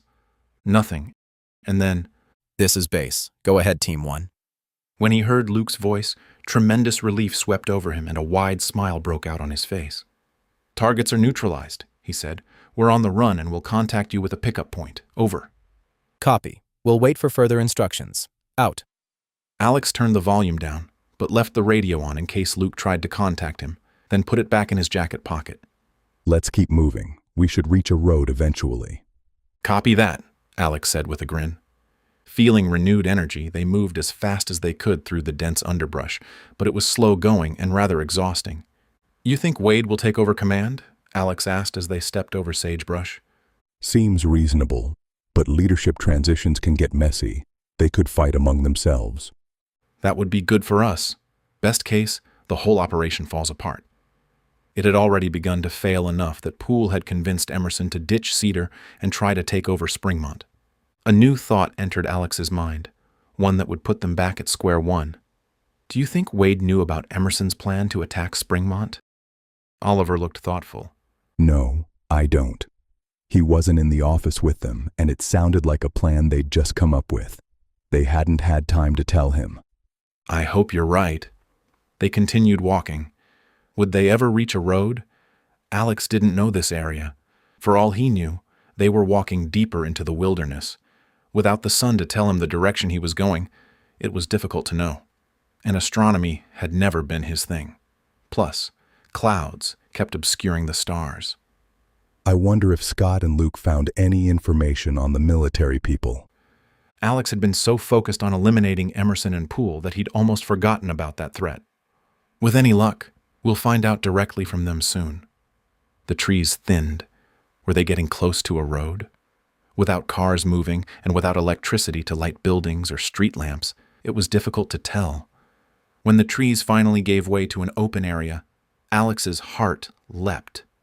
Moonlight illuminated the cracked asphalt of a 2-lane road stretching in both directions. "Yes," he muttered, feeling the tension in his shoulders ease. Oliver stopped beside him, scanning in both directions. "Any idea which way leads back to civilization?" "None." Alex glanced up at the night sky, hoping for some celestial guidance, but the cloud cover had thickened. The moonlight filtered through in patches, barely enough to see by. "We need to figure out where we are." They stood at the edge of the road, listening intently for any sounds of pursuit. The night remained still except for a light breeze rustling through the trees and the chirping of crickets. "Look." Oliver pointed toward a metal post about 30 yards down the road. They approached cautiously, weapons ready. As they drew closer, Alex recognized the green reflection of a street sign. The moonlight caught its surface just enough to make the white letters visible. "Pine Canyon Road," Alex read aloud. He pulled out the radio. "That might be enough for Scott and Luke to find us if they have a map." He pressed the transmit button. "Team 1 to base." "This is base," came the immediate reply. Exhaling slightly because he hadn't been certain the radio would still have the range they needed to contact Luke and Scott, Alex said, "We're on Pine Canyon Road. Any chance you can pinpoint that location? Over." The radio crackled before Luke's voice came through. "We have a paper map of the area, so we should be able to find you. Are there any cross streets or landmarks? Over." Alex and Oliver looked in both directions, seeing nothing but the dark ribbon of road disappearing into the night. "Negative on landmarks or cross streets," Alex replied. "Just Pine Canyon Road. Trees on both sides. Over." "Roger that. Wait one." Alex and Oliver took defensive positions on opposite sides of the road, backs against trees with clear views in both directions. The radio crackled again. "We've located Pine Canyon Road. We can be at your position in approximately 15 minutes. Any signs of pursuit? Over." "Negative on pursuit so far," Alex replied. "We'll watch for your headlights. Over." "We'll approach with lights off. We'll let you know when we're close. Do you have a flashlight? Over." "Affirmative." "When you hear our vehicle, flash your light 3 times. Over." "Copy that," Alex said. "Out." He turned to Oliver. 15 minutes. Oliver nodded. "That's not bad. Let's hope Wade's too busy consolidating power to organize a proper search party." They settled in to wait, taking turns watching each direction along the road. Every sound from the woods made Alex tense, but no pursuers materialized from the darkness. After what seemed like much longer than 15 minutes, the radio crackled to life. "Team 1, we're approaching the area. Over." "Copy." Several minutes passed. Then, Alex caught the faint sound of an engine. It had to be Luke and Scott. The sound grew louder. Alex squinted into the darkness, barely making out the silhouette of a vehicle moving slowly with its lights off. It looked like the Bronco he'd become so familiar with. "That's gotta be them." "Yep." Oliver pulled out the flashlight and pointed it toward the road. He clicked it 3 times in rapid succession. The vehicle immediately slowed, and when it was nearly to them, it stopped. "Alex? Oliver?" A voice softly called out. "It's us," Alex replied, recognizing Luke's voice. The Bronco idled on the asphalt. The passenger door opened, and Luke's familiar form stepped out. "Man, am I glad to see you guys," Alex said as he and Oliver trotted over to the Bronco. Scott leaned out the driver's side window. "You two look terrible. Did you really take out Emerson and Poole?" "We did," Alex confirmed, the reality of what they'd accomplished finally sinking in. "Shot them both, but we need to move. Wade's got what's left of Emerson's men looking for us." "Hop in," Scott said, jerking his thumb toward the back seat. "Let's get out of here." Alex and Oliver went around to the passenger side and climbed into the back. Luke got into the passenger seat. The moment Luke closed his door, Scott executed a 3-point turn and accelerated down the road, still driving without headlights. "Did you learn anything about those military-looking guys who showed up at the raid?" Alex asked, as they put distance between themselves and Emerson's compound. Luke turned and faced Alex and Oliver, his expression broadcasting unease. "Oh, yeah." Chapter 28. Alex. With his curiosity piqued, Alex focused on Luke. "What did you find out?" "It's as bad as we feared," Luke said, glancing at Scott, who nodded. "Tell us everything." "After we dropped you off, we went back to that neighborhood where the military showed up. Oak Haven?" "Yeah, that's the one." "Right. We parked a distance away and approached on foot. We stayed out of sight, but before we reached the neighborhood, we saw 2 Humvees approaching." "They came back?" Alex asked, surprised. Luke nodded once. "Yep." Alex found that very interesting. "Any idea why they were there?" Luke lowered his chin. "They were collecting supplies." Alex's forehead creased. "Wait, what?" "I hate to interrupt," Scott said. "but where do you want to go? Back to Springmont?" Alex scanned the dark road. All he could see were trees lining both sides. No people, no houses. "Pull over here. I need to know more before we decide what to do next." "Okay." Scott pulled the Bronco to the shoulder and shut it off. The tick-tick-tick of the cooling engine was the only sound. Scott turned in his seat so that he could be part of the conversation. "So," Alex said, "these military people were collecting supplies?" "Looked that way," Luke replied. "The people of Oak Haven gave them boxes of canned goods, some produce, even some eggs." "We were watching through binoculars," Scott added. "so we couldn't hear anything. We decided to go back to the Bronco, and when the Humvees left, we followed from a discreet distance." You found where they're posted? "Sure did," Luke said with a tight smile. "There's a small airport," Scott said, "north of town. That seems to be their base of operations. We watched them for a while." Luke nodded. "Looked like at least a couple dozen soldiers." "But if they're anything like Harper's men," Alex said, "they're well-trained." "And ruthless," Luke added. The memory of 3 of Harper's soldiers executing an unarmed man without hesitation sliced through Alex's mind. The people following Harper were just as bad as Harper. Who was in charge here in Cedar? Was that person as evil as Harper? Or worse?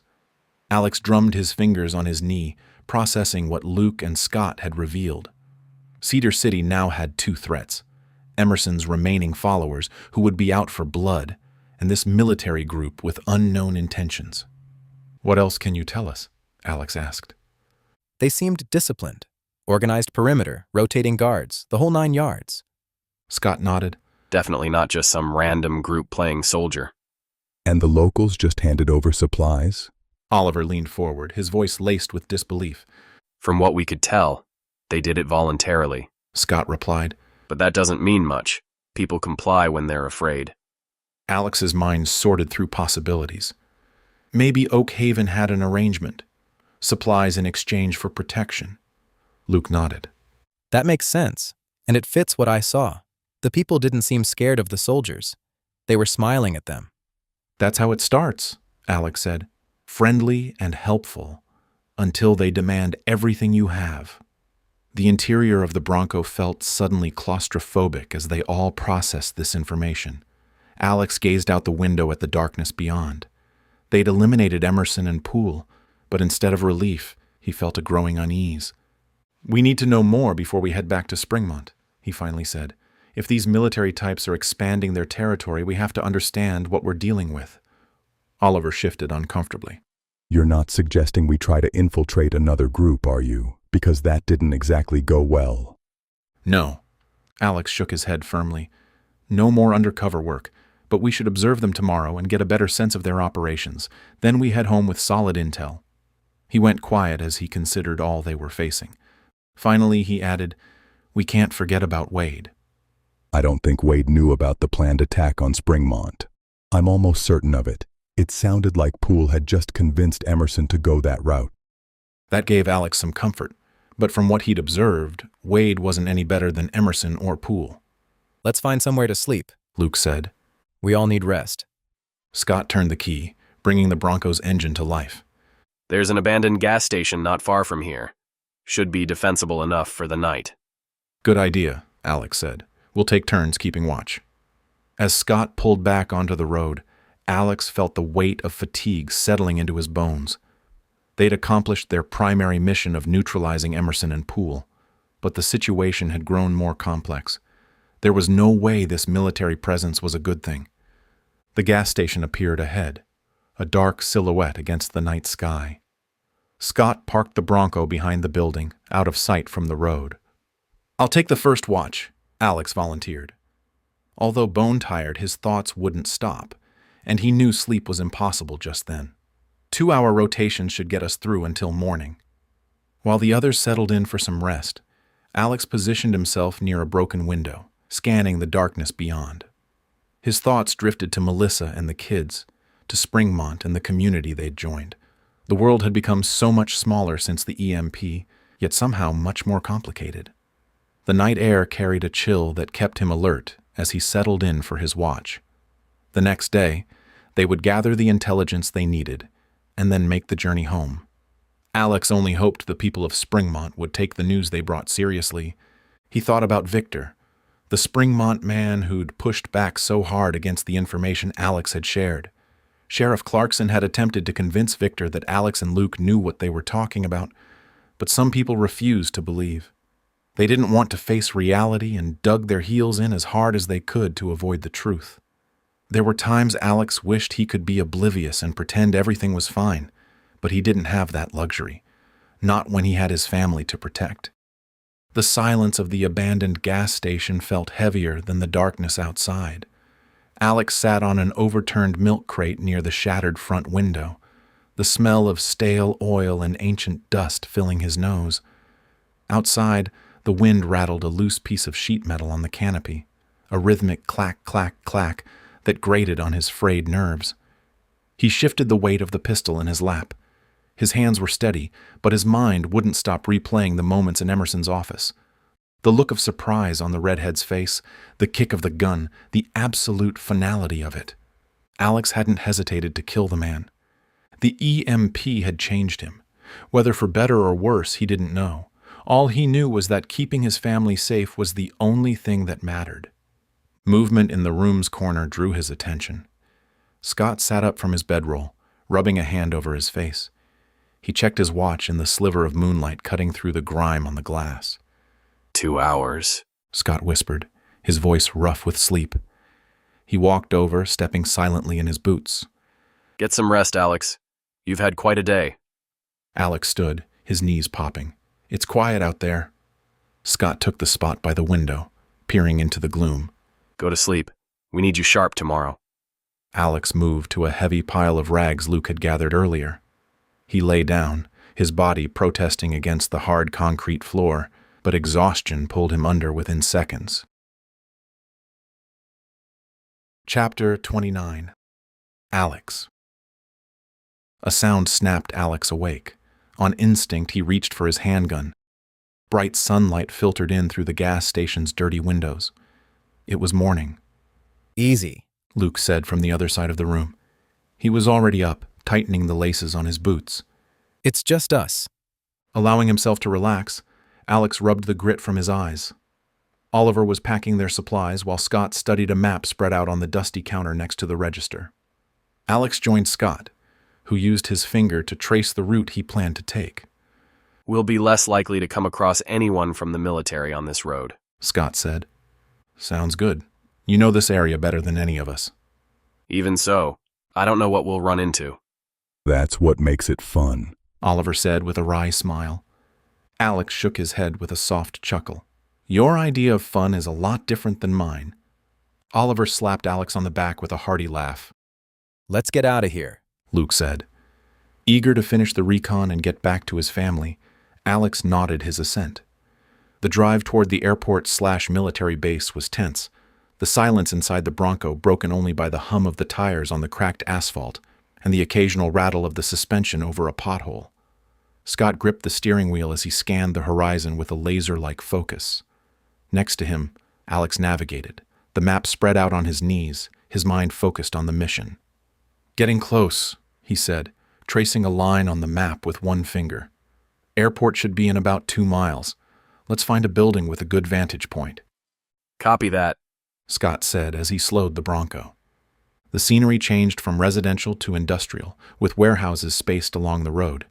There, Alex pointed to a building about a 1/4 mile from the airport's perimeter fence. That 2-story structure, roof's not too steep. Good line of sight, Oliver added, leaning forward to look through the windshield.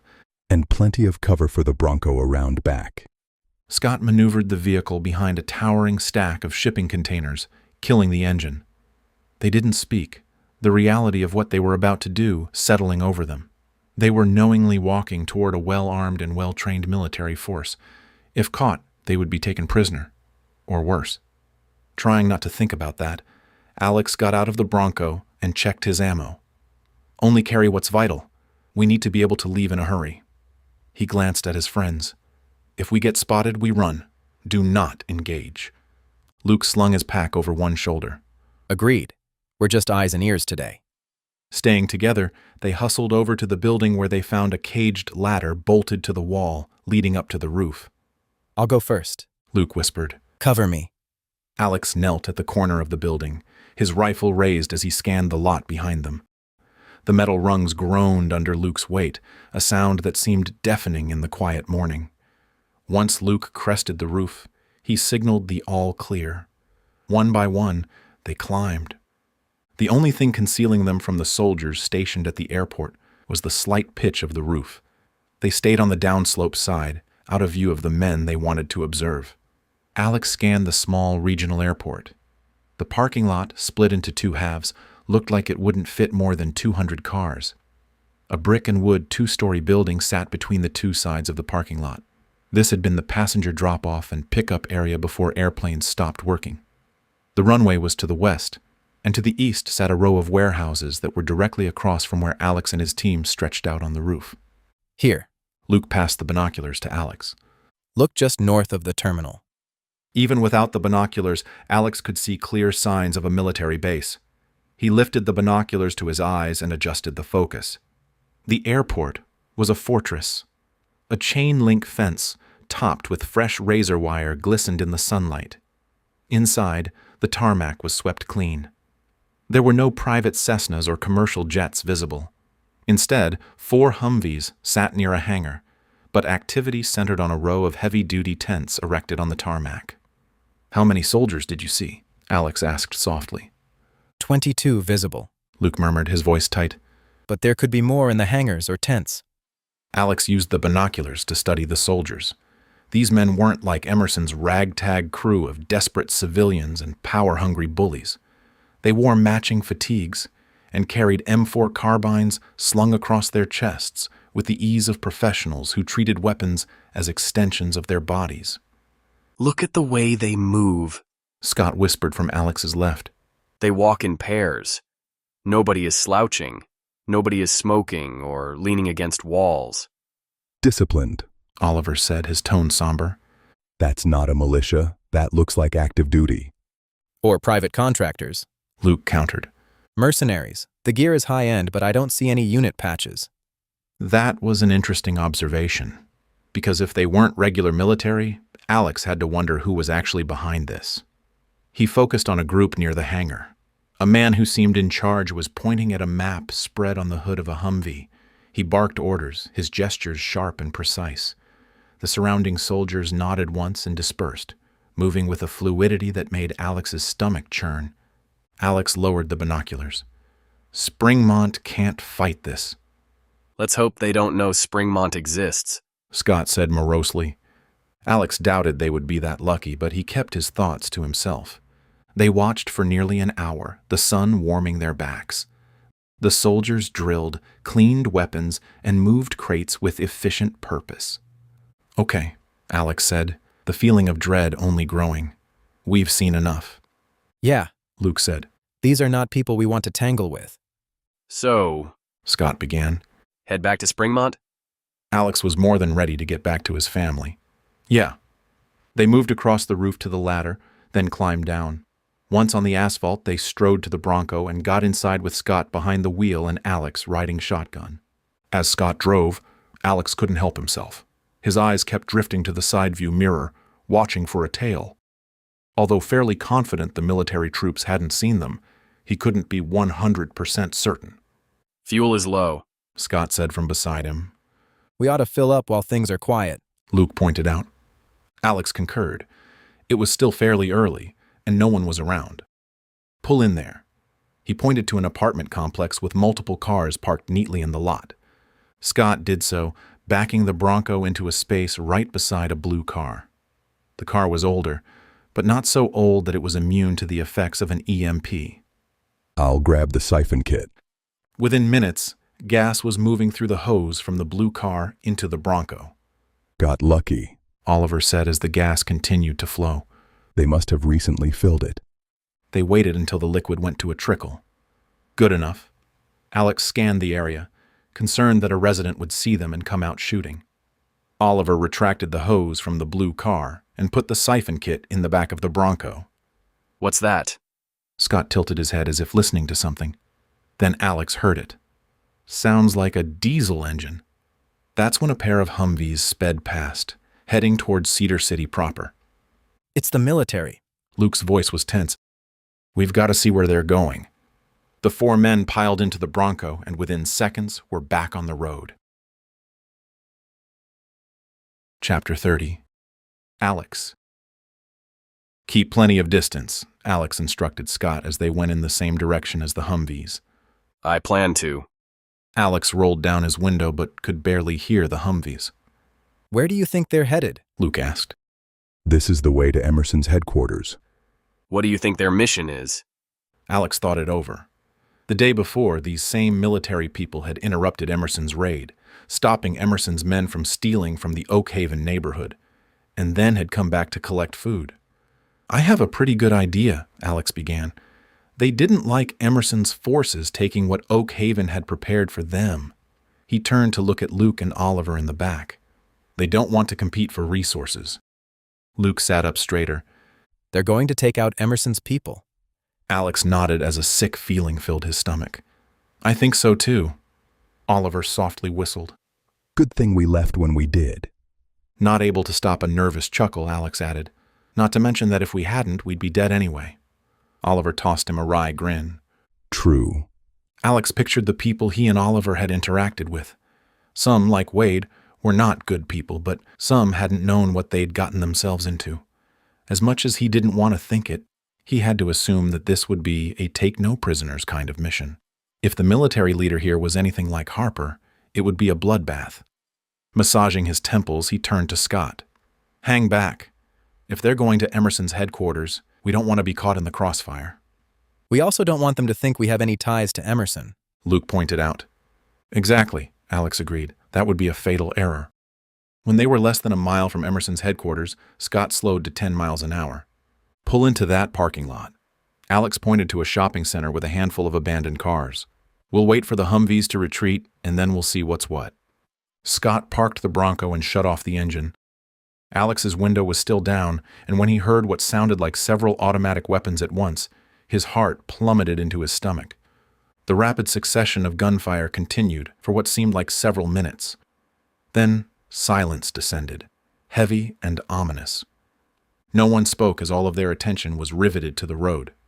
Alex heard the Humvees before he saw them, but then they appeared, moving swiftly and confidently, as if they knew no one would oppose them. The four men ducked in their seats, but it was unnecessary. The Humvees flew by, presumably on their way back to their base. When silence returned, Alex sat back up. Let's wait a few minutes, make sure they aren't coming back. After 15 minutes, Scott started the Bronco, and they cautiously made their way toward Emerson's headquarters. When they were a block away, Alex instructed Scott to pull to the curb and shut off the engine. We'll go on foot from here, he said. With their guns at low ready, the four men stayed close to the buildings as they trotted toward the corner that would reveal Emerson's headquarters.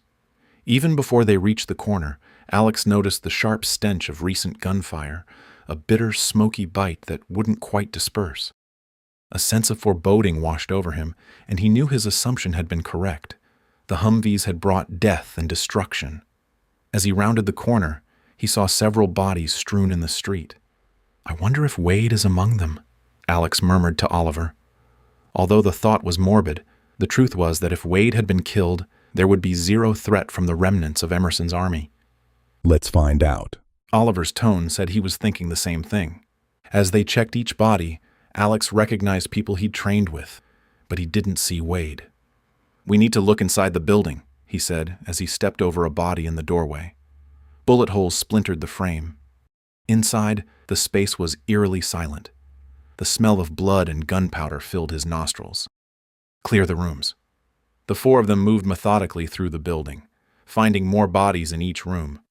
In what had been the common area, 3 of Emerson's men lay dead around an overturned table, playing cards scattered among shell casings. They were just sitting here playing cards when it happened, Oliver said, his tone downcast. Next, the pair headed to Emerson's office. Hours earlier, he and Oliver had killed Emerson and Poole, but now the leaders' bodies were nowhere to be seen. Instead, they found Wade, slumped against the wall, his rifle still clutched in his hands. Unlike the others, he had fired back. Spent casings littered the floor around him. 3 bullet holes marked his chest in a tight grouping. Alex knelt beside his body and studied his face. In death, the man looked smaller somehow, the intimidating presence gone. At least he's no longer a threat to Springmont. Scott appeared in the doorway. We found more bodies in the back. Everyone's dead. Alex rose to his feet. Time to go home. If these military types are taking over communities and killing anyone who resists, Springmont could be next. Chapter 31. Alex. The drive to Springmont was silent, each man lost in his own thoughts. Alex couldn't stop thinking about the way the soldiers had killed every single person at Emerson's headquarters. It also crossed his mind that if he and Oliver hadn't escaped, they would have been among the casualties. There was no point in thinking about what-ifs. Instead, he and his friends had to figure out how to mitigate the threat to Springmont, because the people of Springmont stood zero chance against the well-trained and ruthless soldiers he'd witnessed. Any ideas on what we should do? Scott asked as he drove south along I-15. They would be back in Springmont within the hour, and they would need to provide not only an update, but at least the beginnings of a plan. Before we can form a coherent plan, Alex began, we need to understand exactly what we're dealing with. Luke shifted in his seat. Those soldiers were more brutal than Harper's men. Even as he pictured the way Harper had executed Brian in front of the entire neighborhood, Alex had to agree, and it terrified him. You're right. They took out Emerson's group without breaking a sweat. If they decide Springmont is next, we're toast. Feeling the beginnings of a headache, Alex rubbed his temples. The good news is Emerson, Poole, and Wade are dead. None of them can point anyone towards Springmont now. Which was cold comfort because Alex had no idea if the military was aware of Springmont, but he didn't want to state that out loud.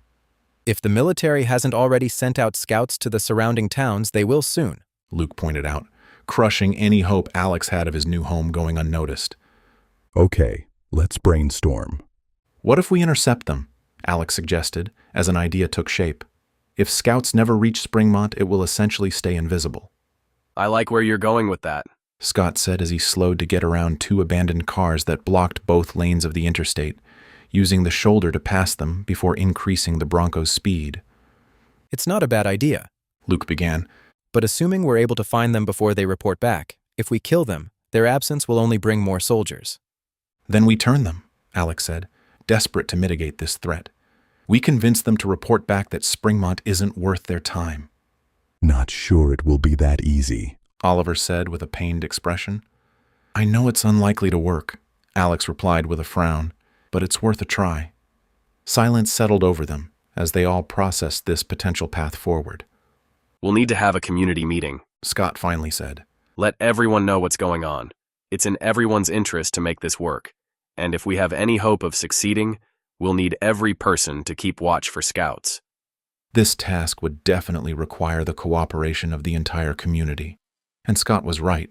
There was no reason for anyone to refuse. Then Alex remembered the man who had pushed back against all the information he and Luke had shared. Victor. The man reminded Alex of Elijah, the man from his neighborhood who had nearly gotten Alex killed. After what Elijah had put him through, Alex had zero tolerance for anyone who posed a threat to himself, his family, or his friends. He just hoped he could persuade Victor so that he wouldn't have to kill him. There's the roadblock, Scott said as they came around the bend that led to Springmont. Alex studied the guards. They were alert, with one watching them through binoculars. The man with binoculars must have recognized Scott because he signaled to the others to create an opening for the Bronco to drive through. When they reached the blockade, Scott stopped. Hey, Jeremy, any news? Jeremy came to the window. Nothing here, but I'm very interested in what you found. Come over after your shift and I'll fill you in. About done now. Jeremy patted the window frame. See you soon. They drove forward, and before long they reached the homestead. Excited to see his family and friends, Alex eagerly scanned the property. The front door opened, and Melissa stepped onto the porch. She covered her mouth with her hand, then called back into the house before hurrying toward the Bronco, which had stopped. Alex climbed out, and when Melissa reached him, he caught her in a tight embrace. I'm so glad you're back, she murmured into his shoulder. We're all fine, he replied, holding her close before pulling back to look at her face. But we have news. She appraised him, her eyes wary. Good or bad? Suppressing a chuckle, he said, a little of both. Jason, Emily, and the other teenagers emerged from the barn. Stephen wasn't far behind, and Baxter bounded toward Alex, his tail wagging. Storm and Ranger came next, but they veered toward Scott. Dad. Stephen shouted, a broad smile on his face as he started jogging. Alex gave him a warm hug. Emily got there next, then Jason. It wasn't until he saw that his family was healthy and safe that he realized how much he'd shoved down his worry for them while he'd been gone. Luke, Scott, and Oliver reunited with their families, while Stan and Nancy joined the large group assembled in front of the house. Everyone's okay? Stan asked. We're good, Alex reassured him. No injuries. Did you find them? Heather asked Scott, her forehead furrowed in question. Emerson and Poole? We did, Scott replied. Then he glanced at Alex before turning back to Heather. They are no longer a threat. They're dead? Katie asked, and Alex remembered that Poole had been the one behind her kidnapping. Yes, Scott said in answer. You're sure? Katie asked, her jaw tight. Oliver and I took care of it ourselves, Alex told her.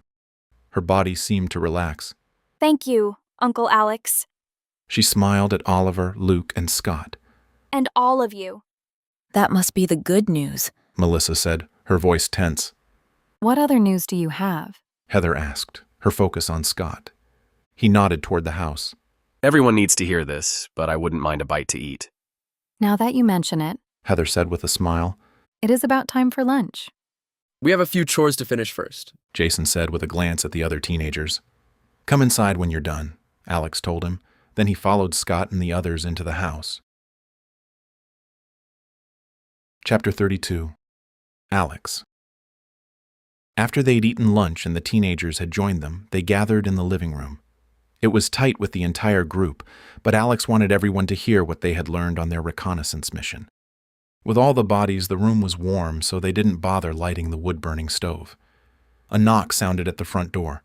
Scott got up to answer it. Jeremy, he said, his voice welcoming. Just in time. Alex stood and went to the door. Glad you made it, he said as he shook Jeremy's hand. I'm extremely interested in what you found. Have a seat. Scott swept a hand toward the crowded living room. Once everyone had settled and exchanged greetings, Alex waited for Scott to begin. It was his home, after all. Before we share our news, Scott began. Tell us what's been going on here while we've been away. Anything unusual or noteworthy? Heather shook her head. Nope, it's been quiet. Jeremy's boys came by yesterday to give their archery lessons. She glanced at Jeremy before turning back to Scott. That's about it. Good. Scott turned to Alex. You want to tell them? Alex took a breath as he gathered his thoughts. Like I said earlier, Emerson and Poole are both dead. Jeremy tilted his head in surprise, then he slowly nodded. Well done. Such a relief. Heather murmured. There's more, Alex said. Their entire army was wiped out. You killed them all? Chloe asked, her eyes wide. No, Luke interjected as he took her hand. We only eliminated Emerson and Poole. He met Alex's eyes before scanning the group. That's what we need to discuss. Tell us, Stan urged as he leaned forward in his seat. There's a military group, Alex began, but before he said more, Stan recoiled. Like Harper? Or worse, Oliver muttered. Worse? Melissa asked, her tone sharp. Not wanting anyone to panic, not after they'd fled to Springmont to escape Captain Harper, Alex held his hands up in a gesture of calm. Before anyone panics, he said, although he was suppressing his own alarm at what the soldiers had done at Emerson's headquarters. Let us give you some background. All eyes were on him as he tried to think of a way to explain what had happened without scaring everyone. He took a deep breath, then dove in, describing how he and Oliver had infiltrated Emerson's army. He talked about the failed raids, including the soldiers showing up and fighting Emerson's forces, and finally, his and Oliver's confrontation with Emerson and Poole.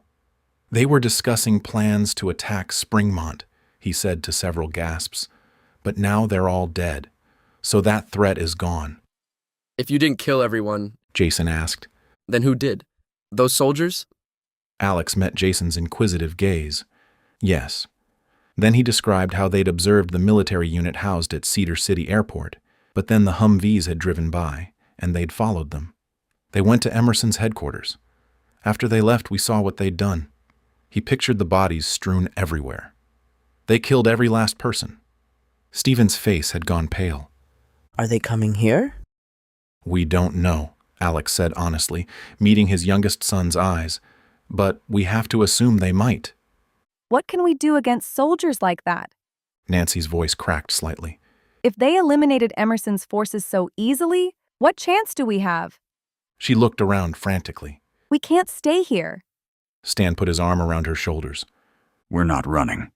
He glanced at the other adults before focusing back on his wife. Besides, we have nowhere to go. That was the sad truth. Even if they wanted to flee, where would they go? We're working on a plan, Scott said, his voice confident. What plan? Chloe asked, her eyes bracketed with fear as she looked to Luke for answers. We believe they'll send scouts before they do anything. We'll intercept them. I see where you're going with this, Jeremy said with a nod. and I like it, but I have to point out something. What's that? Scott asked. How can we be sure scouts haven't already come and gone? That was a thought Alex had had as well, although he really hoped that wasn't the case. He frowned. We can't be sure. But they haven't even taken control over all of Cedar, and their numbers aren't that big, so it's unlikely they've sent out scouts farther afield. His logic was a desperate hope, because if their leader already knew about Springmont, they were screwed. We're going to call a community meeting, Scott said. Get everyone on board with watching for scouts. If we can intercept them before they report back. You want to ambush military scouts? Melissa interrupted, her tone sharp. Alex, that sounds incredibly dangerous. Everything's dangerous now. Alex took her hand. But if we can convince them Springmont isn't worth their time, maybe they'll leave us alone. And if we can't convince them? Heather asked. Alex exchanged glances with Luke and Oliver. Then we make sure they don't report back at all. But won't that just bring more soldiers? Jason asked, echoing Luke's earlier concern. Possibly, Alex admitted, but it buys us time to prepare and maybe time to find another solution. Chloe leaned forward. What about what Nancy suggested? We leave and find somewhere else to live. Where? Scott asked gently. We've built something here. We have supplies, defenses, and a community. Starting over somewhere else? He shook his head. We would be vulnerable on the road, and there's no guarantee anywhere else would be better. He's right, Alex said. Our best chance is to make our stand here. We just have to be smart. We can't fight them directly. That would be suicide. Instead, we have to be clever. When do you want to have the community meeting? Jeremy asked. Let's plan for tomorrow morning at 10. Scott replied. We'll meet at Crescent Park. Chapter 33. Alex. Alex watched the citizens of Springmont gather. It was almost time for the meeting to begin, and it looked like a majority of the people had come. They were probably eager to hear what Alex and the others had discovered. He scanned the crowd on the lookout for Victor, wondering if he had come to his senses or if he would continue to argue against anything Alex suggested. There he was, huddled with several men. Had Victor convinced others that the people of Springmont were invincible? That they shouldn't listen to Alex? That was all he needed. Trying not to equate Victor with his old nemesis, Elijah, Alex turned his attention to John Clarkson. He noticed Clarkson wore his sheriff's uniform. Good. Maybe people would take the news more seriously from someone who represented authority.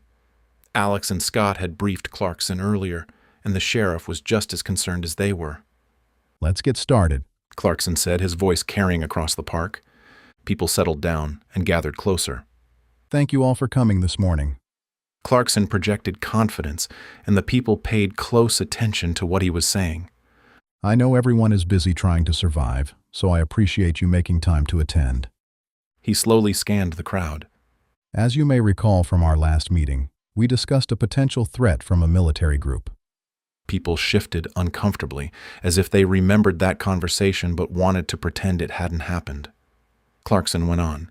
Scott, Alex, Luke, and Oliver did some scouting. He gestured to the 4 men who stood behind him. They've brought news. All eyes swiveled to Alex and the others, their faces expectant. One woman clutched her arms to her chest, clearly expecting bad news. Others held completely still, their attention riveted to the returned scouts. Alex, the sheriff said, as he swept his arm toward Alex, inviting him to speak. Stepping forward, Alex took a beat to gather his thoughts. He already knew the message he needed to get across, but he had to decide how to deliver it based on the reactions he got as he went along. First, he began, I have some wonderful news. Many people immediately relaxed, their shoulders lowering and their faces softening. He had a feeling this meeting was going to be a bit of a roller coaster. He met the eyes of those closest to him. Lance Poole and Colby Emerson are dead. Several people gasped as murmurs rippled through the crowd. Some people even clapped. That is good news, a man standing toward the front said. He deserved it, someone else said. They both did. Victor's voice cut through the noise. So the threat's eliminated. Why are we here? Disappointed to realize that Victor was still going to be a headache, Alex frowned. Because there's a bigger problem. Victor narrowed his eyes as if he already didn't believe Alex. Ignoring the man, Alex went on. Last time we met, I told you about a military group that took over our old neighborhood, led by a man named Captain Harper. Victor made a scoffing sound. Alex didn't even look his way. A similar group of professional soldiers is operating out of Cedar City Airport. They wiped out Emerson's entire army. Wait, a man said, his voice broadcasting confusion. Isn't that a good thing? Emerson was trouble. It sounds like the soldiers helped us. Alex could see how some might see it that way because they hadn't been there. They hadn't seen the bodies scattered everywhere, the people killed without a second thought. It's true that the result helps us, Alex conceded. The man who had suggested it smiled as if this was exactly the response he'd hoped for. However, Alex went on, the way they did it was cold and brutal. What does that matter? One man who had huddled with Victor shouted. It's good that Emerson and Poole and the rest of them are dead. They deserved whatever they got. This was going to be an uphill battle, but there was no choice except to push on because taking his family and leaving Springmont wasn't something he wanted to consider. Instead, he had to convince these people that the danger was real. Meeting the eyes of the man who had pushed back, Alex stared steadily. What's your name? The man scoffed. See? You don't belong here. I've lived in Springmont my entire life, and you don't know who I am. Okay, Evan, Clarkson said with a growl. That's enough. We all know who you are. He doesn't, Evan said as he pointed at Alex. You're right. I don't know who you are, and you don't know me. But what I do know is that the soldiers I observed are well-armed and well-trained, and if you want them on your side, you'd better be prepared to give them as much of your food and supplies as they demand. He paused to give weight to what he was about to say. And good luck if you think what's left will be enough to feed your family. Technically, he didn't know if that was true, but he suspected that Oak Haven had made some sort of protection agreement with the military. Whether that agreement had been voluntary or coerced, he didn't know, but based on his observations of Captain Harper, he doubted there had been much room for negotiation. So, who are these soldiers? A woman in the crowd asked, pulling Alex's attention back. Not Harper's men, he clarified, but they're well-equipped, disciplined, and ruthless. They've established a base at Cedar City Airport with fencing, patrols, and military-grade vehicles. We watched them operate, Scott said. This isn't some ragtag militia. These are trained professionals with a clear chain of command. Alex nodded. They eliminated every single one of Emerson's forces in minutes. They took no prisoners, and they showed no mercy. A chill seemed to pass through the gathering. Even Victor and his friends seemed to shift as if the idea made them uncomfortable. What do they want? Jeremy Porter called out from where he stood with his sons. Alex shifted his attention to his brother-in-law's neighbor. Resources and control, the same things every powerful group wants in this world now. He scanned the faces before him. They've already secured a neighborhood called Oak Haven. The residents there are providing supplies in exchange for protection. He did air quotes on that. Protection, Clarkson echoed, his tone making clear what he thought of that arrangement. Just like Harper's group, Alex confirmed. Only these soldiers might be even more dangerous because they're better organized. An elderly man raised his hand. What are we supposed to do? Just wait for them to come here? No, Alex replied firmly. We believe they'll send scouts first to assess whether we're worth targeting. We plan to intercept those scouts before they can report back.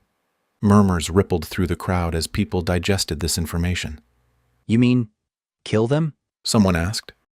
Alex held steady, if necessary, but it would be better to convince them that Springmont isn't worth their time.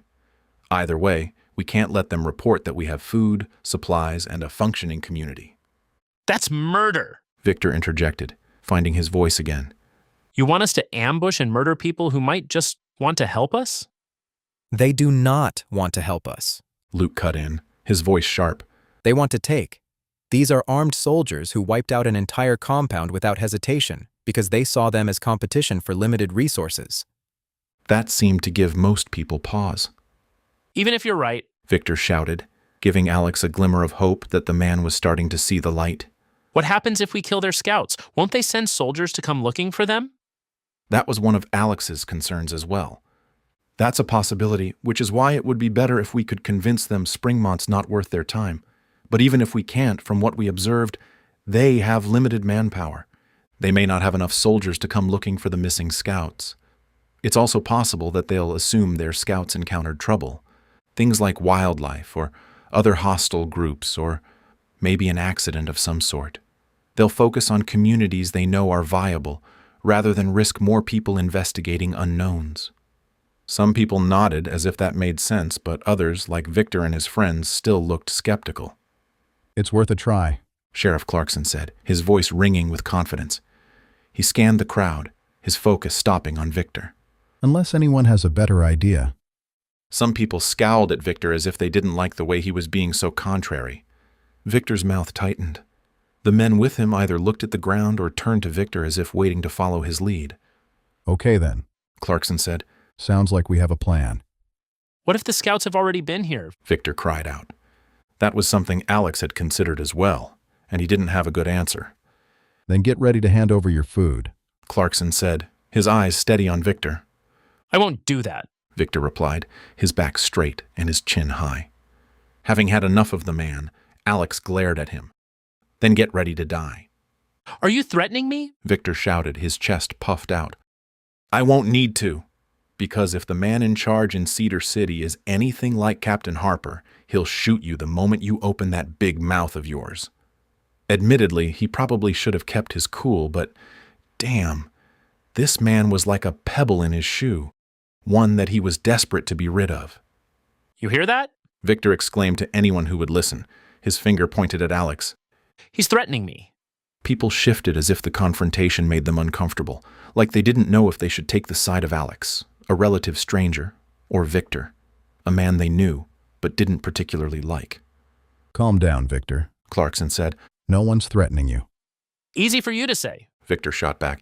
He didn't just tell you that you're about to die. Alex worked hard not to roll his eyes. I have no desire to kill you, he said, although he only half meant it. I was trying to make a point that the soldiers won't put up with any dissent. You comply or you die. It's as simple as that. Victor didn't seem to have a response for that, much to Alex's relief. Arguing with idiots was exhausting, and he had too much actual work to do to expend so much energy on people like Victor. So, a man near the front asked, how do we find these scouts? Glad they were moving on to concrete steps, Alex nodded at the man. We'll need everyone's help. We don't know exactly where the scouts will go, but we know they'll come from the north. If you spot any strangers near Springmont, we need to know immediately. I'll organize patrols, Clarkson offered, but I'll need volunteers. Several hands went up, including Jeremy Porter's and his sons. The meeting continued as they worked out logistics for expanded patrols and lookout positions. More people volunteered than Alex had expected, even some who had initially seemed skeptical. As the crowd dispersed, Alex watched Victor and his friends walk out of Crescent Park and toward the road. They'd volunteered along with many others to watch for scouts. He just hoped they would put the needs of the community above their pride. Chapter 34. Alex. Still no sightings? Alex asked Scott, who had just spoken to John Clarkson over the handheld radio. Alex had been enjoying a cup of hot coffee on the porch when Scott came out to update him. The sun felt good against the chill of the spring morning. No, and I'm not sure if I should feel relieved or worried. Alex knew what he meant. It had been 5 days since the community meeting, and no one had spotted any scouts. Did that mean they hadn't come yet? That they'd come and no one had seen them? Or that they'd come and gone well before Alex and the others had come back from Cedar City? Not knowing was a problem. We need to go back, Alex stated, his chest tightening with apprehension. Scott sat in the chair beside Alex. To Cedar? Yeah. Scott frowned. Not my first choice either, Alex said with a tilt of his head. But how else will we know what those soldiers are up to? Scott stood and went to the porch railing, slowly scanning his property. It was still early and quiet, just how Alex liked it. Soon enough, the place would be bustling as everyone pitched in to keep things running. The garden needed attention, the eggs needed to be collected from the chickens, and then there were archery lessons and target practice. Everyone but the smallest children had been working on their fighting skills. They needed to have as many people ready to fight as possible. The primary reason was to protect the community against whatever might come, but they also needed to protect the homestead, the place they all depended on to survive. Scott turned to face Alex. Who will go this time? Go where? Oliver asked as he joined them. Alex didn't want to take these men away from their families again, but he knew if he asked, they would come. We need to go back to Cedar, see what the military is up to. Oliver grinned. Count me in. The other adults soon joined them, and they held an impromptu meeting. In the end, they decided only 2 of them would go. Taking experienced fighters away was a risk they couldn't afford. What if the soldiers showed up unexpectedly? That would leave the homestead vulnerable, which was an unacceptable option. To err on the side of caution, only Alex and Luke would go. And they would go that very day. We'll take one of the trucks, Alex said. They had returned the Bronco to John Clarkson when they'd gotten back from Cedar. As soon as they gathered enough food, water, and ammo to supply themselves for a week, the pair headed out. They drove through the barricade at Springmont's main entrance and headed down the 2-lane highway that led to the interstate. Still holding on to the hope that they would come across scouts before going all the way to Cedar, Alex glanced at Luke, who was using a pair of binoculars to search for anyone outside the perimeter of town. To give Luke plenty of time to scan, Alex kept his speed under 10 miles per hour. Gripping the wheel as they crept along, Alex scoured the road ahead as well as the surrounding area. Either the military hadn't sent scouts to Springmont yet, or no one had spotted them. He desperately hoped this mission would bring them the information they needed to protect their home. Hold up, Luke said, his voice sharp as he held the binoculars steady. Alex eased off the accelerator and brought the truck to a stop right in the middle of the lane. What have you got? Ridge to the north, about 700 yards. Luke kept the binoculars trained on the spot. 2 figures. They're using scopes or binoculars, and they're looking toward town. Alex's pulse quickened. He glanced in the direction Luke pointed out, seeing the distant ridge, although he couldn't see any people with the naked eye. Regardless, that ridge offered a perfect vantage point of Springmont, but it was just outside the observation zones they'd established. Smart location, Alex muttered as he picked up his own binoculars. That ridge is in our blind spot. They're definitely military. Same uniform we saw at the airport. When Alex focused on the 2 figures, he felt a jolt of adrenaline. This was exactly what they'd been waiting for, exactly what they'd been dreading. Scouts. The word was like an anvil about to drop right on top of their heads. He lowered his binoculars. We need to circle behind them. We can't let them report back. Yep, Luke said with a solemn nod. Grab the map. We need to find the fastest way to approach. 5 minutes later, they'd plotted out the path to follow. We ought to let Scott know what's going on, Alex said as he picked up the handheld radio, but when he tried to contact his brother-in-law, all he heard was static. Either we're too far, or the hills are blocking the signal. We'll keep trying, but we don't have time to go back. We don't know how long the scouts have been there, and we have to reach them before they pack up and head back to Cedar. Feeling time weighing on his shoulders, Alex pressed the gas and sped toward the road that would take them near the scouts without them being seen. Turn here, Luke said, as he looked between the map and a narrow dirt track on their left. Alex veered off the asphalt but had to slow as the washboard surface rattled the truck. They wound uphill and leftward, angling toward where they'd seen the scouts. Luke studied the map, and after 15 minutes he said, Stop here. We'll hoof it the rest of the way and circle around behind them. Alex parked the truck. They loaded extra magazines into their tactical vests, slung their AR-15s onto their backs, tucked knives into sheaths at their waists, checked their pistols, and then set off at a trot. Moving with purpose, they trekked through the sagebrush and pinyon pine trees, always careful to make sure they stayed out of sight. From where they were, they couldn't see the scouts, but they knew the general area where they'd last spotted them. They approached from downwind, circling wide to come up behind the scout's position. As they drew closer, Alex heard voices. Waste of time out here, one was saying. Captain's getting greedy. We have our orders, the other replied. You and your orders, the first man said, his tone showing what he thought of obeying orders. You need to think for yourself. Alex signaled Luke, pointing to the positions flanking the scouts. With practiced coordination, they separated, using the rocky terrain as cover, their ARs ready for action. The scouts had established themselves on a flat outcropping, lying prone with spotting scopes aimed toward Springmont. Their rifles rested beside them, within easy reach but not in hand. Making eye contact with Luke, Alex nodded. Then he moved in. "Drop your weapons!" He trained his rifle on the nearest scout. The response was immediate. One scout rolled, grabbing for his rifle. The other scout froze, hands lifting slightly. Alex squeezed his trigger twice, dropping the scout who'd been reaching for his weapon. Don't shoot! Don't shoot!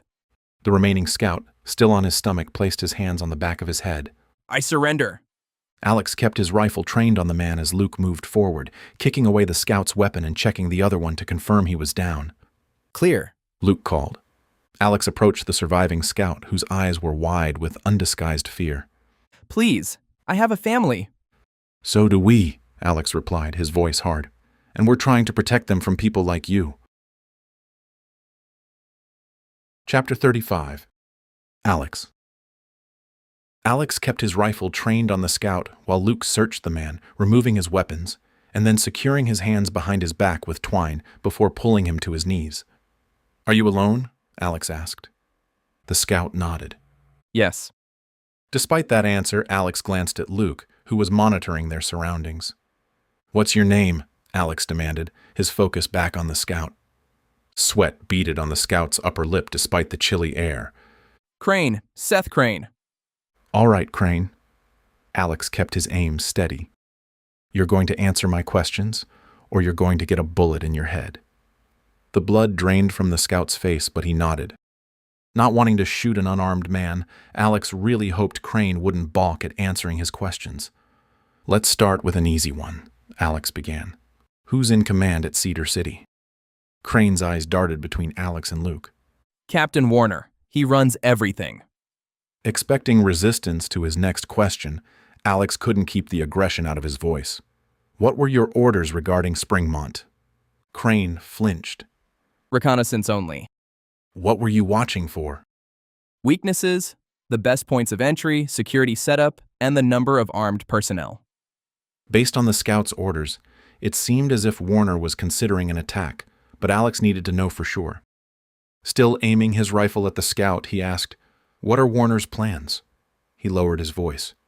Is he planning to attack Springmont? Crane blinked rapidly. Yes. Recoiling at the confirmation of his worst fears, Alex glanced at Luke, who met his eyes before going back to monitoring the area. Schooling his features, Alex pushed for more details. When? Crane visibly swallowed, but he kept his eyes steady on Alex. Within 48 hours. Alex stilled. Less than 2 days. That was all the time they had to prepare for a military assault. Springmont would never survive. Mind spinning with the ramifications, Alex worked to focus. How many men does Warner have? Crane's lips compressed, then he gave a tiny nod as if giving himself permission to speak. 28 combat-ready personnel and 6 support staff. 4 Humvees, 2 of them with mounted 50 cals. He recited the information without emotion. Enough firepower to take any community he wants. And he wants Springmont, Alex concluded as he lowered his rifle. Crane nodded. The first set of scouts came a week and a half ago, got a good look and reported back. Found out Springmont's pretty self-sufficient and many people have working wells. Plus, another attack a few weeks ago severely weakened the town, making it ripe for a takeover. Startled to realize that attack plans had been put in motion before he and his group had even arrived in Springmont, Alex digested this news. Why did Warner send more scouts? Luke asked, joining Alex, apparently feeling confident that Crane had told the truth about being alone. Crane swung his eyes to him. We were doing a final security check. Lips flattening with concern, Alex fought against the panic that climbed his throat. Why are you so willing to tell us all this? Luke asked as he squatted in front of Crane. The scout's gaze drifted toward his fallen comrade, his shoulders drooping as he softly sighed. Nathan has had 2 kids. Never stopped talking about them. He swallowed and met Luke's eyes. I'm a dead man, no matter what. If you don't kill me, Warner will when he finds out I got captured. His shoulders lifted in a shrug. I have nothing to lose. He shifted his focus to the ground. Besides, this isn't what I signed up for. Alex crouched to be at Crane's eye level. What did you sign up for? Crane lifted his head. After the EMP, everything fell apart. Warner offered structure, protection, and food. Crane's voice grew bitter. But almost right away it changed, like a bait and switch. Some of us just wanted to rebuild, not... He shook his head, and his voice lowered. Not conquer. Not everyone at the base supports what Warner is doing? Luke asked with a tilt of his head. At least half would desert if they had somewhere to go, Crane replied as he turned to Luke.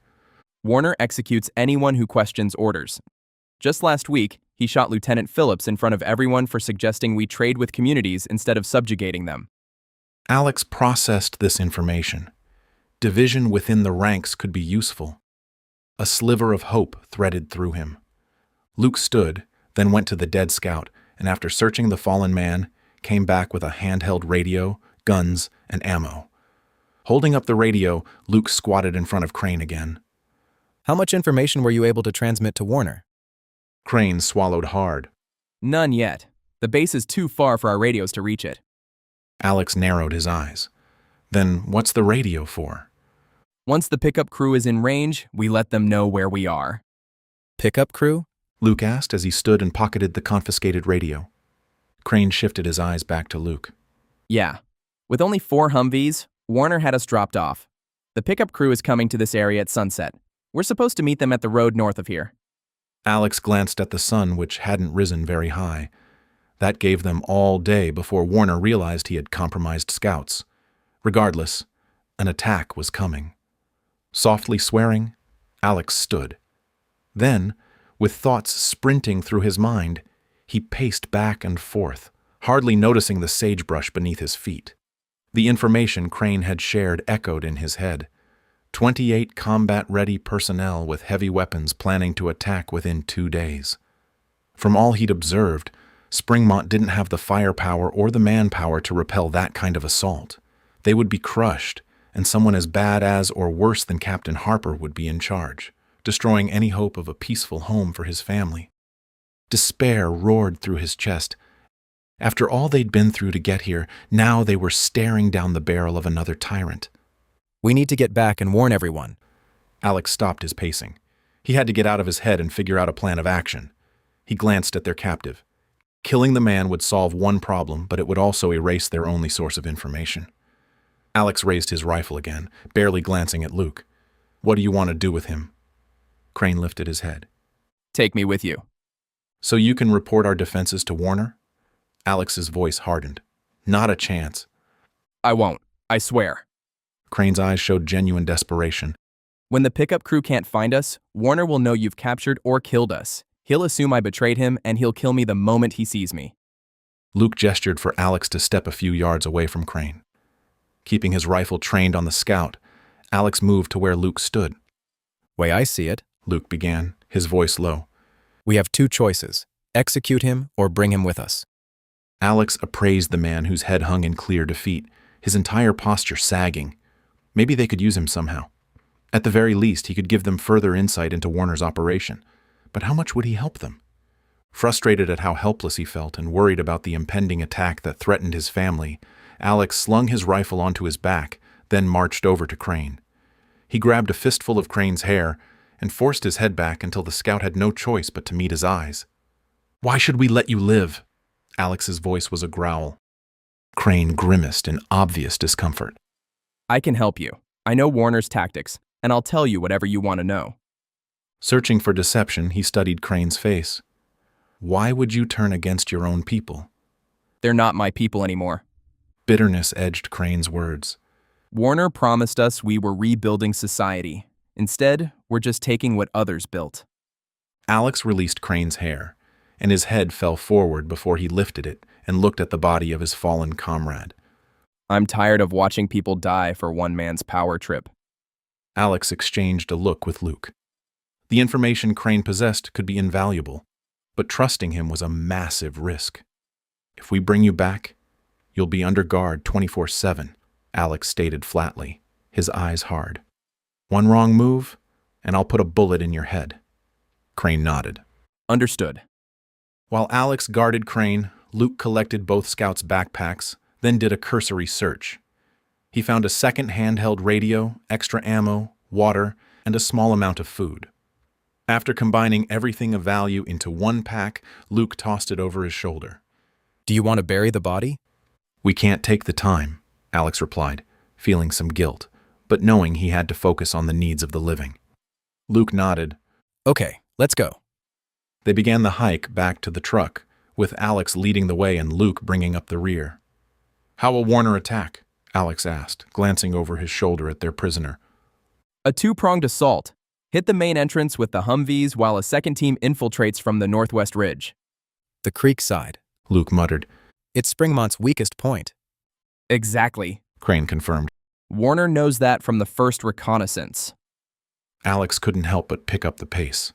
Not far from where they hiked, 28 soldiers were preparing to take Springmont.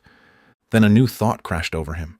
When they can't find the two of you at sunset, will that change Warner's timeline?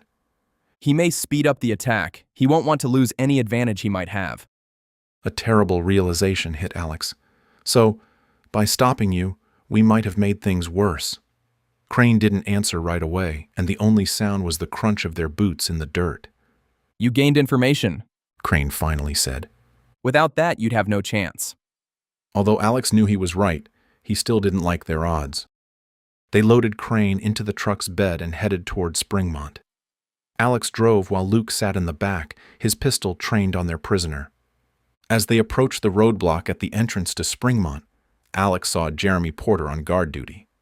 Who's this? Jeremy demanded as Alex stopped in front of the barricade. One of Warner's scouts.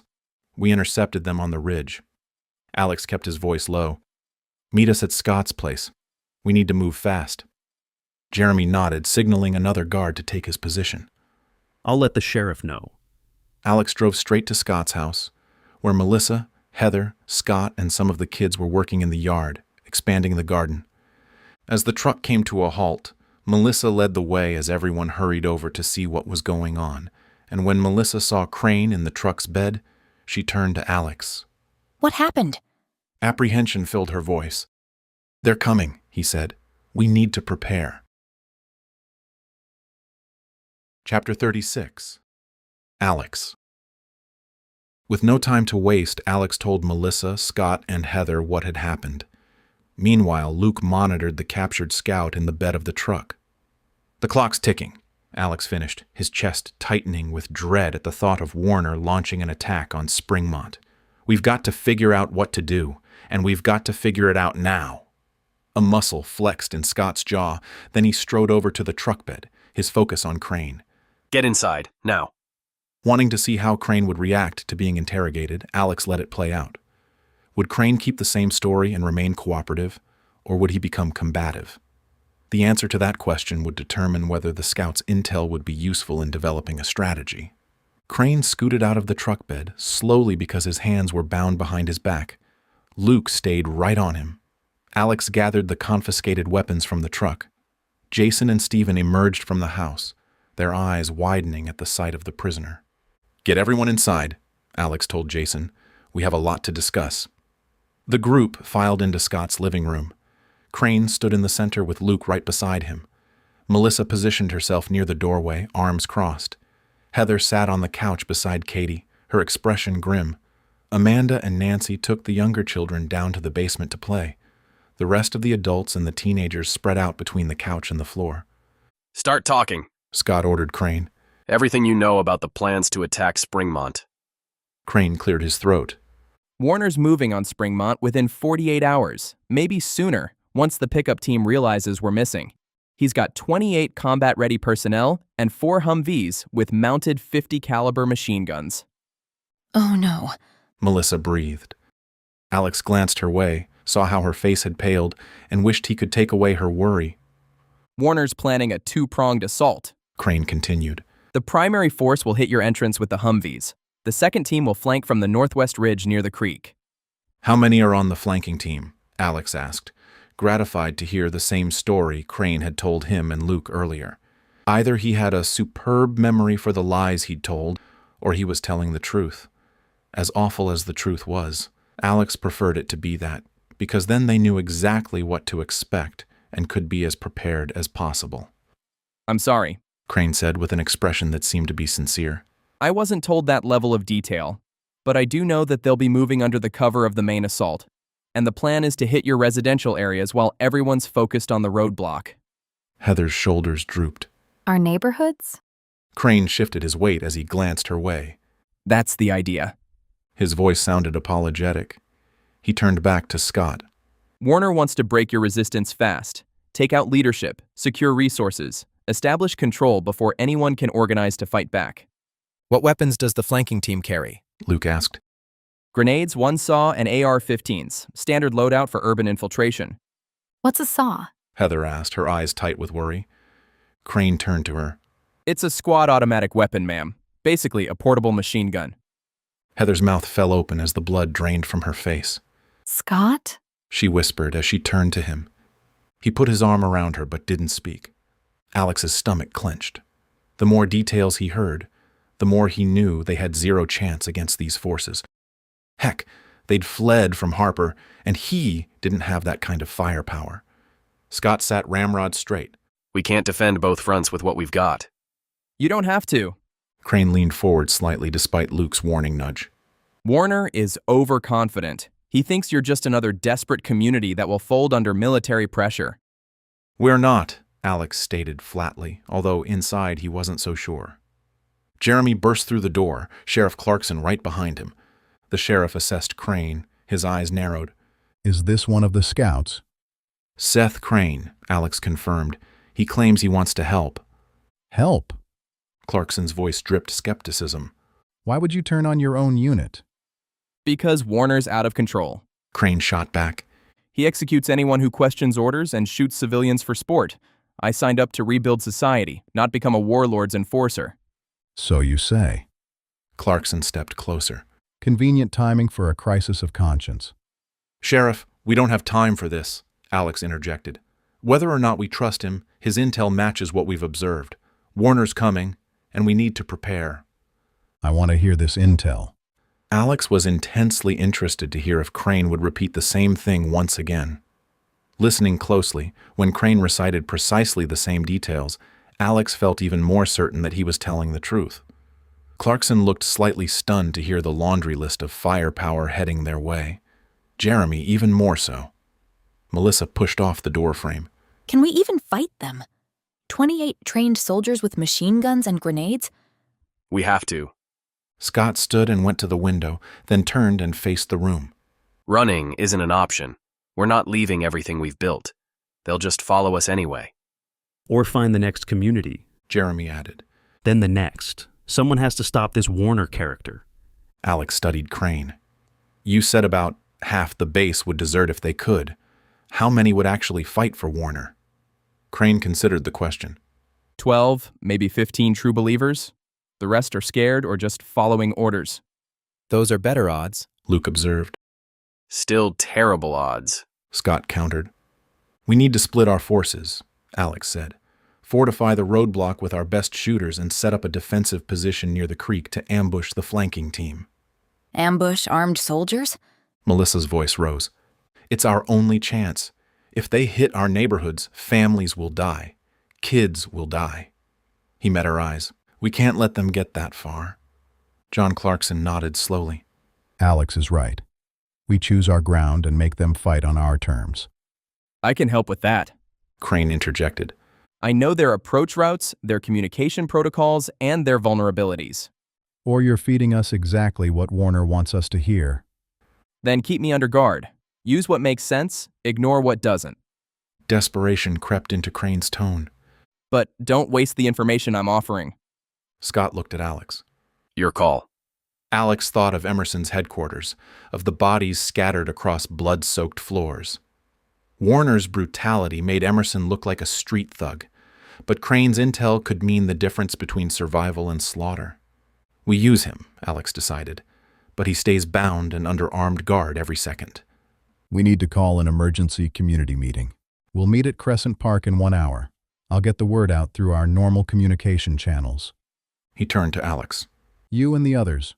His gaze swept around those assembled in Scott and Heather's living room. Solidify the defense plan. We'll present it to the community and make assignments. Will do. Alex was eager to take action. It was the only thing that calmed him. See you in an hour, Clarkson said. Then he hustled out the door. Chapter 37. Alex. Alex watched as Crescent Park filled with the citizens of Springmont. Now that he'd been to several community meetings, he recognized many of those attending. People who were just trying to live their lives in peace, just trying to take care of their families. Those were the people he wanted to look out for. And then there was Victor and his buddies, swaggering into the park as if they knew what was best, as if they had it all figured out. Trying not to roll his eyes, Alex kept his mind on his own family, the ones who mattered, the ones he would die for. Standing behind Sheriff Clarkson and beside Luke, Alex couldn't help but read the bewilderment on the faces of those gathering. 5 days earlier, he and Clarkson had met with the community to discuss the possibility of scouts reconnoitering Springmont. Ever since, everyone had been on edge, waiting, watching, with no results. And now an emergency meeting had been called. Alex could only imagine how anxious they must be feeling. Finally, it was time to begin. Clarkson raised his hands for quiet, and the murmur of voices faded. Thank you for coming on short notice, Clarkson said, his voice carrying authority. We've got a situation that requires immediate action. People turned to each other with worried expressions as they murmured in low voices. Alex scanned the gathering, looking for those he knew. Jeremy Porter stood with his sons near the front. Melissa caught his eye from where she stood with the kids off to one side, her face tight with worry. Stan and Oliver had stayed behind at the homestead, guarding Crane. Earlier today, Clarkson went on, Alex and Luke intercepted 2 military scouts on the ridge overlooking town. The crowd erupted. What happened to them? Where are they now? Did you find anything out? Clarkson waited for quiet. They killed 1 scout when he resisted. They captured the other, and he's being held under guard. Killed! Victor's voice cut through the assembly. He pushed forward from the back, his focus on Alex. You killed military personnel? We had no choice, Alex replied in a loud voice. He was armed and preparing to attack. How do you know that? Victor wheeled on him. He was a scout, an observer, and now we've got his blood on our hands. You weren't there, Alex said, deeply annoyed at the constant sparring. Victor glared at him. Oh, and I should believe you when you claim you had no other choice but to murder military personnel? He shook his head and turned away from Alex.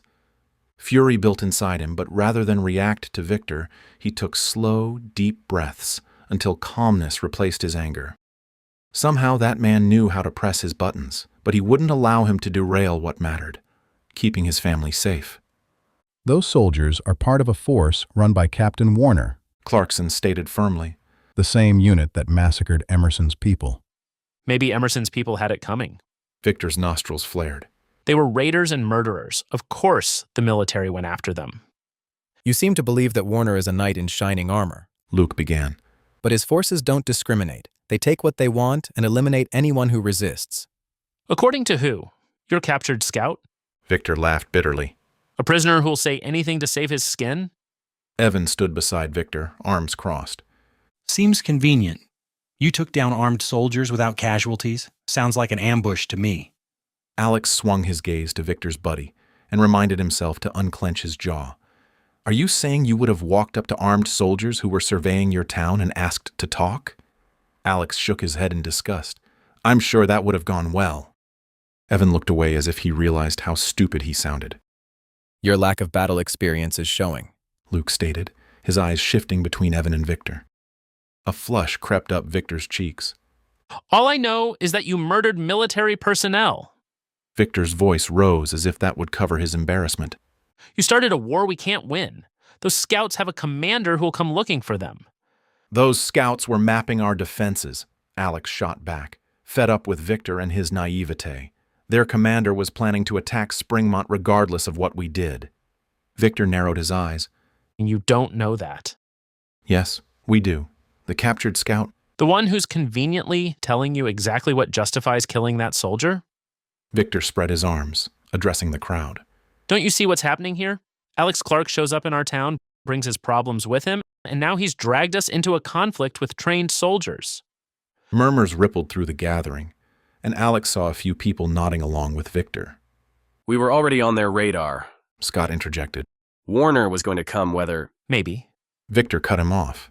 Or maybe those scouts would have observed us, seen we weren't worth the trouble, and moved on. But now? He pointed at Alex. Now we've killed one of their men and kidnapped the other. Now they have to respond. Now we're a threat that needs eliminating. About to argue, Alex wondered if it was worth the breath he would have to expend. Clearly, Victor had no desire to know the truth, only to prove that he knew best. Victor, that's not how this works, Clarkson said. How would you know, Sheriff? When's the last time you dealt with actual military operations? Victor's gaze swept the crowd. We've been making decisions based on what Alex Clark tells us. Alex Clark, who brought danger to our doorstep. Alex Clark, who keeps finding reasons to pick fights instead of seeking peace. Wanting nothing more than to shut the man up, Alex clenched his hands into fists and focused on the gathered citizens. There was no point in trying to defend himself against Victor's accusations. Instead, he needed to convince the people of the imminent danger they faced. Warner doesn't offer peace. He offers submission or death. According to your prisoner, Victor sneered.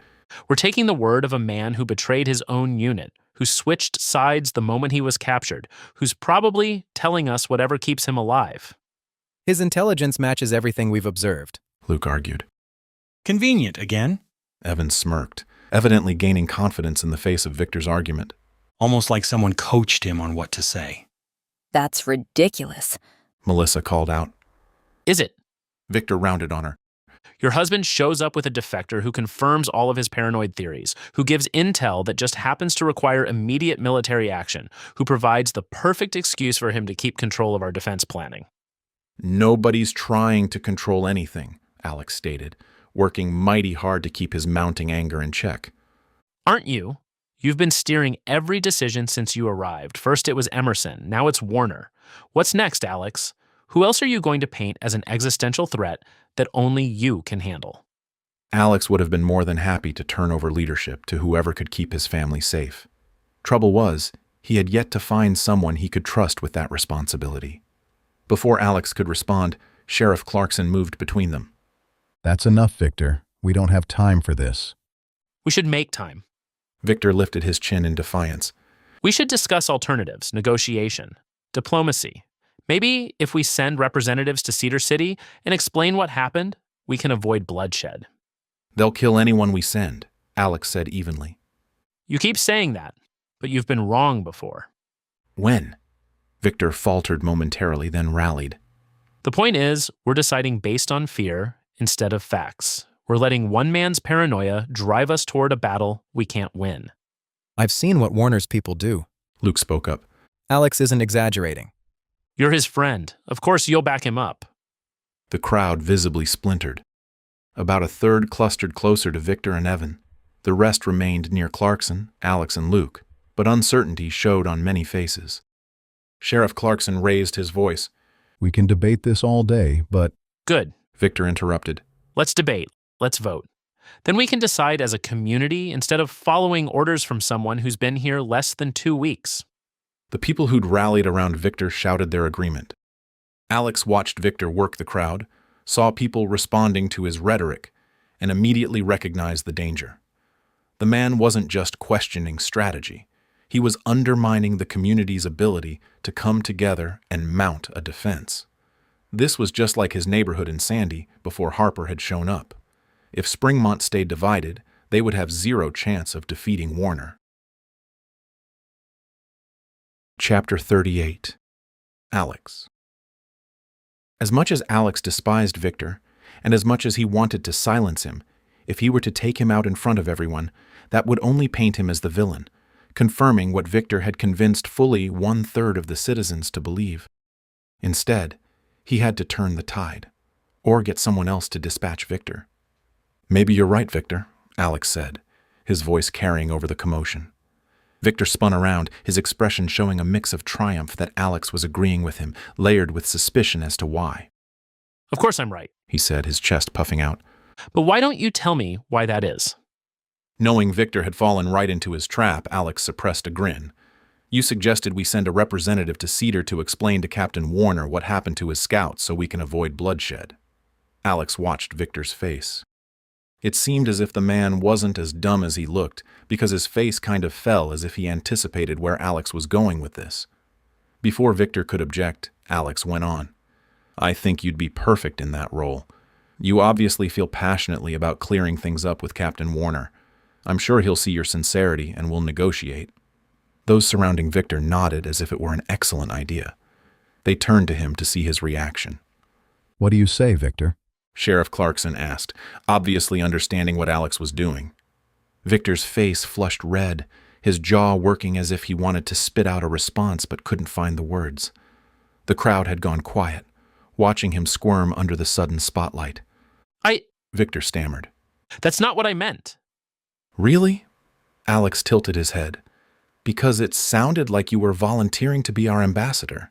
You're the one who believes Warner will be reasonable." You're twisting my words. "Am I? You said we should negotiate instead of fighting. Negotiation requires a representative." Alex shrugged. "Unless you're saying you believe in negotiation only when someone else has to do it." Victor's friends shifted uncomfortably. Even Evan took a step away. That's different. I'm saying we shouldn't have killed that scout. Now you want me to walk into their base after you've already... Already what? Luke's voice cut through the tension. Already defended this community? Those scouts had weapons. The one we killed reached for his. What did you expect us to do, Victor? Politely ask him to stop pointing his rifle at us? You could have wounded him. You could have gotten ourselves killed. Luke interrupted. I've been in law enforcement for 10 years. When someone reaches for a weapon, you have milliseconds to decide. You don't get do-overs. Jeremy Porter moved closer to the center of the gathering. "Victor, I've known you for many years. I know you mean well, but you're talking nonsense. These soldiers aren't coming to have tea and discuss terms. They're coming to take what we have." Victor turned to Jeremy with a scowl. You don't know that. "The scout we captured confirmed it," Sheriff Clarkson pointed out. That scout's one of them. Victor shot back. Why would we trust anything he says? For all we know, Alex convinced him to tell those lies to scare us into doing whatever he wants. The accusation hung in the air like smoke, thick and toxic. Alex ground his teeth together, then he forced his jaw to relax as his voice went quiet. "You think I fabricated this entire threat? That I somehow convinced that scout to betray his unit and to give us detailed intelligence about an attack that's supposedly not coming?" I think you've been in control of security decisions since you got here. Victor sneered. I think you like being in charge, and I think you need enemies to justify that position. Heather stepped forward, her face tight with anger. Lance Poole, the same man who attacked Springmont, orchestrated my daughter's kidnapping. Alex and his people took care of future threats from Poole and Emerson. What have you done, Victor, besides complain? I helped defend the roadblock when Poole and Emerson attacked. You fired a few shots, and then you hid. Katie said, her voice confident. I was there. I saw you. Victor whirled on her. You don't know what you're talking about. "Enough," Sheriff Clarkson snapped. "Victor, you've made your position clear. You don't trust Alex, you don't trust the captured scout, and you think we should negotiate. Fine, but right now, we have less than 48 hours to prepare for an attack. Whether or not you believe it's coming, the rest of us need to act like it is." And if you're wrong? Victor looked around at the crowd. Maybe this Captain Warner had no intention of attacking us, but then he... His finger jabbed in Alex's direction. Killed one of Warner's soldiers and kidnapped the other. This outsider who thinks he knows better than we do has provoked these trained soldiers. Now Warner will come at us with everything he has. He was already coming with everything he has, Alex said. These scouts were doing a final security check. The scout we captured gave us numbers, vehicles, and tactics. You can choose not to believe him, but I'm not gambling my family's lives on your delusion. Then you're a coward. The word struck Alex in the chest like a plank of wood. He sensed Luke tensing beside him and felt Scott's hand on his shoulder, holding him back. "Say that again," Alex hissed. You heard me. You're too afraid to try diplomacy, so you're choosing violence. You'd rather fight than talk, because it's easier for you. "I've seen what these people do." Alex's voice was deceptively calm as rage boiled inside him. "I watched Captain Harper execute civilians at an elementary school for refusing to hand over weapons. I've seen communities torn apart by men who promise protection and deliver slavery. Warner is cut from the same cloth. The only difference is the location." Warner isn't Harper, Victor argued. "No, but the tactics are identical, and the results are the same." Victor crossed his arms. I'm not preparing for war based on the word of one prisoner and your paranoia. "Then don't," Sheriff Clarkson said. "but stay out of the way of those who will." The crowd erupted, with Victor's supporters rallying around him and begging him to volunteer to go to Cedar to intervene on Springmont's behalf. Others huddled in small groups, their faces stark with worry, while still others approached Clarkson, Alex, and Luke, asking what they needed to do to prepare. This community was well and truly fractured, and all Alex could think of was Abraham Lincoln's famous quote, "A house divided against itself cannot stand." Springmont was the house that would fall if he didn't mend this divide. Chapter 39. Alex. "I have an idea," Alex shouted above the soft roar of conversation. "A possible way out of this." People began quieting down as they faced him, some with tentative smiles, others holding still in expectation, all focused fully on Alex. Contrary to what some believe, his eyes went to Victor. "I don't want violence. I would prefer a peaceful resolution." He scanned the gathered citizens. "So, I have a proposal. I believe we may have a way to get a message to Captain Warner with no one being put in danger." "How?" a man called out. Alex lifted his hands in a signal that said, "Give me a chance to explain." The scouts had handheld radios. Those radios don't have the range to reach the base in Cedar, but when a pickup crew comes at sunset to exfiltrate the scouts use the radios to communicate where they are. Luke and Clarkson slowly nodded, obviously understanding what Alex was about to suggest. "What I propose," Alex continued, "is using the radios to give the pickup crew a message to relay to Warner. A message that we'd like to negotiate a way to prevent the attack." Heads nodded, smiles bloomed, voices lifted. "Great idea." "It could work." "I like it." Alex shifted his focus to Victor, who scowled. Did he not like that Alex had come up with a solution that people approved of? You want to invite Warner here? Victor shouted. The man who wants to take over Springmont? Alex crossed his arms across his chest. It was the only way to keep from throwing his hands in the air. A minute ago, you were all about negotiating, Victor. What changed? I suggested we go to him to negotiate. Victor's scowl deepened. Not bring him right here into Springmont, where he can get a first-hand look at our homes. Victor wasn't wrong, which annoyed Alex even more. But he had no desire to go to Cedar, the den of his enemy. And if anyone went to Cedar to negotiate, he had a feeling it would be him. We'll keep the meeting on the outskirts of town, Alex replied, away from our homes. That's a great idea, Alex, Sheriff Clarkson said. Then he scanned the crowd, pausing on Victor. Unless someone wants to volunteer to go to Cedar, right into the enemy's camp. Victor shifted his eyes away from Clarkson, and of course, no one else volunteered. Sounds like it's decided, Clarkson said with a smile. We'll give Alex's idea a try. I'll get the word out once we know how it went. The majority seemed pleased by this, although the rest were a mix of uncertain and downright hostile toward the idea. It was the best Alex could come up with, and in the meantime, they would continue to prepare for battle. I'll go with you, Luke said to Alex. I'll go too, John Clarkson offered. Glad he had two good men to back him up, Alex nodded. Okay, we'll head up to that ridge a couple of hours before sunset. Alex watched the crowd disperse. Victor stormed off with Evan and a few others trailing behind him like disciples following their prophet. The division gnawed at Alex, but there wasn't time to worry about winning everyone over. Scott approached with Jeremy. You think Warner will negotiate? Doubtful. Alex scrubbed his face with one hand. But it buys us time and maybe throws him off balance. If he thinks we're willing to talk, he might delay the attack. Or he comes early to catch us unprepared, Jeremy said with a grimace. That's why we keep fortifying. Alex frowned. Crane said 48 hours. If Warner changes the timeline, we need to be ready either way. What intel do you want from the prisoner? Clarkson asked Alex as they started walking toward their trucks.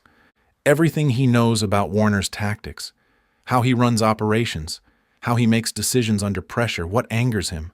Crane worked under him for weeks. He'll know the man's patterns. Luke fell into step beside them. We should scout that northwest ridge Crane mentioned, see what kind of approach the flanking team would have. Good idea.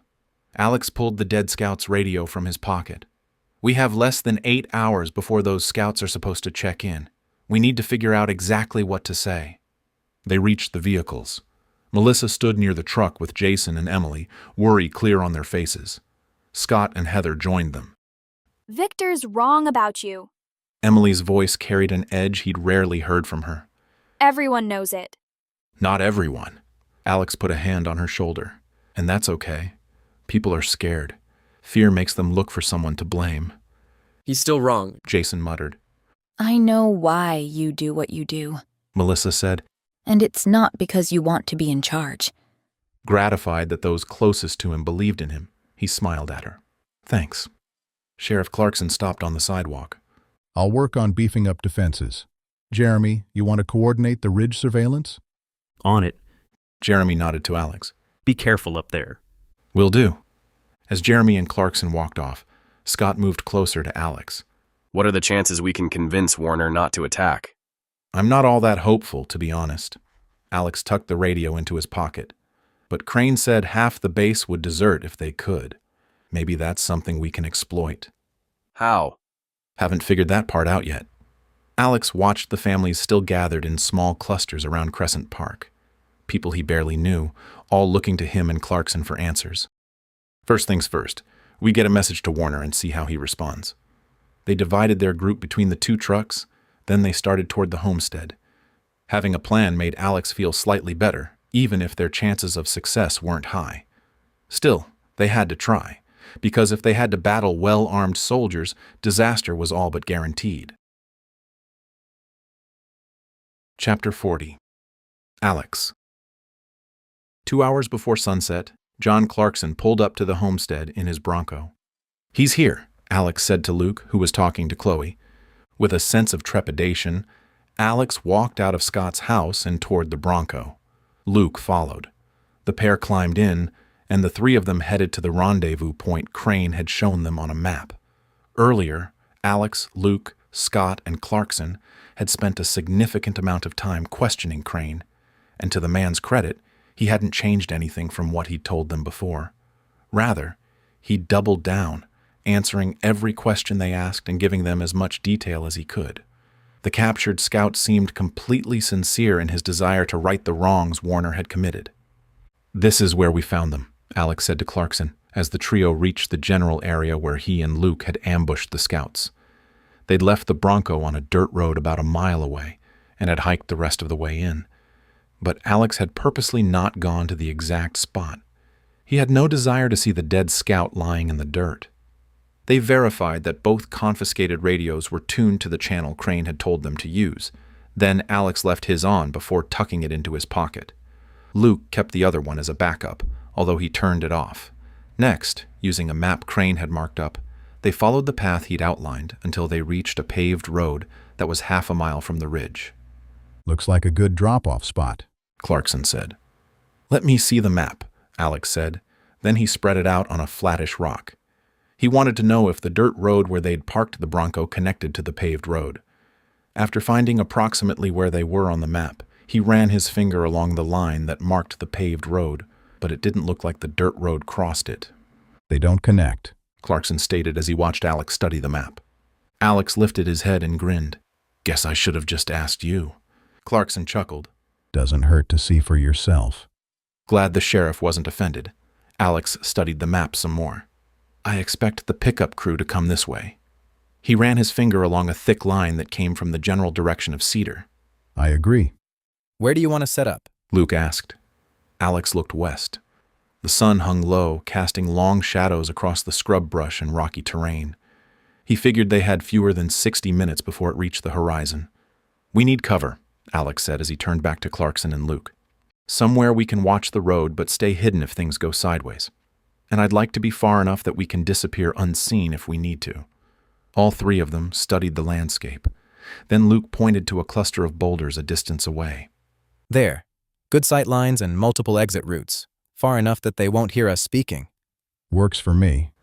They moved into position, settling in behind the rocks. Alex mentally rehearsed what he planned to say to the soldiers in the pickup crew, but his mouth felt dry nonetheless. A lot was riding on the success of this part of the plan. Alex watched the empty road. Crane had described the typical pickup as a single Humvee with 2 personnel, a driver and someone riding shotgun.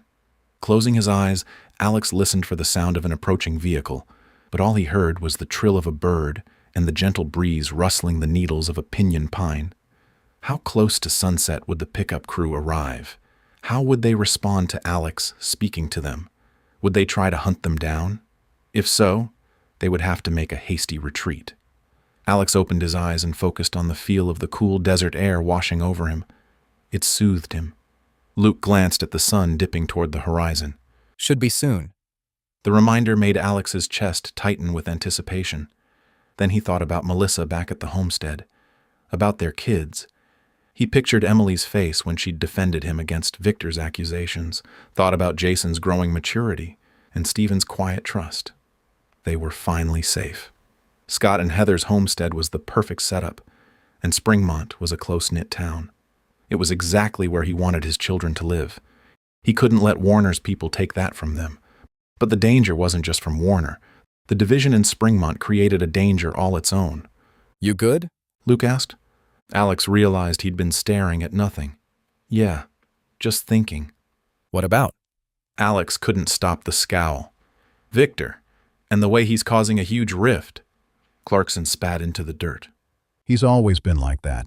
Acts tough when there's no danger, vanishes when the shooting starts. Katie had him pegged right."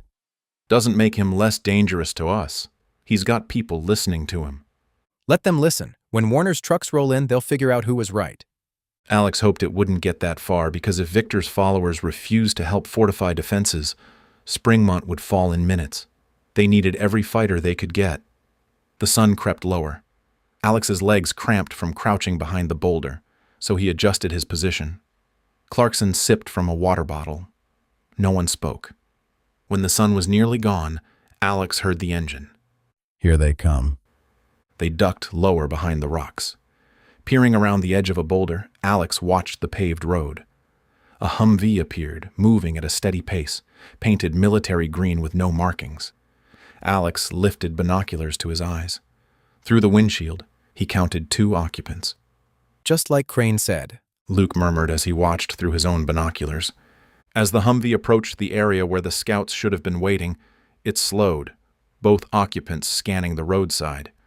Then, the vehicle stopped completely. Alex took the radio from his pocket, but he waited. He wanted to see what they would say. The Humvee idled. Through the dusty windshield, Alex watched the passenger lift something to his mouth. The radio in Alex's hand came to life. "Recon 1, this is transport. What's your position? Over." Alex remained silent. Several seconds passed. "Recon 1, respond. Over." Alex continued waiting, and through the binoculars, he watched the men in the Humvee. The passenger said something to the driver. Their body language broadcasted tension. Meeting the eyes of Clarkson, then Luke, who nodded once, Alex shifted his attention back to the Humvee. With one hand, he lifted the binoculars to his eyes. With the other, he pressed the transmit button and spoke into the radio. "Transport, this is Leader 1. We have your scouts. Over."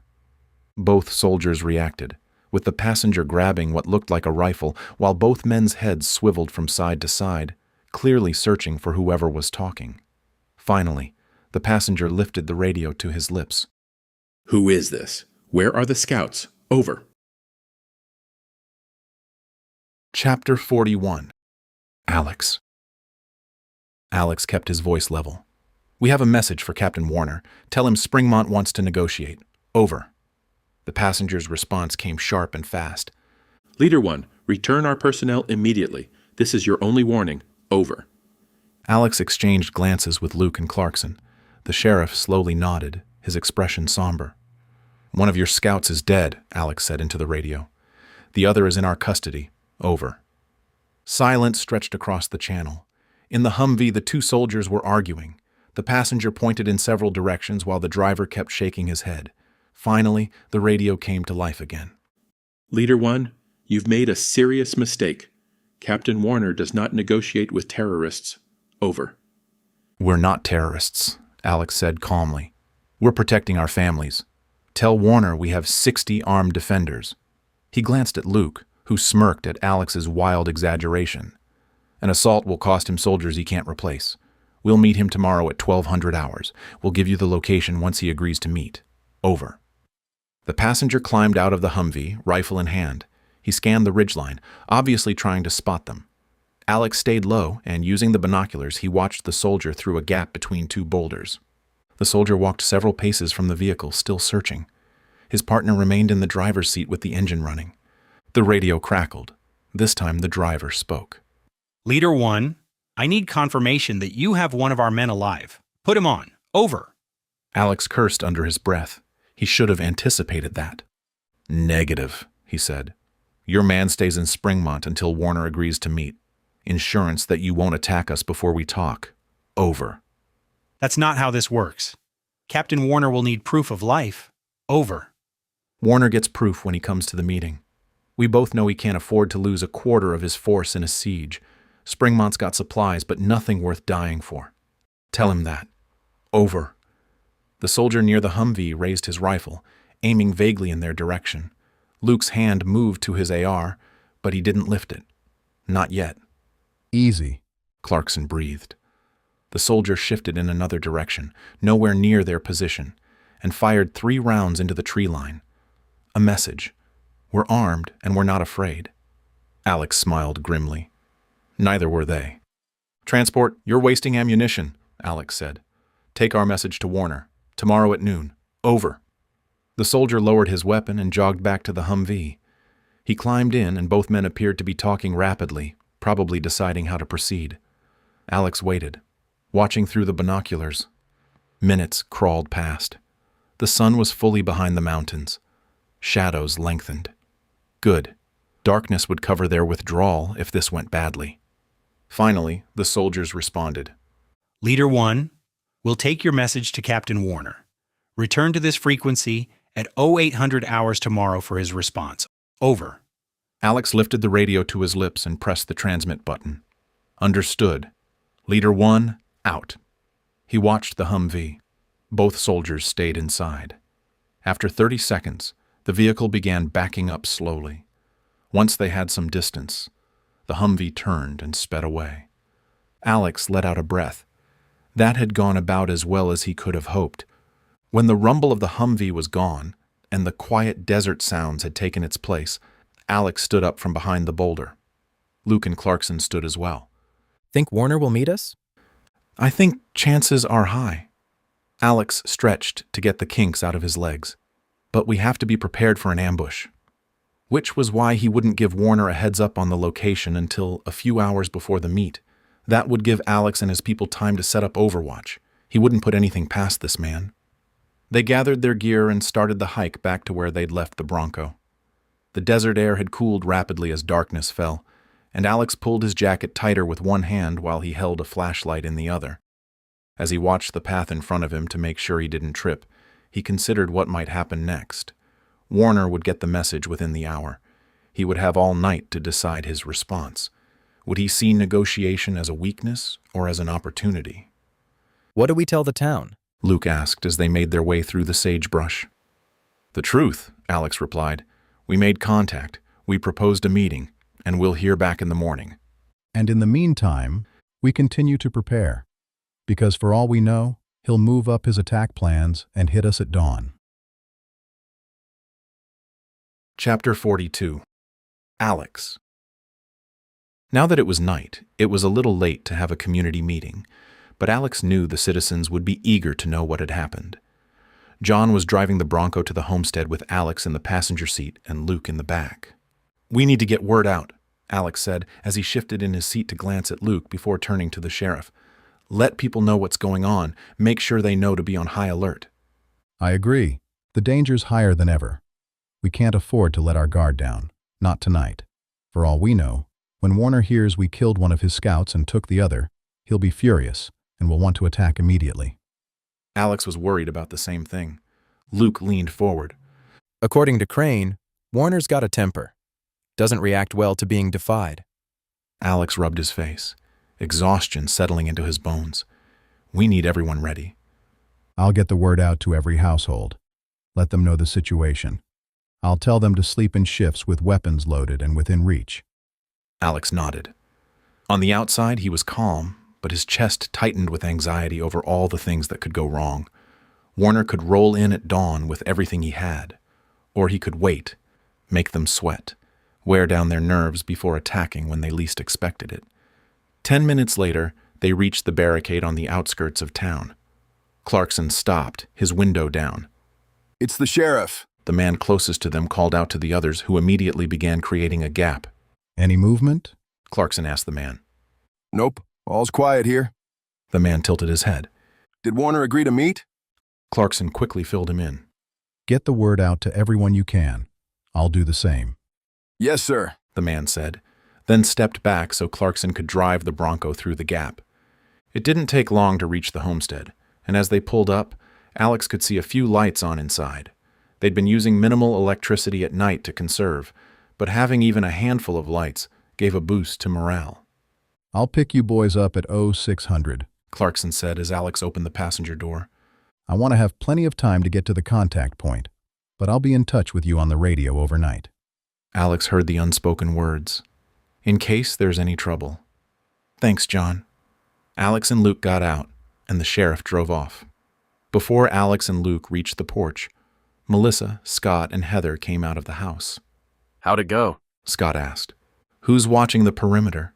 Alex asked, concerned because he hadn't noticed anyone guarding the house. I am, Oliver said, materializing from the shadows. Stan, Jason, and Josh are on guard duty too. Call everyone in. We'll have a quick meeting to update everyone. Oliver lifted a radio to his lips and instructed all the guards to come in for a brief huddle. Scott went into the house to round up the rest of the adults and teenagers, who quickly joined them in the front yard. Every single person was eager to hear what had happened. What's going on? Jason asked as he jogged into view, a rifle slung across his back. It continued to fill Alex with a mix of pride and astonishment to see how rapidly his 17-year-old son had taken on the responsibilities of an adult. When everyone had gathered around, Alex told them about the transport team showing up and the conversation they'd had. Tomorrow morning at 8, the sheriff, Luke, and I will go to a spot close enough to communicate, but not all the way up on the ridge. That's when we'll get a reply. You think he'll want to meet? Oliver asked, his expression showing he doubted it. Do you think he'll want to avoid a fight? Melissa asked, her eyes lit with hope. I know I would, Alex replied, which, he knew, meant absolutely nothing compared to what a man like Warner would want. All we can do is wait and see, Stan said. We need to be ready for anything, Alex pointed out. I hate to say it, but there's a possibility he'll move up his attack. To when? Heather asked. Not wanting to scare anyone, there was no hiding the truth. Alex met her worried gaze. To dawn. She gasped, but she wasn't the only one. Chloe wrapped her arms around herself as if to ward off this horrifying possibility. He also might want to meet, Luke said. From what Crane told us, he doesn't have an abundance of soldiers, and it sounds like half of them aren't enthusiastic about his tactics. Who's watching Crane? Alex asked, suddenly realizing everyone who lived at the homestead surrounded him. Jeremy Porter and his son Liam, Scott replied. He'll want to hear this. I can relieve him, Jason offered. Thanks, son. I'll fill you in if I learn anything more, but that's really all I have to share. With a nod, Jason turned and trotted off toward the barn where they were keeping Crane. A few minutes later, Jeremy approached from the barn, his face serious in the moonlight. How'd it go? Alex repeated the interaction with the transport team. Jeremy nodded. Okay. Did Crane tell you anything new? He said Warner's got a pattern. Sends scouts first, waits for reports, then he moves in fast and overwhelmingly. Likes to hit at first light when people are tired from overnight watches. He said as much to me. There's more. He said Warner trusts maybe 4 or 5 of his people completely. The rest fear him. Said he's shot men for questioning orders. Disgusted by Warner, Alex frowned. If Warner's men had the opportunity to turn on their commander, would they? Did he say anything about Warner being willing to negotiate? Scott asked. Jeremy shook his head. Crane said Warner views negotiation as weakness, but he's also practical. Won't waste men if he doesn't have to. So it could go either way, Alex said, frustrated at not having a clue what to expect. That's about the size of it. Jeremy looked toward the barn. Crane also mentioned Warner keeps a tight schedule.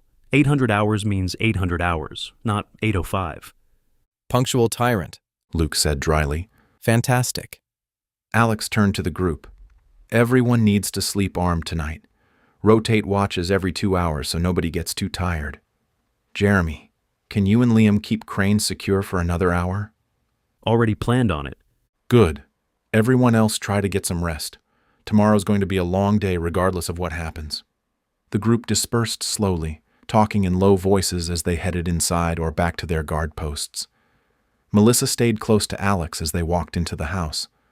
What do you think Warner will do? She asked softly. Whatever serves him best. Alex pulled her close. Which is why we can't count on anything. That night, sleep came in fragments, broken by every sound outside and the occasional check-in from Clarkson. The sheriff reported all was quiet, but Alex still struggled to sleep, and his hand never strayed far from his rifle. Chapter 43. Alex. Alex was up and dressed before the sun rose. Melissa's side of the bed was empty, and when he entered the kitchen, he found most of the adults gathered. It looked like he wasn't the only one who hadn't been able to sleep. Melissa held out a thermos. Your coffee, just the way you like it. Thanks. He kissed her, then turned to Luke. Is John here yet? He just pulled up. Oliver held up a handheld radio. Keep us posted, yeah? Absolutely. Alex patted the radio on his hip, which was tuned to a channel that only Oliver was on. He hadn't wanted to be distracted by all the radio traffic in Springmont, so he was relying on Oliver to keep him updated. Another radio sat in his pocket. That one for talking to Warner's soldiers. Alex and Luke went out the front door. The Bronco was running, with Clarkson behind the wheel. Ready? Clarkson asked through the open window. Yep, Alex replied. He climbed into the passenger seat while Luke took the back. The sheriff looked like he'd slept about as well as Alex had, which was to say, barely at all. Stayed quiet all night? Alex asked as they pulled out. Yeah, to be honest, it makes me nervous. Same, Luke said from the rear. They drove in silence, watching the sky lighten from black to deep blue. They had no intention of going to the same place they'd been the night before. For all they knew, Warner had pre-positioned soldiers in that area, ready to ambush them. Their goal wasn't to get eyes on the soldiers, just to communicate. That gave them a lot more flexibility in where to set up. So, rather than head east and through the barricade, they went north. By the time they parked the Bronco on the dirt road, the sun was a pale glow on the horizon. They set off on foot, hiking through the sagebrush, and by 0700, they'd found a sizable boulder behind which to hunker down and wait. Even though they were a fair distance from where they expected Warner's soldiers to show up, they weren't taking the chance of being spotted. The range of the radio should be sufficient from here, Luke said. Alex hoped he was right, because he wasn't sure what Warner would do if his soldiers weren't able to get in touch with Alex and his team.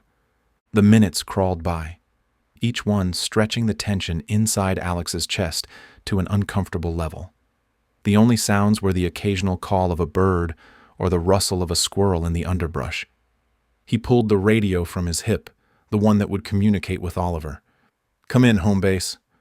It only took a few seconds for Oliver's voice to respond. This is home base. His voice was loud and clear. Good. We're in position and waiting, Alex said. No movement yet. Over. Copy. Talk soon. Out. He clipped the radio to his hip, then shifted to get more comfortable. Time passed, and when Alex glanced at his watch again, he said, 10 minutes. Luke sat in silence. Clarkson used a pair of binoculars to scan the area. Alex held the military radio in his hand, ready to respond the moment Warner's people reached out. It's time, Alex said, his body tensing as his heart rate picked up. Expecting contact at any moment, when 5 minutes passed and the radio stayed silent, Alex became concerned. Where are they? Luke asked. Maybe we're too far away. Should we move closer? Clarkson scanned the general direction where they expected Warner's soldiers to be. I don't want to reveal our location. Maybe that's what they're waiting for. Alex suddenly felt like eyes were on him, and the hair on the back of his neck rose. The radio came to life. Team leader, come in. But it wasn't the military radio. It was the one he used to communicate with Oliver. And it was Oliver's voice. Startled, Alex glanced at Luke and Clarkson while simultaneously yanking the radio from his hip. He lifted it to his lips. This is team leader. This is home base. Warner is at the barricade. Over. The words hit Alex like a punch. Say again? Captain Warner is at the barricade. Says he's here to negotiate. Over. Is he hostile? Over. Negative. Came under a white flag. Has 1 Humvee and 3 soldiers. Over. On our way, Alex shouted into the radio. Keep us posted. Out. He turned to Luke and Clarkson. We're going to have to risk exposing ourselves. Luke tilted his head in agreement, and the trio leapt to their feet. Even as Alex got moving, he hunched his shoulders as if that could protect him from a sniper Warner had sent to execute him. But no gunshots rang out. He went as fast as he could through the thick sagebrush, his mind galloping ahead.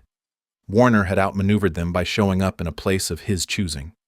And at a time when Alex wasn't there to respond. Did he have more soldiers staged nearby but out of sight, ready to attack? Clever tyrant, Luke said as he kept pace with Alex. Can't believe he flanked us, Clarkson muttered. We should have expected that. Finally, the Bronco came into view, and a voice came over the radio. You copy? I say again, Sheriff, do you copy? The voice was frantic. That's Jeremy, Clarkson said as he snatched his radio from his hip. This is Sheriff Clarkson. Over.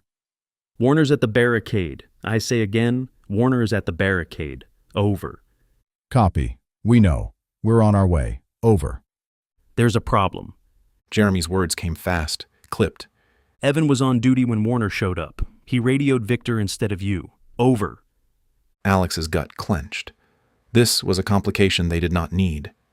Victor's there? Over. Clarkson asked, coming to a halt. Just arrived. Warner asked to speak with whoever's in charge, and Victor's telling him he is. Over. Luke swore. The trio got moving again. The Bronco was less than 100 feet away. What's Victor doing? Over. Clarkson asked, nearly tripping on some sagebrush. Talking to Warner at the barricade. Can't hear what they're saying from my position, but Victor looks like he's negotiating. Over. Alex's thoughts went in 1,000 directions at once. Victor had undermined him at the meeting the day before, accused him of warmongering and paranoia. Now he was speaking for Springmont to a man who executed anyone who defied him. This was all kinds of bad. They reached the Bronco and piled in. Alex held out his hand for the radio. Clarkson handed it to him, then turned on the engine and threw the Bronco into gear before punching the gas. The tires spun on the gravel, and he had to back off before they could get moving. This is Alex. How many people are at the barricade? Over. 6 guards, including Evan, plus Victor. Warner's got 3 soldiers. One's behind a mounted gun on the Humvee, but he's not aiming it at anyone. Over. Any other vehicles nearby? Any soldiers hiding in the distance? Over. Not that I can see. I'm on the ridge watching through binoculars. Over. We'll be there as soon as we can. Keep us posted. Copy that. Out. How long to the barricade? Alex asked, his gut twisting with dread. 10 minutes if I push it. Push it. The Bronco bounced over the dirt road, kicking up dust. Alex gripped the door handle, his knuckles white. What's Victor's play here? Luke asked, his voice tense. Probably thinks he can smooth things over. Show Warner that Springmont's reasonable, that we can work together.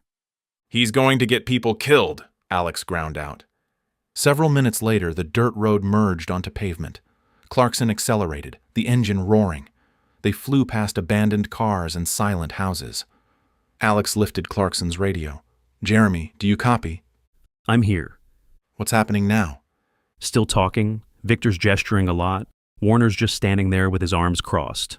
Wait, Victor's shaking his head. Warner just pointed at something. Can't tell what. Alex's chest tightened. Keep watching. We're 5 minutes out.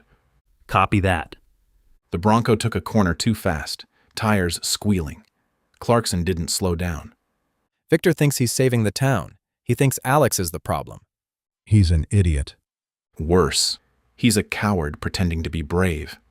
They passed a church, then the feed store. The barricade was 2 miles away. Jeremy's voice came through the radio again. Alex, Victor just waved someone forward. One of Warner's soldiers is approaching the barricade. Armed? Sidearm only, hands visible. What's he doing? Talking to Victor. Victor's nodding. Now he's...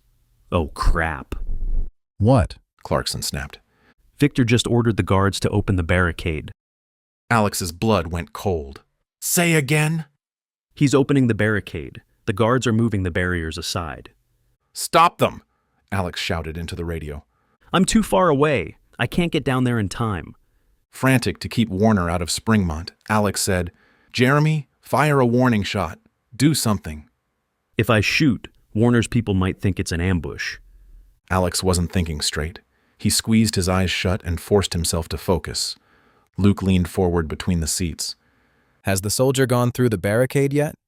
Glancing at Luke, Alex relayed the question. Not yet.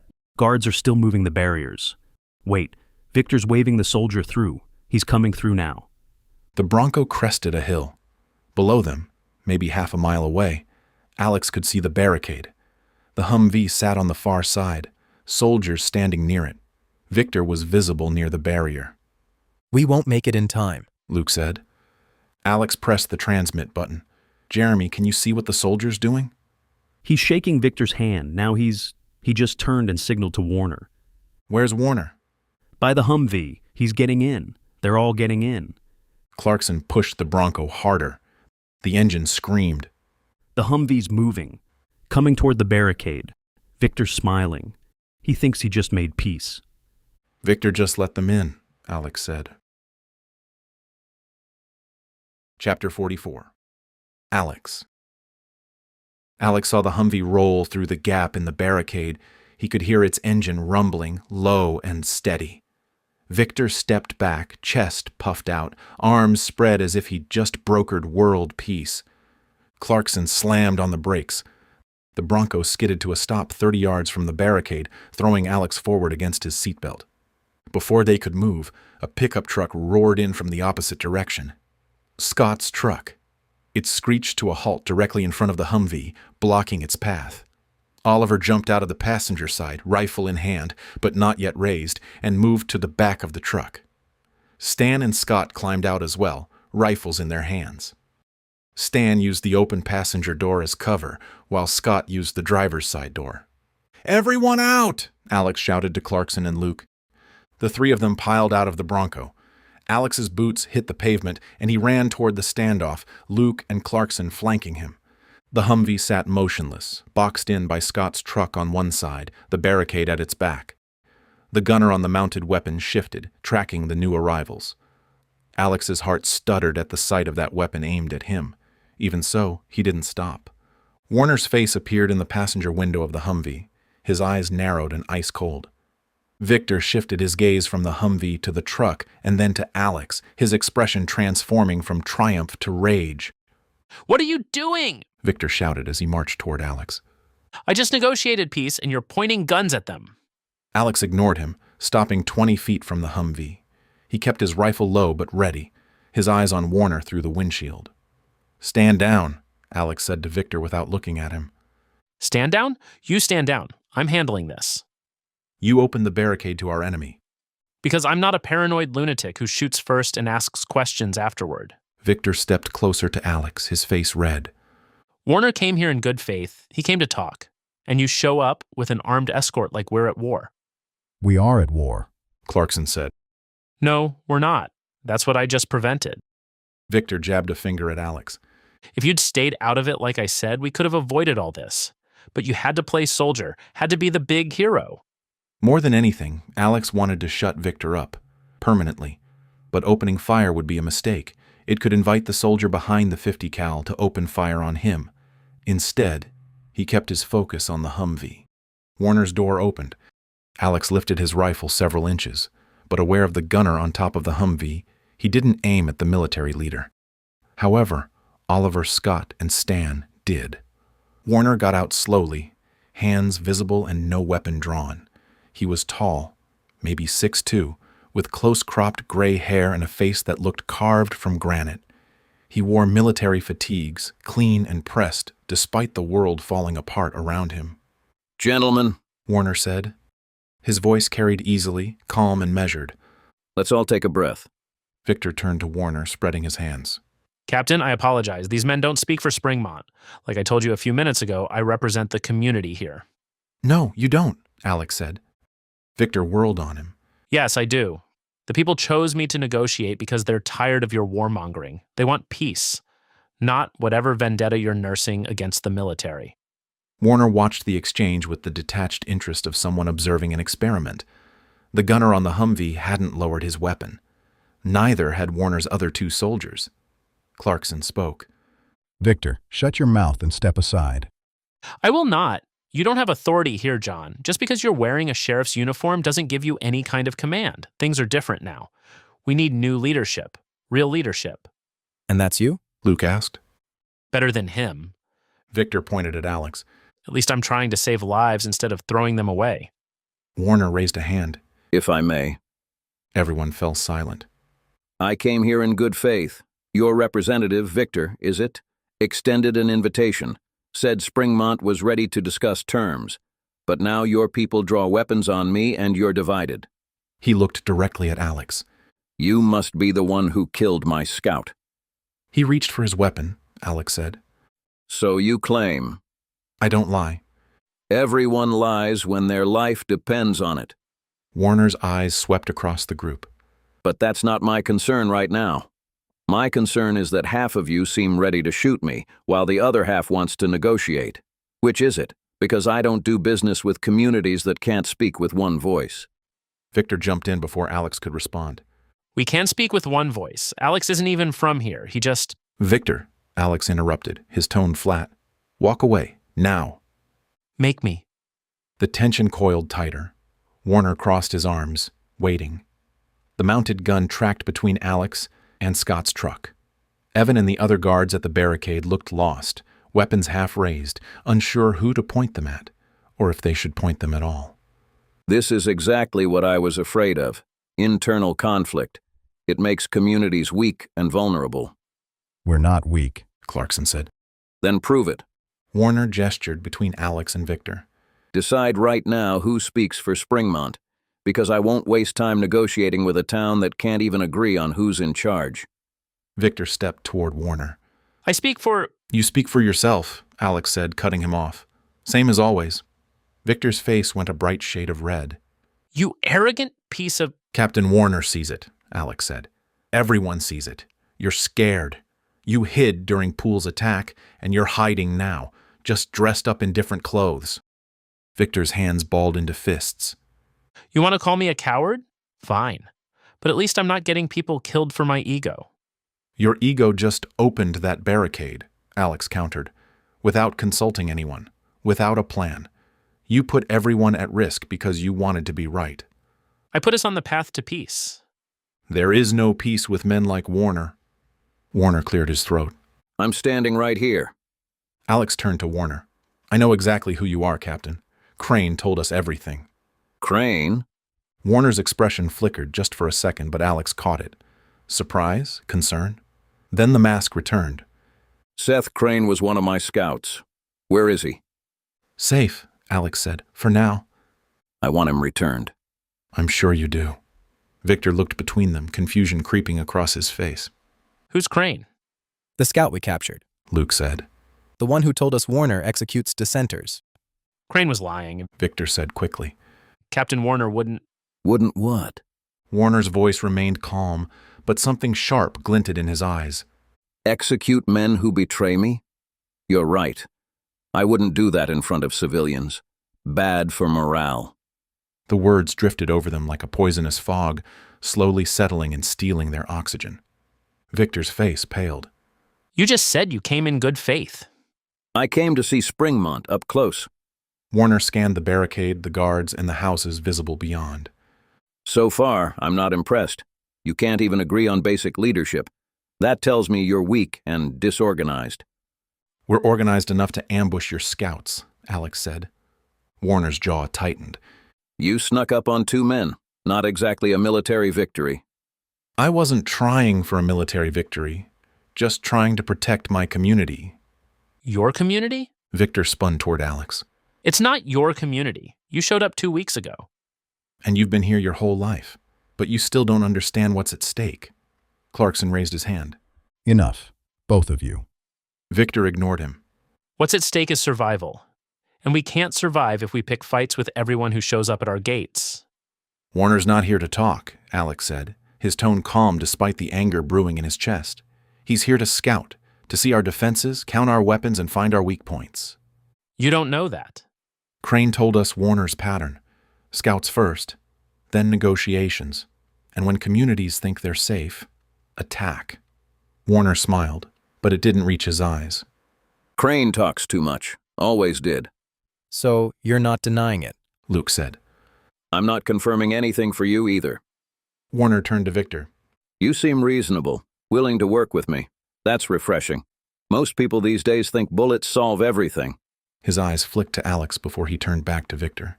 But here's my problem. You invited me through that barricade. Then your friends blocked my vehicle and drew weapons. That tells me you don't actually have authority here, which means I'm wasting my time. Victor's shoulders straightened. I do have authority. The people want peace. Then tell your men to lower their weapons. No, Alex said. Victor whirled on him. This is exactly what I'm talking about. You're sabotaging the negotiation. There's nothing to negotiate. Warner wants our supplies and our weapons, and he'll take them whether or not we agree. That's not true, Victor said, but he looked at Warner when he said it, as if he needed confirmation. Warner shrugged. Resources are scarce. Communities that can't defend themselves don't last long. I offer protection in exchange for contributions. It's a fair arrangement. It's extortion, Clarkson said. It's survival. Warner gestured around them. You think you can make it on your own, without fuel, food, and medicine? I have supply lines, transportation, and organization. And what would we have to give up for all that? Warner met his eyes. Your weapons, your autonomy, and your illusion of independence. It was just as Alex thought. Warner was a carbon copy of Harper, maybe more upfront about what he was after, but just as deadly. Victor shook his head. That's not... You said we could negotiate terms. Those are the terms. Take them or leave them. Now do you see? Alex asked Victor. He doesn't want to negotiate. He just wants us to surrender. Victor's face twisted. But you said... I said I came in good faith. Warner interrupted. And I did. Faith that you'd be smart enough to see reality. Your town is barely holding together. You have maybe 60 people who can actually fight. I have trained soldiers, vehicles, and mounted weapons. And now, thanks to this little meeting, I know exactly where your barricades are, how many guards you post, and how divided your leadership is. Alex's nostrils flared. Victor was screwing up everything. Chapter 45. Alex. Alex appraised Warner. The man believed he was in complete control of the situation, and he wasn't totally wrong, especially when Alex noticed the mounted gun on the Humvee shift slightly as one of Warner's men adjusted his position. That .50 caliber could cut through their defensive positions like tissue paper. Alex glanced at Luke and Clarkson, then shifted his focus to Scott, Oliver, and Stan. Their rifles would do nothing against the forces standing in front of them. And although Alex would be happy to see the end of Victor, he would have to wait to deal with that particular thorn. You made a mistake coming here, Victor said to Alex, his voice shaking with anger. We could have had peace and protection. Now we have nothing. Reluctantly shifting his attention to Victor, Alex frowned. We had nothing the moment Warner showed up. He has no intention of leaving Springmont alone. Warner watched them argue with detached interest, like a scientist observing lab rats. This is exactly what I meant about divided leadership. Clarkson stepped between Alex and Victor. Gentlemen, not now. When then? Victor's face flushed a deeper shade of red. When Warner's soldiers are shooting our families? Is that when we discuss it? His soldiers will shoot our families either way, Luke replied. Crane told us what kind of man Warner is. Crane's a traitor. Anything he told you is suspect. Is it? Alex asked. Because everything he described matches what you just offered. Complete surrender. You take all our weapons and we have zero independence. Warner's expression didn't change. I prefer the term integration. You become part of something larger, something sustainable. Something you control. Someone has to. Warner gestured to Victor and Alex. You clearly can't agree on basic decisions. How do you expect to survive the winter? Next year? The year after? Victor seized on the words. He's right. We need structure and organization. We can't give up our ability to defend ourselves, Alex interrupted. The moment we hand over our weapons, we're at Warner's mercy. And from what I've heard, mercy isn't a word he's familiar with. You don't know that, Victor said, his tone defensive. Crane knew it. That's why he defected. Crane is weak and sentimental. He couldn't make the hard choices. The hard choices, Alex repeated. You mean executing people who disagree with you? I mean doing what's necessary to maintain order. Warner's voice sharpened. You think leadership is about being liked? About consensus? It's about making decisions that keep people alive, even when they hate you for it. Funny. That's the same thing Captain Harper said before he started executing town leaders. Warner's eyes narrowed. Harper? Up in Sandy. Same operation you're running. Soldiers, gun confiscation in exchange for food, executions for anyone who resists. Alex watched Warner's face. You know him? I know of him. Warner's tone suggested he didn't like what he knew. Harper's a butcher, no finesse. As if Warner was any better. Alex worked to control his expression of disgust. Sounds like your tactics are copy and paste. Similar circumstances require similar solutions. Warner shifted his weight. The difference is I don't enjoy it. Harper does. He's building a cult of personality. I'm building a sustainable network. By forcing communities to submit. By offering them a choice. That's not a choice, Clarkson said. That's an ultimatum. Warner shrugged. Call it what you want. The reality doesn't change.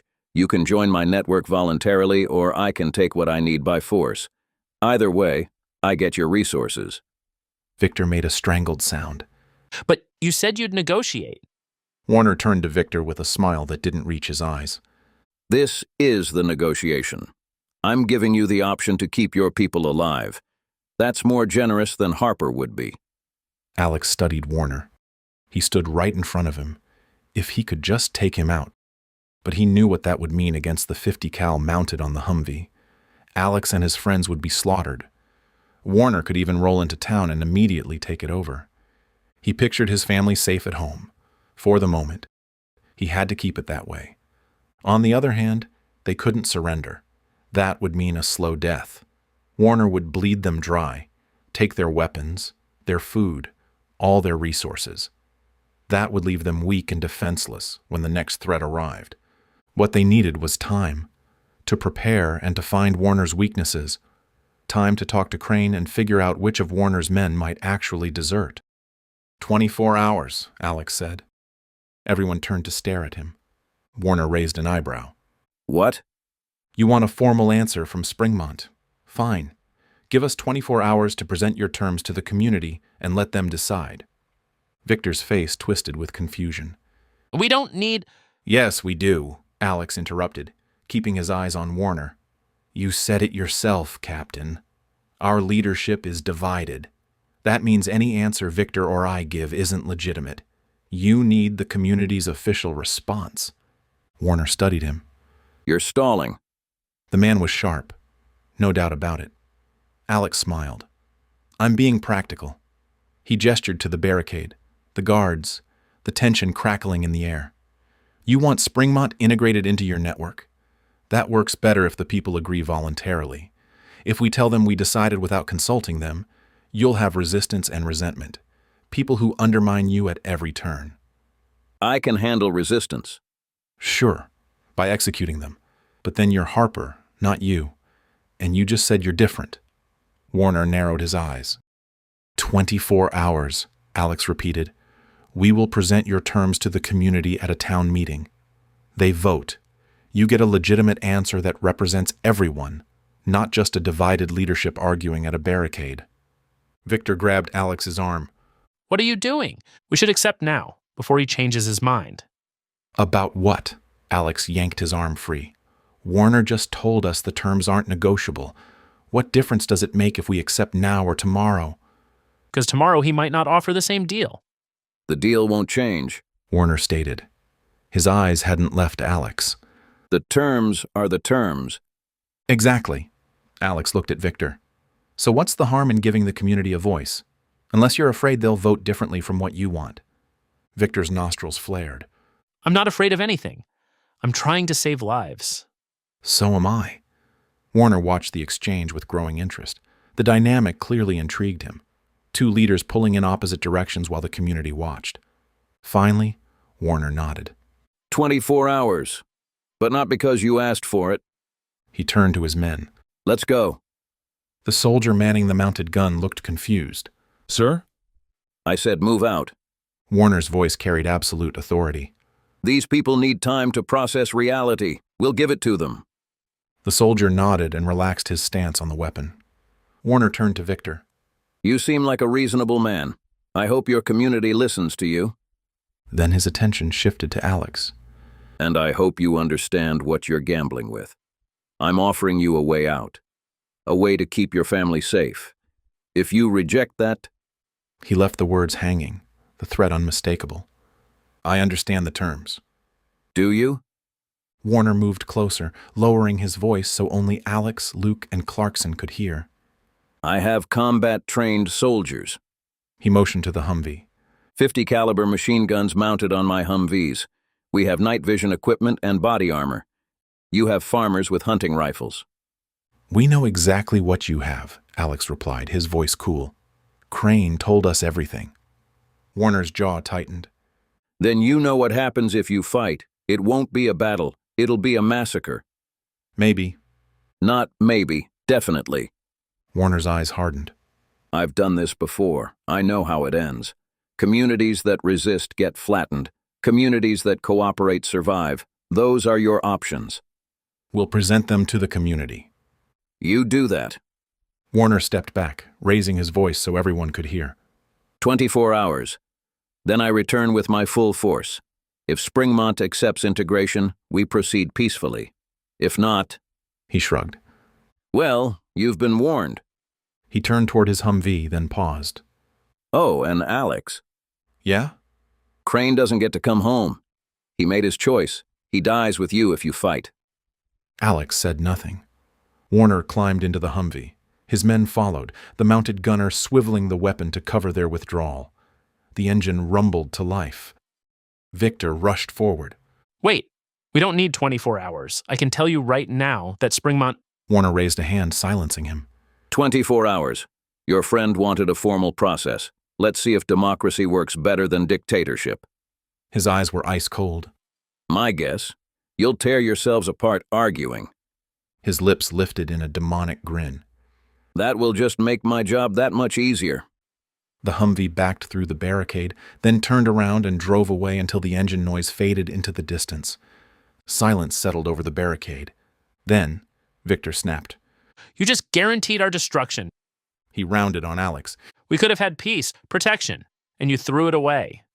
It took everything in Alex not to wrap his fingers around Victor's throat and squeeze.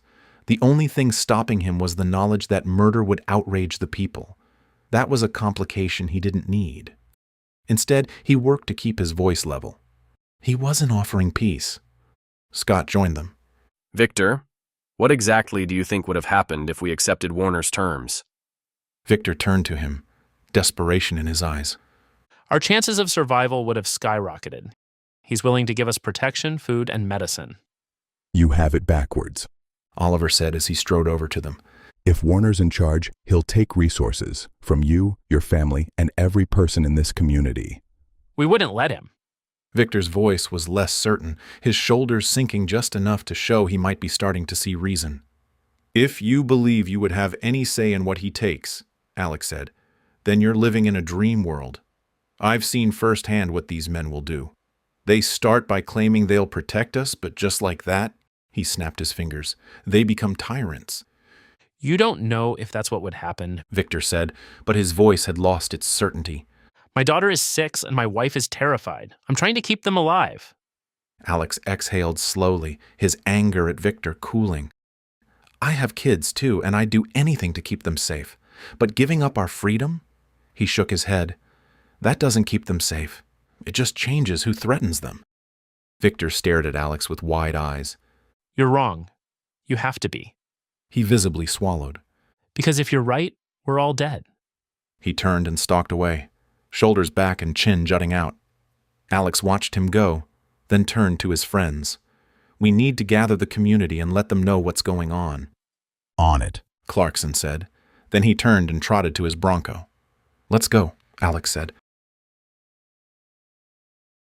Chapter 46. Alex. After briefing everyone at the homestead and talking to Crane, Alex, along with most of the adults, drove to Crescent Park for the community meeting.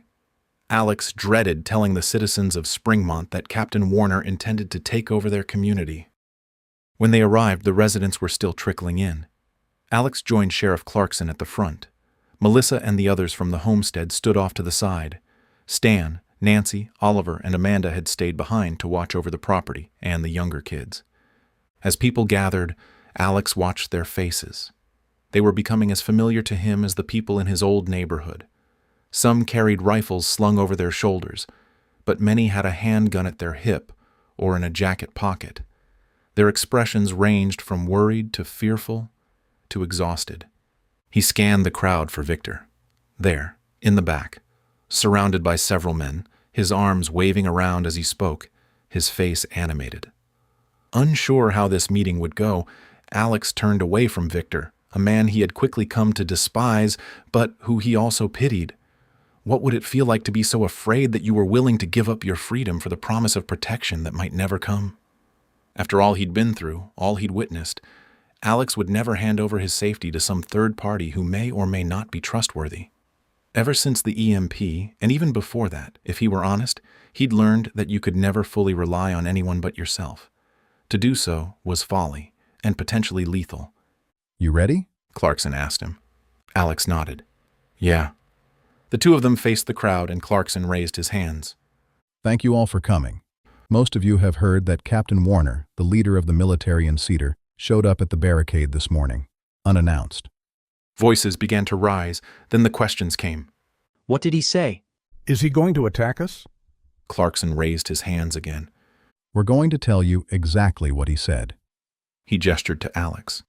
Alex, if you would. Moving to the sheriff's side, Alex gathered his thoughts. Melissa caught his eye from the crowd and gave him a small nod of encouragement. Thank you, Sheriff, he began. Then he skimmed the faces closest to him. Captain Warner wanted to take us by surprise. We'd only planned on setting up a meeting, but he showed up at the barricade instead. He wanted to catch us off guard. Sounds like he did, someone shouted.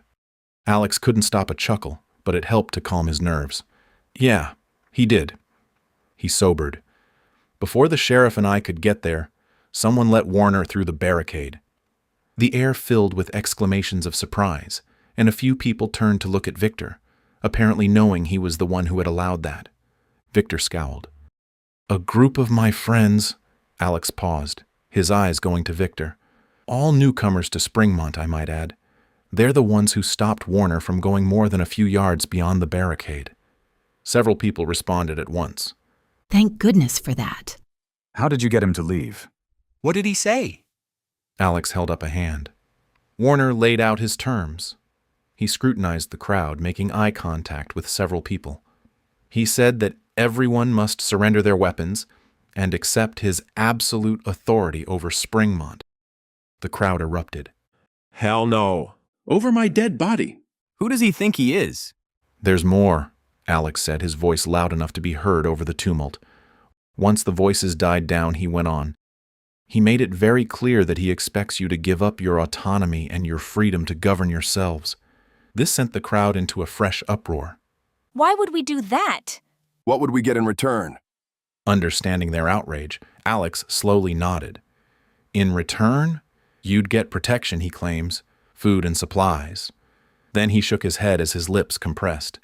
This is the same deal Captain Harper offered my old neighborhood before he started executing people who refused. A ripple of unease passed through the throng. Warner gave us until tomorrow morning to decide, Alex added. Accept his terms, or he attacks us with everything he's got. Victor pushed to the front, a vein on his forehead bulging. Tell them the rest, Alex. Tell them how you refused a peaceful resolution. Tell them how you've condemned us all to die fighting a war we can't win. Adrenaline dumped into Alex's veins at the inevitable confrontation. We've been over this, Victor. There is no peaceful resolution. Warner made that crystal clear. Integration into his network means he gains total control. At least we'd be alive. For how long? Luke asked as he moved to Alex's side. The scout, Crane, told us what happens to communities that are integrated into Warner's network. Rationed food and everyone forced to work, for his benefit, and anyone who objects gets a bullet. Crane is a traitor and a liar, Victor sneered. You sound like Warner, Alex said, not able to hide his disgust. Victor narrowed his eyes but didn't respond. What are we supposed to do? A woman shouted. Alex turned to her. We fight. Against trained soldiers? Someone cried out. They'll slaughter us. Alex shifted his focus to the person who'd spoken. A middle-aged man who looked like the most fighting he'd done was separating a pair of tangled grocery carts at the store. I understand your concern, he replied, but we have a plan. He glanced at Clarkson. The sheriff and I, along with others, have been working on a way to split Warner's soldiers to our advantage. Split? The man asked. What do you mean? This was the part he wasn't completely confident would work, but it was the best they had. Crane, the scout we captured, is certain that at least half of Warner's forces want nothing to do with the fighting. We're going to use that against Warner. How? The man pressed. Alex's eyes flicked to Victor, who was listening intently. Some things are on a need-to-know basis. Victor's eyebrows lowered. All of us could be killed, so we all need to know. Slowly shifting his attention to Victor, Alex frowned. Some people have misplaced loyalties. So no, Victor, you don't need to know. His face grew red, and his hands curled into fists, but he didn't reply. Alex turned back to the crowd. Most of you were in the battle with Emerson and Poole. Heads nodded as their expressions showed the distress of that memory. You have experience, he continued. We'll put that experience to use. Sheriff Clarkson moved next to Alex, his attention on the people. You know the terrain around here better than anyone. Certainly better than a group of soldiers who have never been here before. We can use that to our advantage. I want to know more about what that scout told you. A man near the front said. About soldiers who don't want to fight. Before I commit to risking my life and the lives of my family, I need to know more. That was fair, and Alex knew a way to reassure him without giving too many specifics. All right, what I can tell you is that we're going to get word to Warner's soldiers and let them know they don't have to fight. We'll tell them that if they stand down, we can help them start a new life away from Warner. The key was how they were going to tell them. That he wouldn't divulge. The man's forehead furrowed. You really think that'll work? I do. Alex sounded more confident than he felt.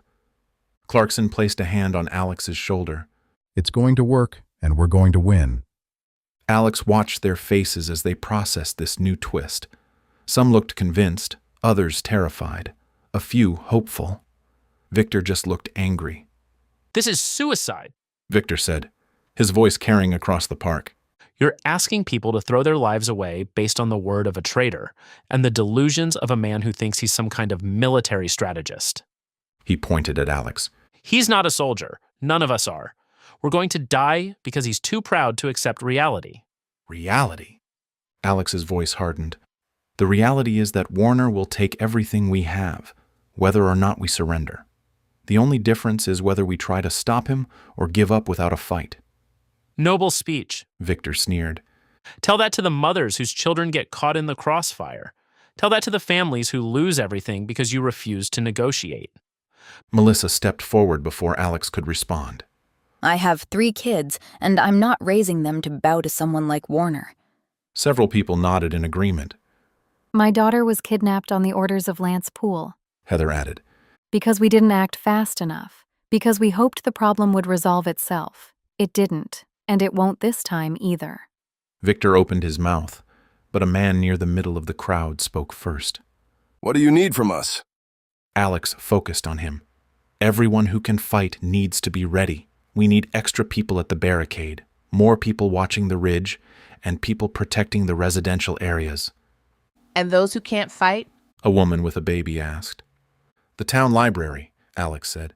Anyone unable to fight will go to the basement and wait it out there. When do you think he'll attack? At dawn tomorrow, Clarkson answered, his face somber.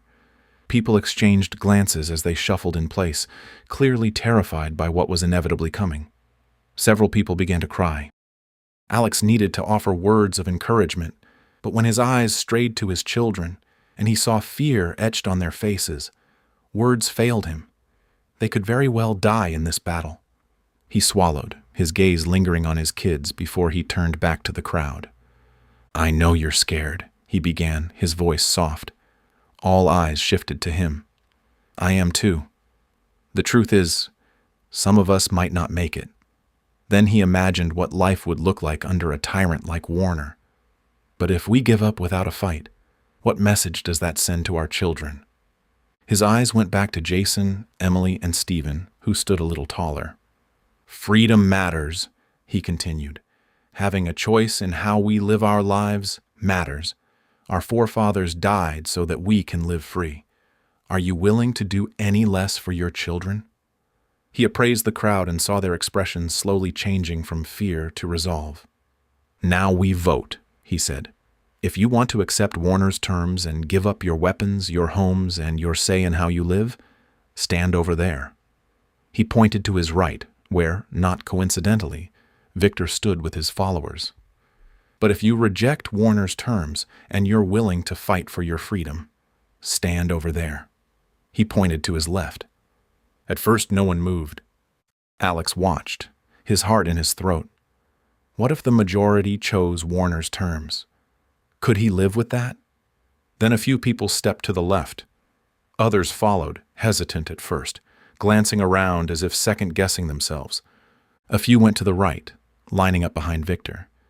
But more, many more, went left. Alex and Luke exchanged glances. By the time everyone had taken a side, over 80% had gone left, rejecting Warner's terms. A smile tugged at Alex's mouth. He was still extremely worried about facing Warner, but now he had the community's support, or at least the majority.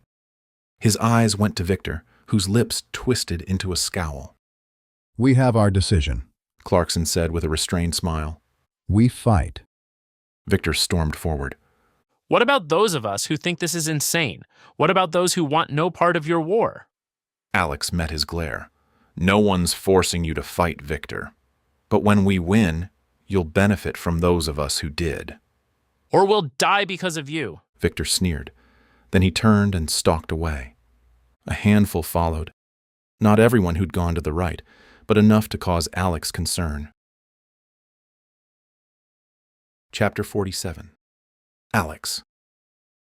The moment they returned from the meeting, Alex went straight to the barn where Crane was being held. Oliver was on watch, sitting in a camp chair just outside the door. How's it going? Alex asked as he reached him. Is he behaving? Oliver chuckled as he stood. Sure is. We even discussed exactly what he's going to say. I'd like to hear it. Oliver stepped aside, and Alex went into the barn. Crane got to his feet. As a precaution, they kept his wrists bound and used a steel chain to tether him to a post. Crane held out his arms. It would be nice to have this rope removed. Do your part and we'll let you go. He lowered his arms. Happy to. I thought I'd made that clear. Talking about it and doing it are two different things. I understand, and I'm going to prove to you I'm not full of crap. Alex hoped so, because the success of their plan rode on Crane doing his part. Alex sat on a hay bale. Oliver tells me you've come up with a script. Crane sat as well. I have. I'd like to hear it. Okay, I'm keeping it short because there's no telling how long I'll have before I get cut off. All right. Alex listened as Crane rehearsed the spiel he would give Warner's soldiers. After making a few suggestions, Alex nodded with satisfaction. If Crane followed through, and if he didn't, Alex would kill him. And if half of Warner's soldiers really were looking for a way out, then Springmont might actually win this battle. "I'll come for you when we're ready," Alex said as he stood. Crane nodded, his face showing a mix of determination and eagerness, as if he was ready to get this over with. "What did you think?" Oliver asked after Alex came back outside. "I think we're relying way too heavily on a soldier who may or may not be all he claims." "Yeah, I don't like it either." "I'll send Jason out to relieve you so you can help us plan. Crane's part is important, but we need to be prepared to battle Warner and all of his soldiers." "Copy that." Alex turned and strode to the house. Inside, he found Scott, Stan, Melissa, Heather, Luke, Sheriff Clarkson, and Jeremy gathered around the dining table with a map of Springmont spread out before them. He sent Jason to relieve Oliver. "How'd it go?" Scott asked without looking up. He knows what to say. Whether he'll actually say it is another question. Clarkson looked at Alex with a grimace. "We can't put all our eggs in that basket." "Agreed." Alex leaned over the table. "What have you got so far?" Scott pointed to the road where the barricade kept anyone from entering Springmont. "We fortify here with sandbags. We expect Warner to hit us at dawn, so we need to be dug in before then." "How many people do you want at the barricade?" 10, maybe 12.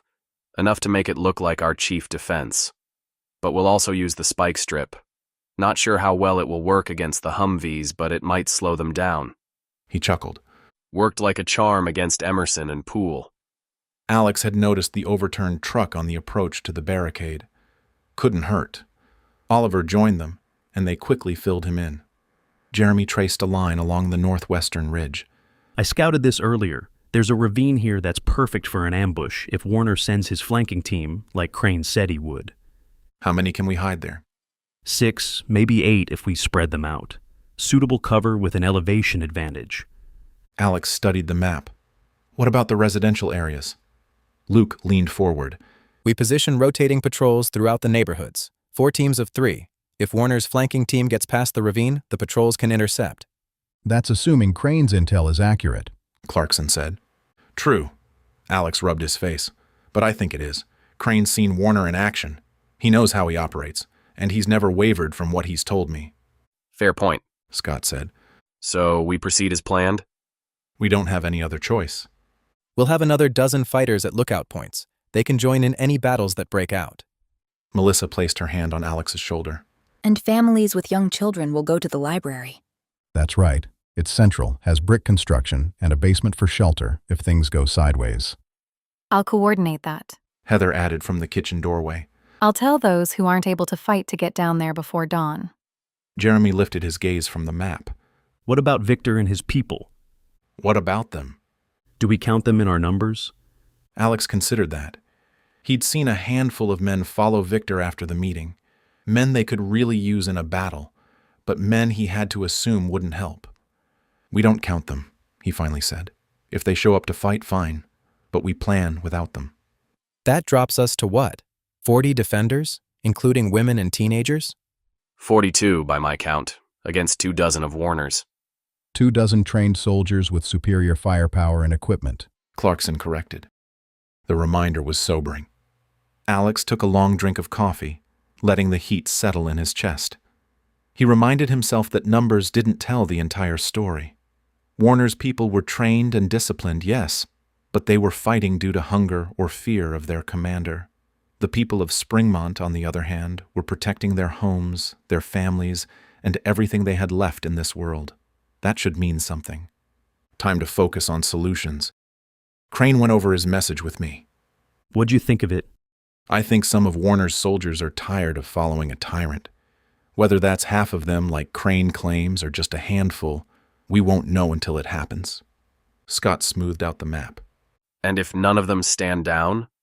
Alex met his brother-in-law's eyes as an overwhelming resolve settled into his bones. "Then we fight with everything we've got." Heads nodded and backs straightened as several people echoed Alex's sentiment. Jeremy pushed back from the table. "I'll start getting the ravine team ready. We need to be in position before dawn." Clarkson gathered his notes. "I'll handle the roadblock fortification." Luke stood. "I'll coordinate the neighborhood patrols." Heather moved from the doorway. I'll make sure everyone knows about the library." As they filed out, Alex remained standing, staring at the map. Melissa rubbed his back. "This is going to work." He turned to her, his expression solemn. It had better, because if it doesn't, a lot of good people are going to die. Chapter 48. Alex. Night settled over the homestead, and as Alex stood on the porch with his rifle slung across his back, he felt the darkness pressing in on him. Would this be his last night as a free man? Would he even be alive come sunset? Would his family? Inside, the household slept in shifts. Melissa was on watch in the living room, positioned where she could see both the front and back doors. Jason slept with Stephen and the other boys in the bunkhouse, all of them armed per Alex's orders. It was nearly midnight, not yet his shift, but he hadn't been able to sleep. Every time he closed his eyes, the battle played out, and it never played out the same way twice. What if Crane didn't follow through? What if Warner attacked sooner than expected? Too many variables. Too much riding on a man who had been their enemy 48 hours earlier. And then there were the scenarios he hadn't thought of. That's what tightened his chest the most. How could he prepare for something he hadn't even imagined? He descended the porch steps and started a slow patrol around the property, his ears attuned to every sound, his eyes adjusted to the moonlit darkness. Baxter trotted beside him, ears perked, nose working the night air. The black lab had sensed the tension all day, staying close to the family, alert to every movement. "You're a good boy," Alex murmured, scratching behind Baxter's ears. They walked around the edge of the property near the house, Alex scanning the darkness beyond. Nothing moved, no lights, no sounds, except for the occasional howl of a coyote in the distance. He thought about the people he'd seen at the meeting. Some of them were getting ready to shelter in the library, others were manning the barricade, still others were patrolling neighborhoods. The community had pulled together. Just a couple of weeks earlier, Springmont had been a destination on a desperate journey, the place where Scott and Heather lived, nothing more. Now, it was home. You should be sleeping. Alex turned. Luke approached from the shadows, hands in his jacket pockets. "I could say the same to you." My watch starts in 10 minutes. Luke joined him at the fence, looking out into the darkness. Figured I'd come early. He turned to Alex. How are you holding up? "I'm fine." Luke chuckled. Right. Alex smiled despite himself. They stood in silence, the wind picking up, carrying the scent of pine. This isn't like with Harper. Alex remembered the stunned horror he'd felt when Harper had shot Brian point blank in the back of the head in the elementary school yard. No? No, our neighborhood was not prepared. Springmont is. Realizing that Luke had a point, Alex nodded. "You're not wrong." Not wrong, Luke echoed with a laugh. You know I'm right. These people came together once before, to fight Emerson and Poole, to defeat Emerson and Poole. They're way more prepared than our neighborhood ever was. Even though the only light came from the moon, Luke's words lit him from the inside, giving him a fresh burst of hope.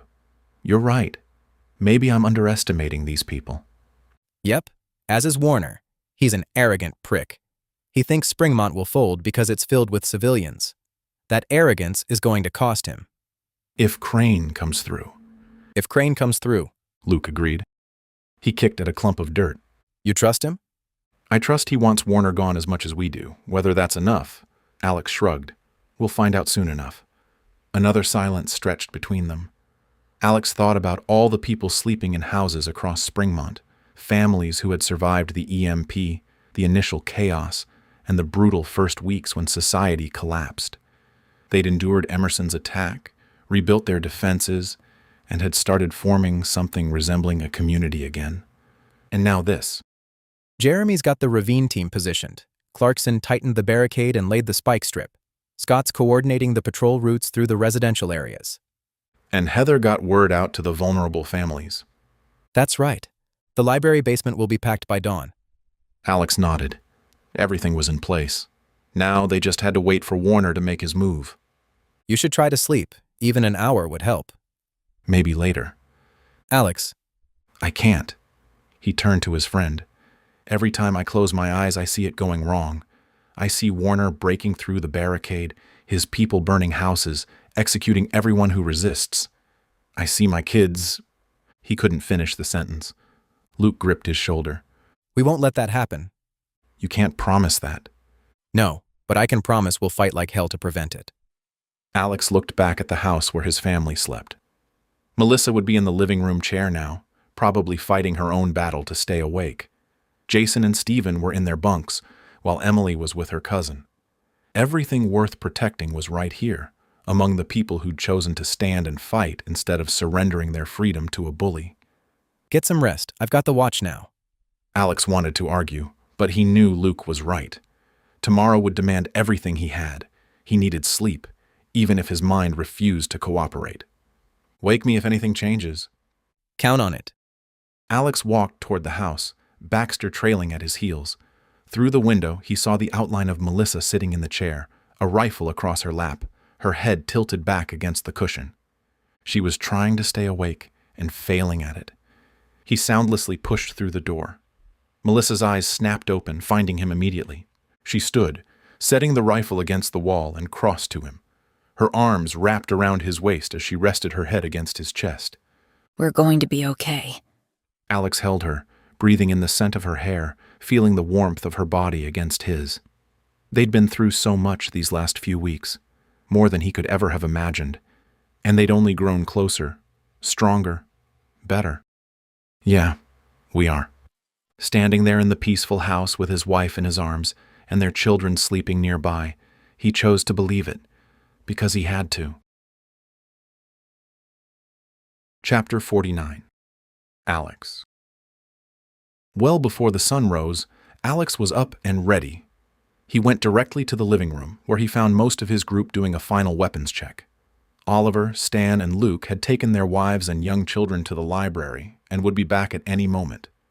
It's almost time to go, Scott said, his tone serious and his body tense. I'm ready, Jason replied, his face impressively calm. Alex looked at Melissa, who had turned to their 17-year-old son with a pained expression. Alex didn't want his children involved in this battle either, but they needed every experienced fighter. Even though he knew Melissa agreed, he understood her deep reticence, but these circumstances were just another necessary evil of the times they lived in. Shifting his focus to Crane, who stood near the window with his eyes pointed at the floor, Alex wondered what the man was thinking. They'd removed the ropes from his wrists, but kept him unarmed. Although Alex felt a certain level of trust, he wouldn't give him too much freedom. Not now. Not when the finale was about to occur. Alex had made it crystal clear to Crane that if he didn't follow through or if he tried to run, he would get a bullet to the head. A few of them, including Alex, wore tactical vests. They would be the ones closest to flying bullets. He planned to keep the teenagers as far from the battle as possible while still keeping them close enough to step in if absolutely necessary. It was a delicate balance, but one that he'd performed before. The front door opened, and Luke strode in. Everyone ready? The group headed outside and piled into the bus. It was the first time they'd used it since arriving in Springmont. The musty smell washed over Alex, reminding him of their trip down.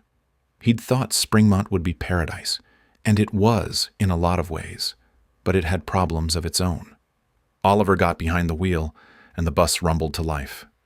As they left the homestead, Alex took a long look. The only ones left to guard the place were Baxter, Storm, and Ranger. The dogs were inside the house. If anyone was foolish enough to break in, they would regret it. But that was the least of Alex's worries. If Warner won, then Alex would probably be dead, and the homestead would come under Warner's control. Alex didn't plan on letting either of those things happen. The radio came to life on Alex's hip as he sat in the first row. Alex, you there? Clarkson's voice came through the speaker. Alex lifted the radio. Yeah, we're on our way now. Over. Good. I'm at the barricade. No word of approaching vehicles. Over. See you soon. Out. Alex clipped the radio back to his belt and glanced at the other passengers. Including Crane, there were 8 adults and 7 teenagers. Not a single person spoke. As they rounded a bend, the barricade came into view. Sheriff Clarkson stood near the sandbags they'd piled the day before, a rifle slung across his back. Half a dozen other defenders manned positions along the makeshift fortification, consisting of several SUVs and trucks that no longer ran. Alex peered into the pre-dawn darkness but couldn't see the spike strips on the road leading to the barricade. Scott had described how they'd hidden them under sagebrush and road debris when Emerson had attacked, but Alex couldn't see a thing. Even so, he knew Clarkson had concealed them exactly where they needed to be. Oliver parked the bus at an angle to the barricade, adding another layer of obstruction. The group climbed out, weapons in hand. "Any movement?" Alex asked as he approached Clarkson. Nothing yet, but it's still early. Clarkson checked his watch. Warner's deadline isn't for another hour, but I'd bet my last can of beans he has someone watching us. No doubt. Alex turned to Crane, who'd exited the bus and now stood with his hands shoved in his pockets with Oliver right beside him. "You remember what to say?" Crane nodded, his eyes bracketed with anxiety. I remember. "And you understand what happens if you don't follow through?" I understand. Crane gazed at Alex steadily. Look, I'm not just doing this for you. I'm doing it because Warner needs to be stopped. He's gotten worse every week. His paranoia and violence are escalating. Most of the people at that base are terrified of him. "Then when the time comes, convince them to stand down." I'm going to try. Alex wanted to believe him. He had to believe him because without Crane's cooperation, their plan would disintegrate. Melissa appeared beside Alex, her shoulders back and her face filled with resolve. "Where do you want me?" He scanned the area surrounding the barricade, looking for the perfect spot, and then he turned to her. "You and Heather and the kids spread out behind those boulders." "Don't put me somewhere I'm not useful." They needed every fighter, but he wouldn't risk his family against a trained military force if he didn't have to. "We need you," he said, meaning it. "Those boulders provide good cover, but you can still take pot shots." She hesitated, then nodded. "All right." She spoke to Heather and the teenagers, and the group headed to the boulders. Alex watched them go, feeling as if a band was wrapped around his chest, a band that was slowly tightening. They'd been training for situations like this, but seeing his wife and children walk into potential combat twisted something deep inside him. The sky lightened, the eastern horizon turning a brilliant shade of orange. The stunning sunrise stood in stark contrast to the despair and anxiety that filled him, but he tried to take the beauty as a good omen. Checking his rifle for the millionth time to make sure the magazine was seated properly, he forced his breathing to be slow and even. Around him, the citizens of Springmont, the ones with the most battle experience, settled into their positions.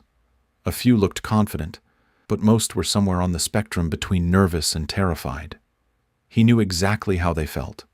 Even so, this was a very different experience from the infighting he'd faced in his old neighborhood. Not that there wasn't any disagreement in Springmont. Victor was proof of that. But the vast majority of the residents had faced reality and would fight for what they believed in. In fact, they'd already fought a common enemy, and won. Being part of a community that had truly come together was refreshing, and it gave him a strong feeling of optimism. If they made it through this? No. When they made it through this, their community would be that much stronger. Trauma bonding and all that. It gave him a powerful sense of hope. Alex heard Clarkson's voice over the radio, and he slipped the earpiece into his left ear. He listened as Clarkson checked with spotters on the road that led to Springmont. They reported that there were no signs of Warner yet. Luke joined him behind the barricade. "You think Victor will cause problems again?" Scanning the barricade, Alex noted Victor's absence. "If he's smart, he'll stay out of the way." "I hope you're right," Luke said. Then he sighed. "Unfortunately, that's a big if." Not wanting to consider the complications Victor might cause, Alex frowned. "Yeah," a voice sounded in Alex's earpiece. "Sheriff, this is Spotter 1. I've got vehicle movement, multiple Humvees heading this way. Over." Alex's pulse quickened. This was it. Sheriff Clarkson lifted the radio to his lips. "How many? Over." 4. Moving slow, formation tight. They're about 10 minutes out. Over." "Copy. Fall back to the barricade. Over." "Roger that." Clarkson nodded to Alex, who turned to the people at the barricade. "Listen up." All conversation stopped as everyone's eyes went to Alex. "They're coming. 4 Humvees. Arriving in 10 minutes. Get ready." The defenders' expressions went from alert to dead serious as they glanced at each other before shifting their focus to the road where the enemy would soon appear. The nervous energy became palpable, electric. Everything they'd talked about and planned for was coming to fruition. There would be no more preparing. When Alex told Warner that the town did not accept his terms, all hell would break loose. Luke climbed into the bed of the truck to get a better view of the road. Alex moved to Crane, concealed behind the barricade with Oliver watching over him. The scout looked as if he might vomit. "You're up soon," Alex said as he squatted beside him. "We need those soldiers questioning Warner, not blindly following orders." I understand. Alex stood and turned to Oliver. "Watch for my signal." Yep. With a nod, Alex strode back to where Scott and Sheriff Clarkson stood watch. The minutes crawled by. With his ears straining for the sound of engines, Alex kept his eyes locked on the road ahead. Luke remained elevated, scanning the distance. Then, faint but growing louder, came the rumble of diesel engines. "Here they come," Luke called out. Chapter 50. Alex. The 4 Humvees came into view, 2 of them with mounted 50 cal guns pointed at the barricade. Alex's heart stuttered in his chest, and he knew if Crane's plea didn't work, they were all dead. There was no way they could fight this force. For just a moment he even considered surrendering, if only to save the lives of his family, arrayed not far behind him. "No!" his mind screamed. He couldn't let panic overtake him. Beside him, Scott softly swore. Others were less quiet in their alarm. Luke climbed down from the bed of the truck and got behind the cover of the barricade. "We've got this," Alex called out, forcing confidence into his voice that he didn't feel. The Humvees drew closer. "They're approaching the spike strip," Clarkson said loudly enough for Alex to hear. The first Humvee bumped up as if it had run over something, but it didn't slow. At all. "He ran it over," Clarkson stated, his tone calm. "They probably have reinforced tires," Luke pointed out. "or run flats. The spike strips won't do much." "It was worth a try," Clarkson muttered. Their first line of defense had done nothing. Alex's alarm ratcheted up. Everyone was behind cover. They didn't know what Warner was planning to do. Open fire? Talk? Tell them he'd changed his mind and he would leave them in peace? A smile tugged at Alex's lips on that last one, which marginally settled his nerves. The Humvee at the front of the formation stopped 100 feet from the barricade. Alex peered through a gap. 3 soldiers armed with high-powered rifles got out and moved to the passenger side, creating a protective barrier. Warner got out and moved inside the cordon. They began walking, their rifles up and ready. The Springmont defenders pointed their rifles right back from behind cover. "No need to shoot," Warner shouted. "I'm just here to talk." "What do you think?" Scott murmured from beside Alex. Alex tilted his head. Not sure. The soldiers in front of Warner stopped about 30 feet from the barricade. "You figure out who's in charge?" Not wanting to expose himself to the rifles aimed his way, Alex stayed behind the barricade while watching the soldiers through a gap. "Lower your weapons so we can talk." Warner said something Alex couldn't hear, and the soldiers pointed their rifles at the pavement. But he was well aware they could lift them in a split second. "Now lower yours," Warner demanded. Alex nodded to Clarkson, who gave the signal to their people to lower their weapons. They did so. Aware that his wife and children were watching, which meant if this was a trick, his family would see him murdered right in front of them, Alex rose to his feet, but he kept the barricade between himself and Warner's men.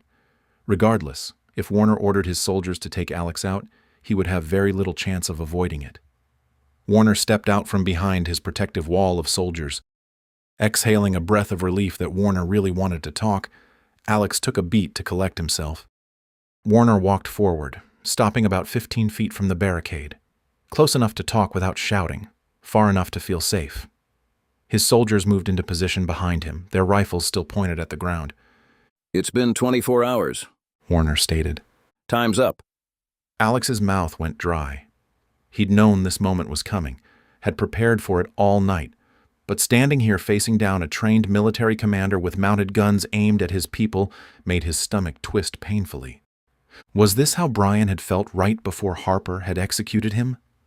Disliking the comparison, Alex shoved away memories of Brian's brains splattering all over the playground and thought about the people of Springmont. He was their spokesperson, their representative. They were counting on him to stand up for them. And he would. He straightened. "We reject your terms. We stay free. Warner's expression didn't change. Then you've chosen death. Maybe. Alex kept his voice level despite the way his heart thrashed in his chest. Or maybe you've underestimated us. I don't think so. Warner glanced past Alex toward the defenders behind the barricade, including Melissa, Heather, and the teenagers crouched behind the boulders, before he focused back on Alex. I count maybe 20 rifles. You think that's enough? Depends on how many of your people actually want to fight. Warner's jaw tightened, just for a second. Then the mask of confidence slipped back into place. Every one of them is loyal to me. Alex gave a subtle dip of his chin, the signal for Crane to do his part. Reminding himself to breathe, he kept his focus on Warner. He needed to distract him to give Crane time to get his message across without interruption. Loyal or terrified? Alex asked, hearing Crane quietly speaking into one of the military radios they'd taken from the scouts. You execute anyone who disobeys. Warner's eyes narrowed. That's a lie. Sir. One soldier standing behind Warner said to the captain. Warner waved his hand at the man, clearly annoyed at being interrupted. Sir, you need to hear this. What is it, Hayes? Warner asked, his tone sharp. Hayes unplugged the earpiece from the radio clipped to his vest, and Crane's voice spilled into the open air. No, most of you don't want this. You've seen what Warner does to anyone who questions him. You've watched him execute people for disagreeing, for trying to leave, for asking for food. Warner spun toward his men, his face reddening. Turn those off, now! The soldiers exchanged glances, but none of them moved. Crane's voice continued, calm and steady. This is Seth Crane. I was scouting Springmont with Donnelly. I'm the only one left, but the people of Springmont showed me mercy. They fed me, housed me, and took care of me, better than Warner ever did. I gave you an order. Warner's face had gone from red to near purple. Rather than obey, the soldiers in the Humvees were getting out, coming closer, listening to Crane's voice over their radios. That's a deserter spreading lies. Warner jabbed a finger toward his men. Corporal Hayes, shut down those radios. Hayes looked at the radio on his vest, then at Warner. His rifle remained pointed at the ground. You think you can poison my men against me? Warner whirled back toward Alex, spittle flying from his lips. You think some coward's fairy tale is going to... The people in Oak Haven, Crane said through the radio. Warner ordered us to execute anyone who resisted. We killed 2 of them, an old man and his grandson. They begged for their lives. One of Warner's soldiers lowered his head. Corporal Hayes. Warner's voice cracked like a whip. I won't ask again. Hayes shifted his weight. His hand moved toward the radio, then stopped. Sir, I was at Oak Haven. Crane's telling the truth. Warner's eyes went wide. You're relieved of duty. Step away from your weapon. Hayes didn't move. That's a direct order, Corporal. No, sir. Hayes straightened his shoulders. I'm done following orders that make me a murderer. The 2 other soldiers standing beside Warner exchanged looks. Their grips on their rifles tightened as they shifted their attention from Warner to Hayes and back to Warner. Alex could hardly believe it. It was actually working. Hope surged within him. Crane's transmission continued. I know some of you joined because you were starving, because Warner promised food and safety. But you've seen what he does to communities that surrender. He takes everything and leaves them with barely enough to survive. And if anyone complains... Enough! Warner pulled a pistol from his hip and aimed it at Hayes. Turn off that radio or I'll put a bullet in your skull. Alex counted 15 soldiers plus Warner. 3 near Warner, the rest spread out behind him or manning the 50 cals. At Warner's words, every one of them froze, either uncertain what to do or bracing themselves for what they'd seen happen to disobedient soldiers before. With his heart pounding so hard he thought it might come right out of his chest, Alex held perfectly still. This was it. The moment when everything either fell apart or came together. Chapter 51. Alex. Hayes opened his mouth to respond when a young soldier who couldn't have been over 19 stepped forward and let his rifle clatter to the pavement. I won't do this anymore. The kid's voice shook. I won't kill innocent people for you. Warner swiveled toward him, pistol still raised. Private, pick up that weapon. No, sir. The young soldier's chin lifted. Crane's right. You've gone too far. This isn't what I signed up for. I'm done. The private swiveled to face the soldiers near him, turning his back on Warner. Who's with me? Warner marched forward, his pistol aimed directly at the young soldier's head. A gunshot blasted through the morning air. The private pitched forward, his body falling to the asphalt, blood pooling beneath his head. Alex's stomach lurched. Behind him, someone gasped. Warner's soldiers stood frozen, staring at the dead kid, his brains leaking out on the pavement. Anyone else? Warner's voice cut through the shock. Anyone else want to throw away their weapon and their life? No one moved. No one breathed. Wait! Stop! Don't shoot! The voice pierced the silence, shrill and desperate, coming from the Springmont side. Alex turned. Victor burst through the line of defenders, hands raised high above his head, his face white with terror. "Victor!" Alex shouted. "Get back!" Victor ignored him. He kept running, stumbling forward. Then he squeezed through the barricade until he stood out in the open, 10 feet from Warner. Captain Warner! Victor's words tumbled over each other. I surrender. I want to negotiate with you. He pointed a shaking finger at Alex. It was him. He killed your scout. I tried to stop him. I told him we should talk to you, but he wouldn't listen. With hands held high, Victor trembled so hard Alex could see it from where he stood. Please! Desperation laced Victor's voice. I'll help you. I'll tell you everything. Just spare the town. Spare me. His voice cracked. I'll do whatever you want. I'll give you their weapons and their supplies. I know where they keep everything. Long seconds stretched out as Warner studied him, his expression giving nothing away. Victor babbled on. There's only 40 of them. Most aren't trained. They're scared. They don't want to fight. I can make them stand down. I can make them listen. Warner narrowed his eyes. I don't negotiate with cowards. His tone was almost conversational. The gunshot came before Alex could process what was happening. Victor's body jerked, his eyes going wide with complete surprise, like he couldn't understand what had just happened. Then his knees buckled, and he collapsed face first onto the pavement. Warner didn't even glance at the corpse. Instead, he kept his pistol raised as he turned his attention to Alex. Does anyone else want to discuss terms? Behind Alex, someone retched. Scott's breathing had gone ragged beside him.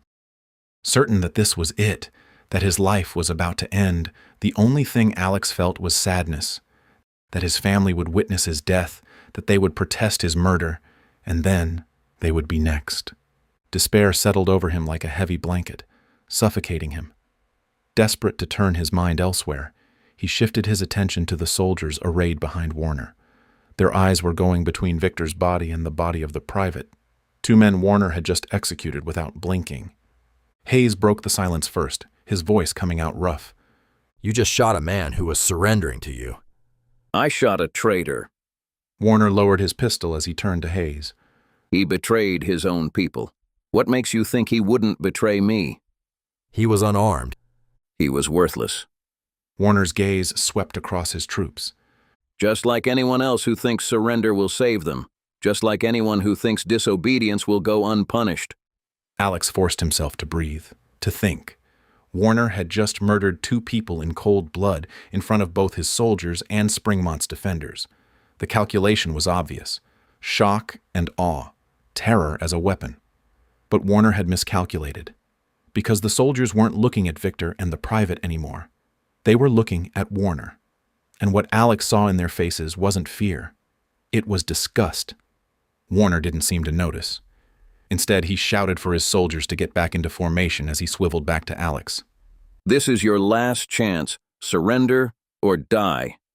Alex could feel the panic of those around him, could feel his own panic, but he tuned it out. It was time to project confidence, whether or not he felt it. Crane had done his part. Now it was up to him. Springmont is a good place, he began, his voice carrying to the soldiers who hadn't gotten back into formation despite Warner's order. A place you can live if you drop your weapons and denounce this dictator. He pointed at Warner. Warner's laugh cut through Alex's words, sharp and dismissive. You think you can turn my people against me? Warner shook his head. These soldiers know what happens to traitors. They've seen it. They've participated in it. Have they? Alex asked. Or have they just watched you execute anyone who questions you? A muscle twitched in Warner's jaw, the first crack in that granite mask. Alex pressed on. Now we all know about the atrocities you committed at Oak Haven. You're going off the word of a deserter and a liar. Hayes confirmed it. Alex gestured toward the corporal. Your own man. Several soldiers shifted, clearly uncomfortable. One of them, a woman with sergeant's stripes, glanced at Hayes, then at Warner. Captain. The sergeant's voice was careful. Maybe we should... Stand down, McBride. Warner didn't even look at her. Instead, his eyes stayed locked on Alex. That's an order. McBride hesitated, but didn't move back into formation. Alex saw the opening and drove into it, ignoring Warner and focusing on the soldiers. How many of you enlisted to protect people, to serve your country? He raised his voice, making sure every soldier could hear him. Is this what you signed up for? Executing kids who refuse orders? Shooting unarmed men who try to surrender? Enough. Warner's hand tightened on his pistol at his side. I gave you a chance and I offered you protection. You chose death. You offered slavery. Alex kept his voice steady despite his stomach clenching. And we're not the ones choosing death here. You are. Warner raised his pistol at Alex. His heart seemed to stop beating before going into a painful gallop. He could signal Luke or Scott to kill Warner, but that .50 cal was still pointed at his people. If Springmont killed Warner, the soldiers would act on instinct and open fire. Instead, he needed to let this play out. Captain, wait! Hayes shouted. Sir, we need to talk about this. What he's saying. Get back in line, Corporal. Hayes didn't move. 2 men are dead, sir. 2 men who weren't threats. We just watched you execute them. I executed traitors. That kid was 19 years old. Hayes's voice hardened. He dropped his weapon. He wasn't attacking anyone. You shot him in the back of the head. He disobeyed a direct order. He refused to kill innocent people. McBride joined Hayes. There's a difference. 3 more soldiers stepped forward, then 2 more. Within seconds, more than half of Warner's force had positioned themselves separately from their captain. Chapter 52. Alex. Fresh hope leapt into Alex's chest. Warner went rigid. Then he swung his pistol from Alex to Hayes to McBride, never settling on a target. This is mutiny. This is us refusing to follow illegal orders. Hayes's rifle stayed pointed at the ground, but his stance had shifted, as if he were ready for anything. You're not military anymore, Captain. You're just a man with a gun and a god complex. I kept you alive. Spittle flew from Warner's mouth. Without me, you'd all be dead. Without you, we'd all be human. McBride's voice was soft. You turned us into executioners. Alex couldn't help but wonder how many of the soldiers in front of him had gone to Emerson's headquarters and participated in the slaughter. He kept his gaze steady on Warner, prepared to duck if bullets started flying. The captain's hand shook as his pistol wavered between targets. Alex counted the soldiers who seemed to be loyal to Warner. 6, maybe 7. They appeared uncertain, glancing at each other, looking at the ground, their foreheads wrinkling, but their weapons remained partly raised, though not pointed at anyone directly.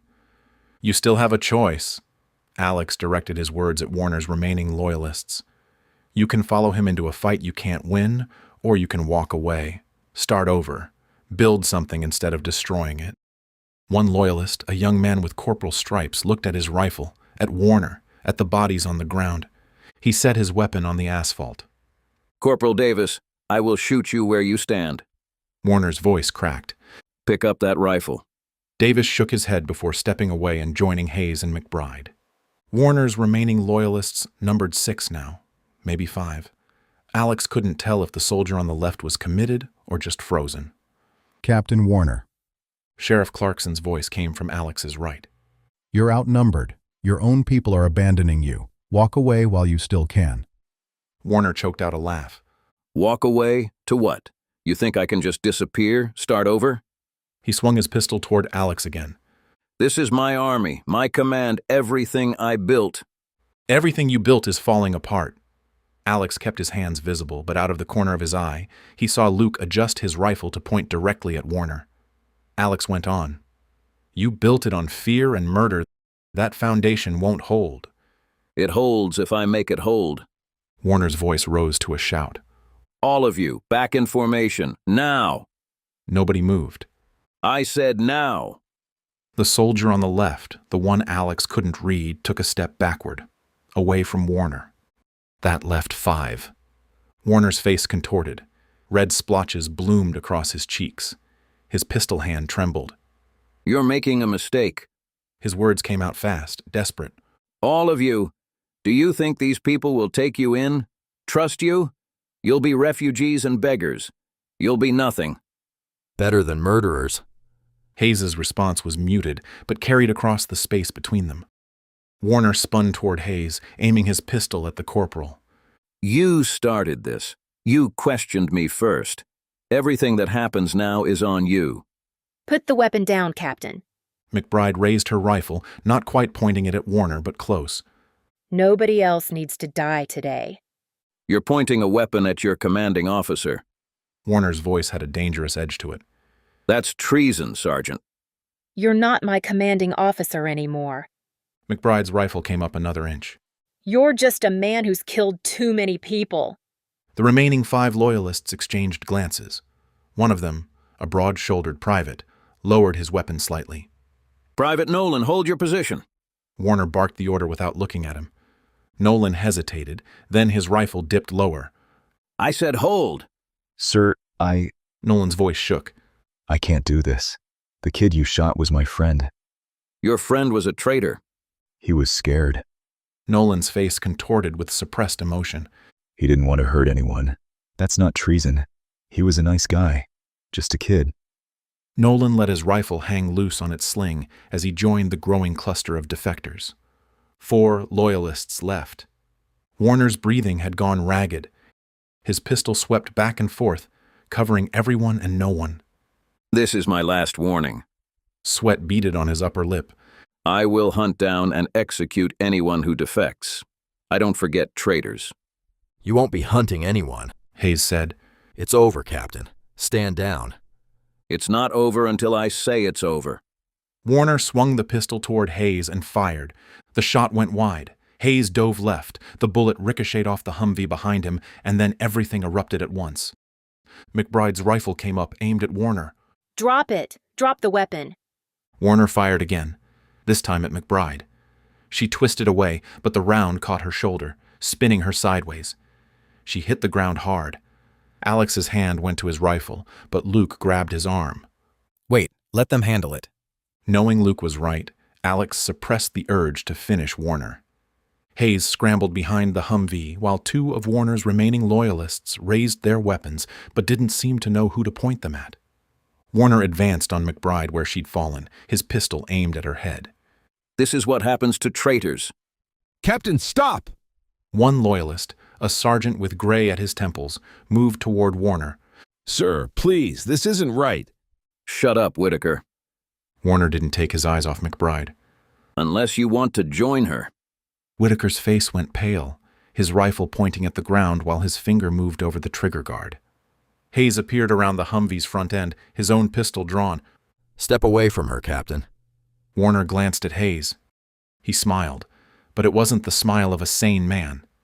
Make me. The standoff lasted for 3 seconds. 5.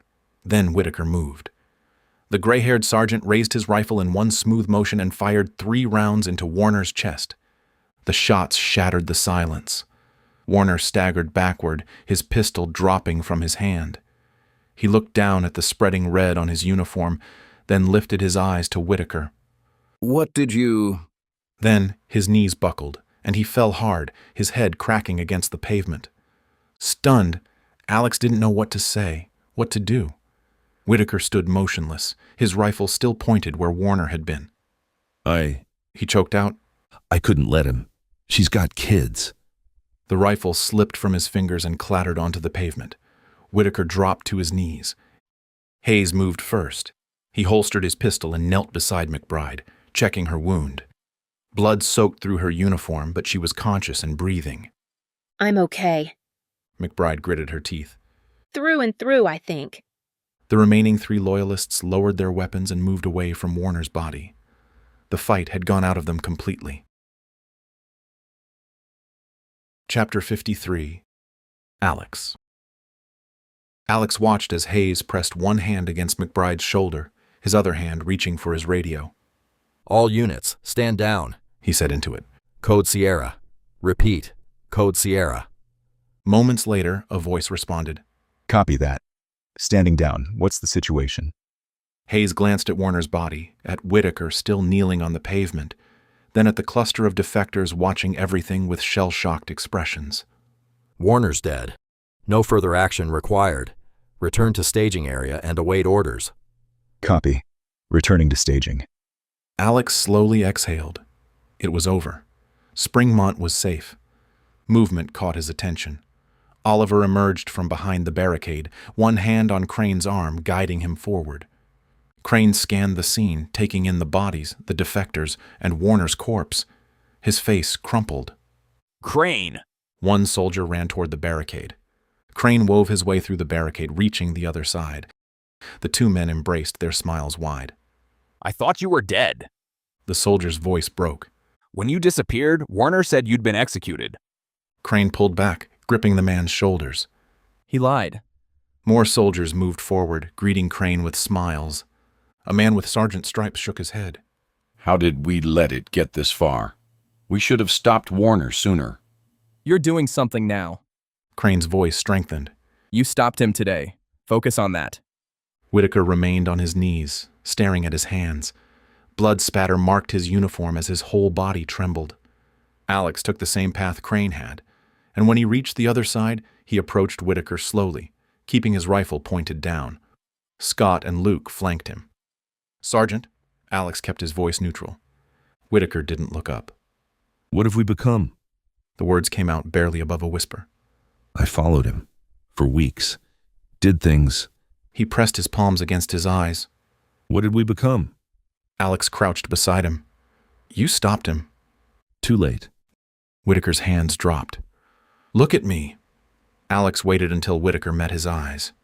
You stopped him before he could hurt anyone else here. Before he could do to this town what he'd done to the others. Alex felt his own emotions welling up. You saved my family. He glanced at Luke and Scott. All our families. Whitaker's throat worked. He nodded once, then looked away. Hayes stood up from tending to McBride. I need medical supplies. Clean bandages, antiseptic if you have it. We've got supplies in the bus. Scott signaled to Stan.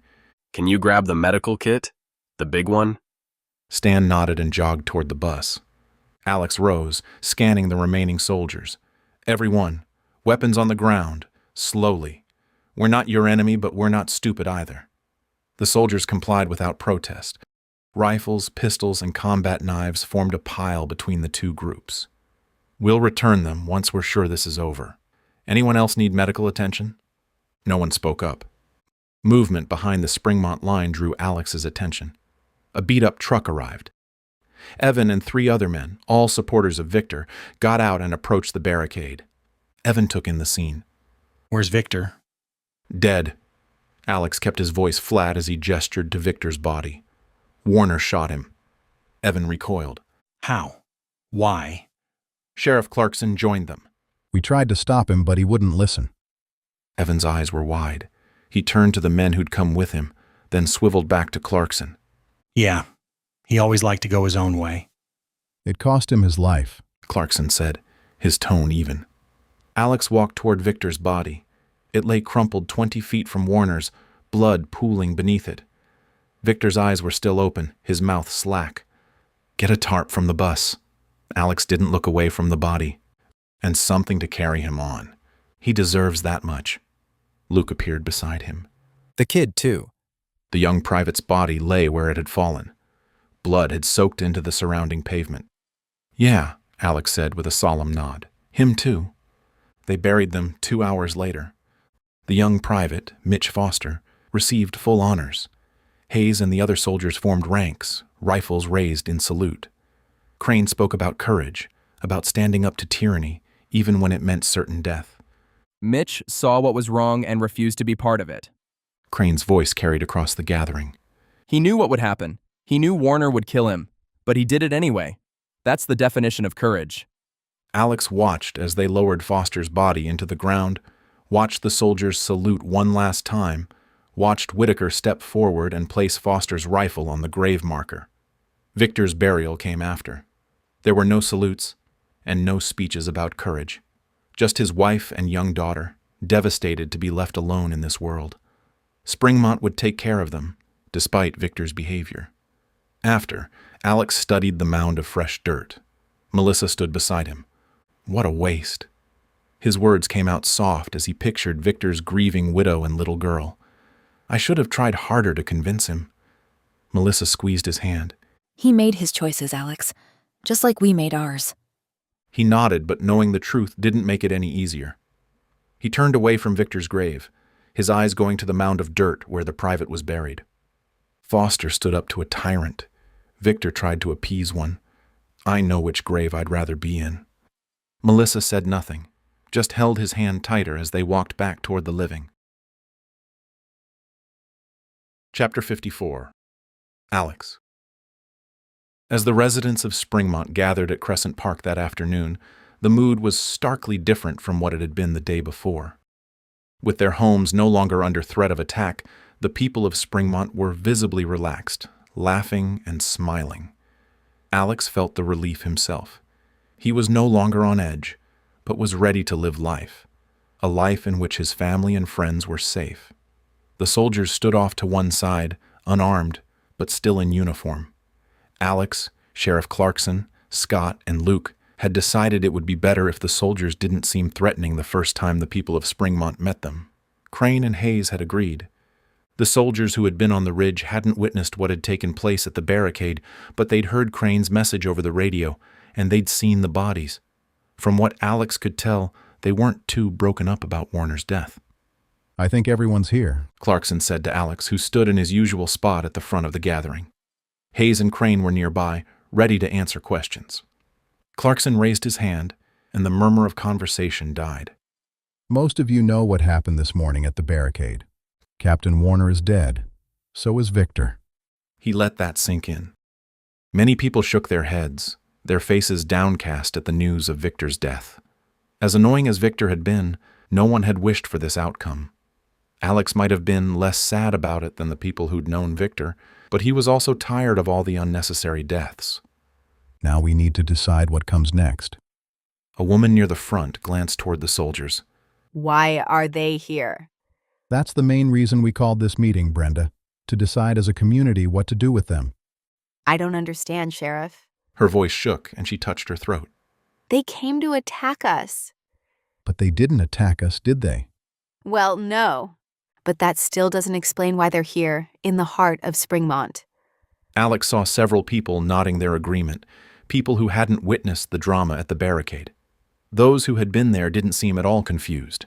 They'd seen the conflict the soldiers had endured, had seen Warner kill a young man who was certainly a friend to many of these soldiers.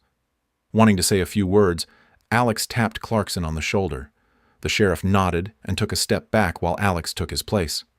Brenda, right? Alex asked the woman. Yes. I understand your concern. These soldiers were ordered to attack Springmont. You need to know that some of them refused those orders. In fact, one of them, a young private named Mitch Foster, dropped his weapon and told Warner he would not kill innocent people. He gave that image time to register before he went on. Warner shot him in the head for it. Gasps rippled through the crowd. A few people covered their mouths. Others stared at the ground. Corporal Hayes over here, Alex gestured toward the soldier standing at the edge of the group, was the first to break ranks. Sergeant McBride took a bullet in the shoulder while standing up to Warner. And Sergeant Whitaker, one of Warner's own loyalists, is the man who put Warner down when Warner tried to execute McBride. Many others stood up to Warner under threat of death. So what are you saying? That we owe them something? I'm saying they risked their lives for us. They risked their lives to stop Warner. Some of them lost a friend today. They saw him executed by their leader. Alex attempted to read the faces in the crowd. He saw fear, sadness, and uncertainty. These people had spent the last few days believing they were going to be attacked, believing that they and their loved ones might die. He couldn't blame them for not rolling out the welcome mat to those who had come to attack them. "Nobody's asking you to take them into your homes," he added. "They have families of their own, people they want to get back to." He glanced at Hayes, who nodded slightly. Alex had spoken with him and Crane for over an hour before this meeting, working through the details while McBride rested, her shoulder bandaged, in Scott's living room. "There are still people back at Cedar City Airport," Alex continued. "Support staff, cooks, mechanics, medics. People Warner kept around to keep the operation running. Those people don't know yet that Warner is dead. They don't know they're free." He let that word hang in the air. Free. It meant everything in this new world. Hayes and most of these soldiers want to go back to Cedar and let those people know what happened. Let them know they can leave if they want, that no one's going to shoot them for walking out the gate. Hayes joined Alex. "We also need to let the people in Cedar know that their obligation to Warner has ended, that they don't have an obligation to anyone." Understanding dawned on the faces of many, but not everyone. "We're just supposed to trust that?" A man toward the back of the crowd unfolded his arms, but his chin lifted. "Trust that they won't regroup and come back to take over? They've seen what we have." He spread his arms out to encompass the park and the town. "They know our numbers and our weaknesses." Alex understood his wariness. He would have felt the same way if he hadn't witnessed what had happened at the barricade. "Sir," Hayes began, getting everyone's attention. "I watched my commanding officer murder a 19-year-old kid this morning because that kid had a conscience." He visibly swallowed, clearly fighting to keep control of his emotions. "The thought of regrouping never crossed my mind. What I want is to go to Cedar and get the word out that Warner is dead. Then I'm going north to find out if my mother is still alive." No one spoke, and no one moved. After giving them a moment to take that in, Alex continued. "Out of all the soldiers who came to Springmont this morning, all but 4 want to return to Cedar with Hayes to handle the transition, and then move on to find their people and go home, wherever home is." "And the other 4? Clarkson asked, already knowing the answer but asking for the crowd's benefit. "They have nowhere to go, no home to speak of. Crane here is one of them." Alex looked at the former scout, who stood with his hands at his sides and his shoulders back. "Whitaker's another. McBride wants to stay until her shoulder heals and then she'll decide. The other is a private who said he'd rather build something than go back to nothing." Several people exchanged glances with those near them. 4 people, Alex said. "That's what we're talking about. 4 people who put their necks on the line for this town are asking for a chance to contribute." He smiled. 4 people who are young and strong. "We know how to work," Crane said from a few feet behind Alex. All eyes shifted to him. Alex motioned the scout forward. "Crane's the one who turned the tide in our favor. His words convinced the other soldiers to put down their weapons and stop obeying Warner." "That's right," Hayes said. The soldiers, who stood together, all nodded as well. "Where are we supposed to put him?" A man surrounded by several children asked. "I've got no room at my place." "I'll take them in," Jeremy said, his voice strong. "I'd be happy to have trained fighters guarding my property." "Hold on," another man shouted. "Maybe I'd like to have them at my place." Alex suppressed a grin. Now they were fighting over who got to house the soldiers. Sheriff Clarkson raised his hands and the crowd settled. "We'll figure all that out. Right now, we just need to know if the community supports letting them stay." He scanned the gathering. "All in favor, raise your hands." The vast majority of hands went up. Those who kept their hands down seemed uncertain rather than fully opposed. That was good enough for Alex, and apparently for Clarkson, who said, "Looks like they can stay." Smiles brightened the faces of many soldiers. "If you're willing to have a soldier stay with you, come see me and we'll get it figured out. For everyone else, thank you for coming. I have nothing else." "Thank you, Sheriff." Several people called out. A few shouted thanks to Alex as well, which warmed him. What warmed him even more was seeing 6 people come forward, eager to take in one of the homeless soldiers. In the end, Crane accepted Jeremy's invitation to stay at his place. Sergeant McBride opted to stay with an older couple who would care for her while she healed, and in exchange, she would help them out once she was healthy. The other 2 soldiers found homes as well. Once that was settled, Alex joined Melissa and the rest of their group and headed back to the homestead. Chapter 55. Alex. 4 months later. Those tomatoes looked delicious. Alex held up a fat, red beefsteak and turned it in the late afternoon sun. Melissa knelt in the garden bed, dirt caked under her fingernails, a smudge of earth across her cheek. She got up with a smile. The kids have been working hard on this garden, watering it and weeding it every day. It's paid off.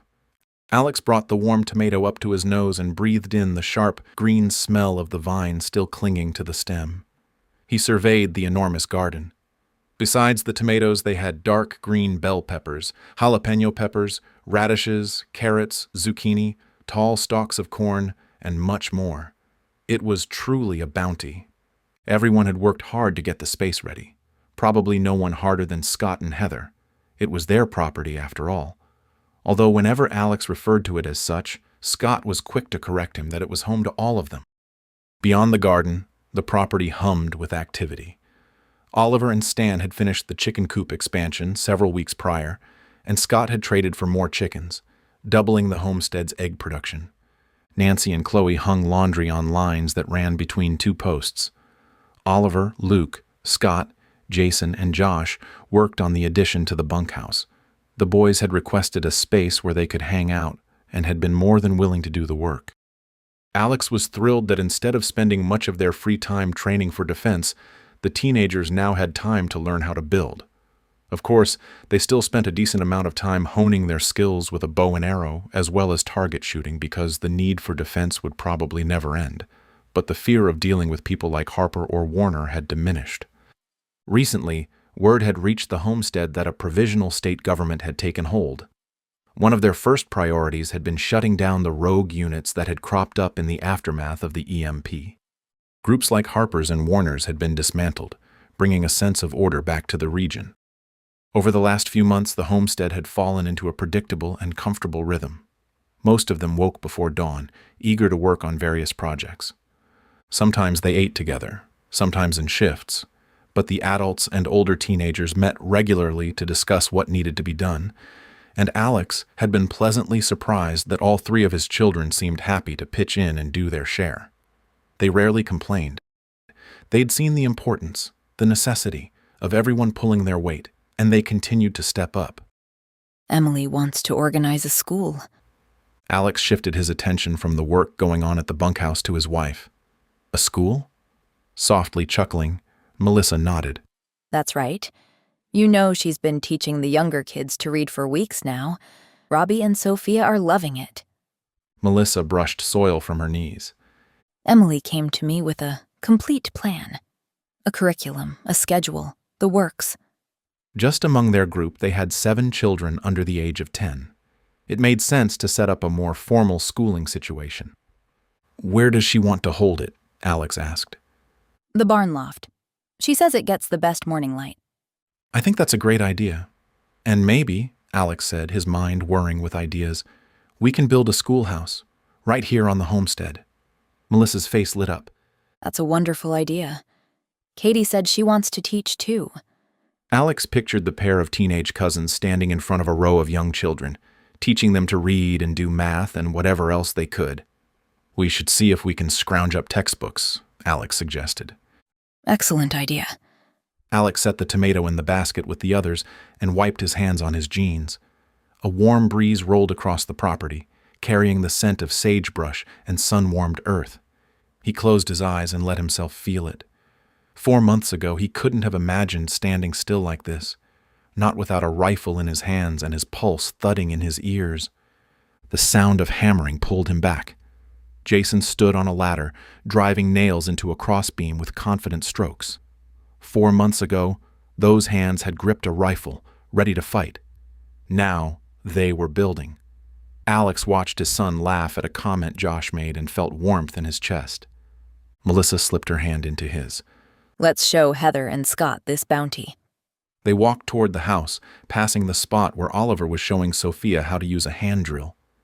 The 7-year-old's tongue poked out of the corner of her mouth as she concentrated, and Oliver guided her small hands with his massive ones. Amanda sat on the porch steps nearby, shelling peas into a bowl balanced on her knees. Heather stepped out the front door, wiping her hands on a towel. She caught Alex's eye and nodded toward the interior. Scott wants to show you something. Curious what it was, Alex mounted the porch steps. Inside, he found Scott standing at the kitchen table, studying a map of Springmont and the surrounding area. Red circles marked the nearby homesteads, and blue lines traced irrigation routes from the creek. Jeremy's crew finished the second irrigation ditch this morning. We'll be able to connect to it and water the garden. Scott turned to Alex with a grin. No more hauling buckets. Alex smiled at his brother-in-law. That's great news. I know more than one teenager who will be happy to hear that. Scott chuckled. Alex leaned over the map and ran his finger along a blue line that ended close to their homestead. Building this was a lot of work. He straightened and turned to Scott. Before all this, running water was something we didn't realize was a luxury. That's for sure. By the way, Clarkson stopped by earlier.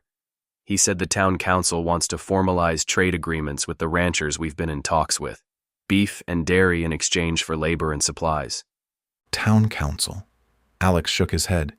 4 months ago, we were arguing over how to stop a war. People crave structure and normalcy. Scott tapped the map. They want to know what to expect. Which matched the way Alex felt. Those were the same things he wanted for his family, his children. To live in a world where they weren't constantly looking over their shoulder or worrying about the next fight. One where they could settle into actually living. The kids want to show you something, Alex, Melissa said with a grin as she poked her head into the kitchen. With a glance at Scott, who shrugged, Alex followed Melissa out of the house and into the yard.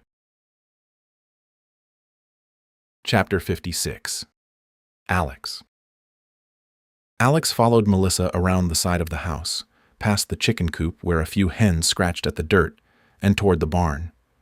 As he rounded the corner, he saw all the teenagers gathered. Emily stood at the front, hands clasped, a tentative smile on her face. Katie stood beside her, chewing on her lower lip. Jason leaned against a fence post, his posture casual, but Alex caught the way his son's eyes kept flicking toward the barn wall like he was nervous about something. Stephen knelt beside Baxter, scratching the black lab's head, his face bright with barely contained excitement. Jake stood nearby, Storm and Ranger stretched out in the sun at his feet.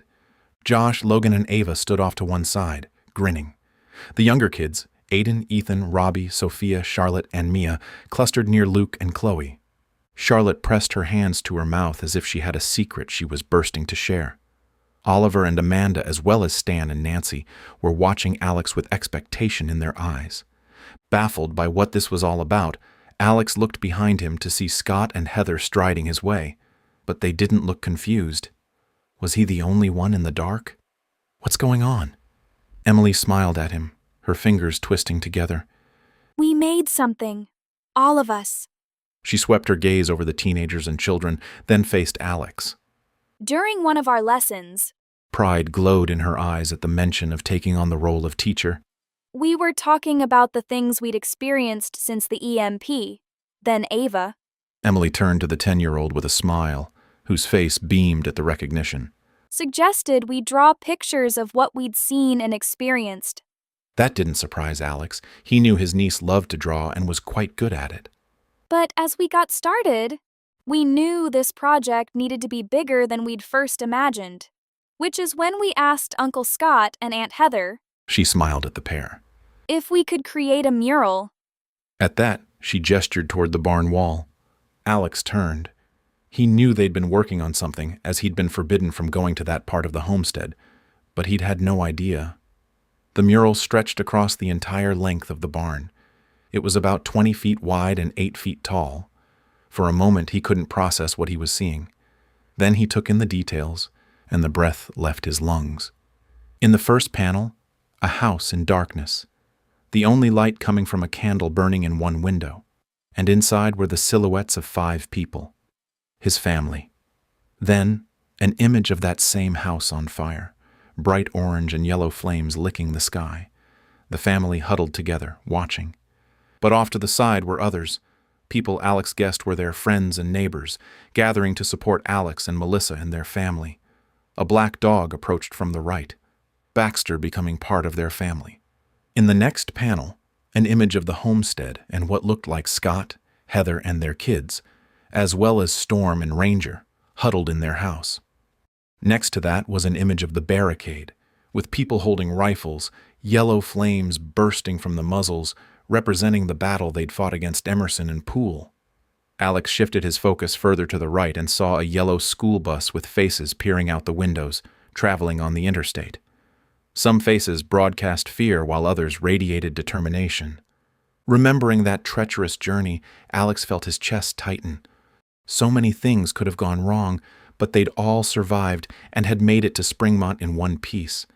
His eyes went to the last panel, this one brighter, the sun shining on the red rock mountains, and in the foreground the homestead, the house, the barn, a flourishing garden.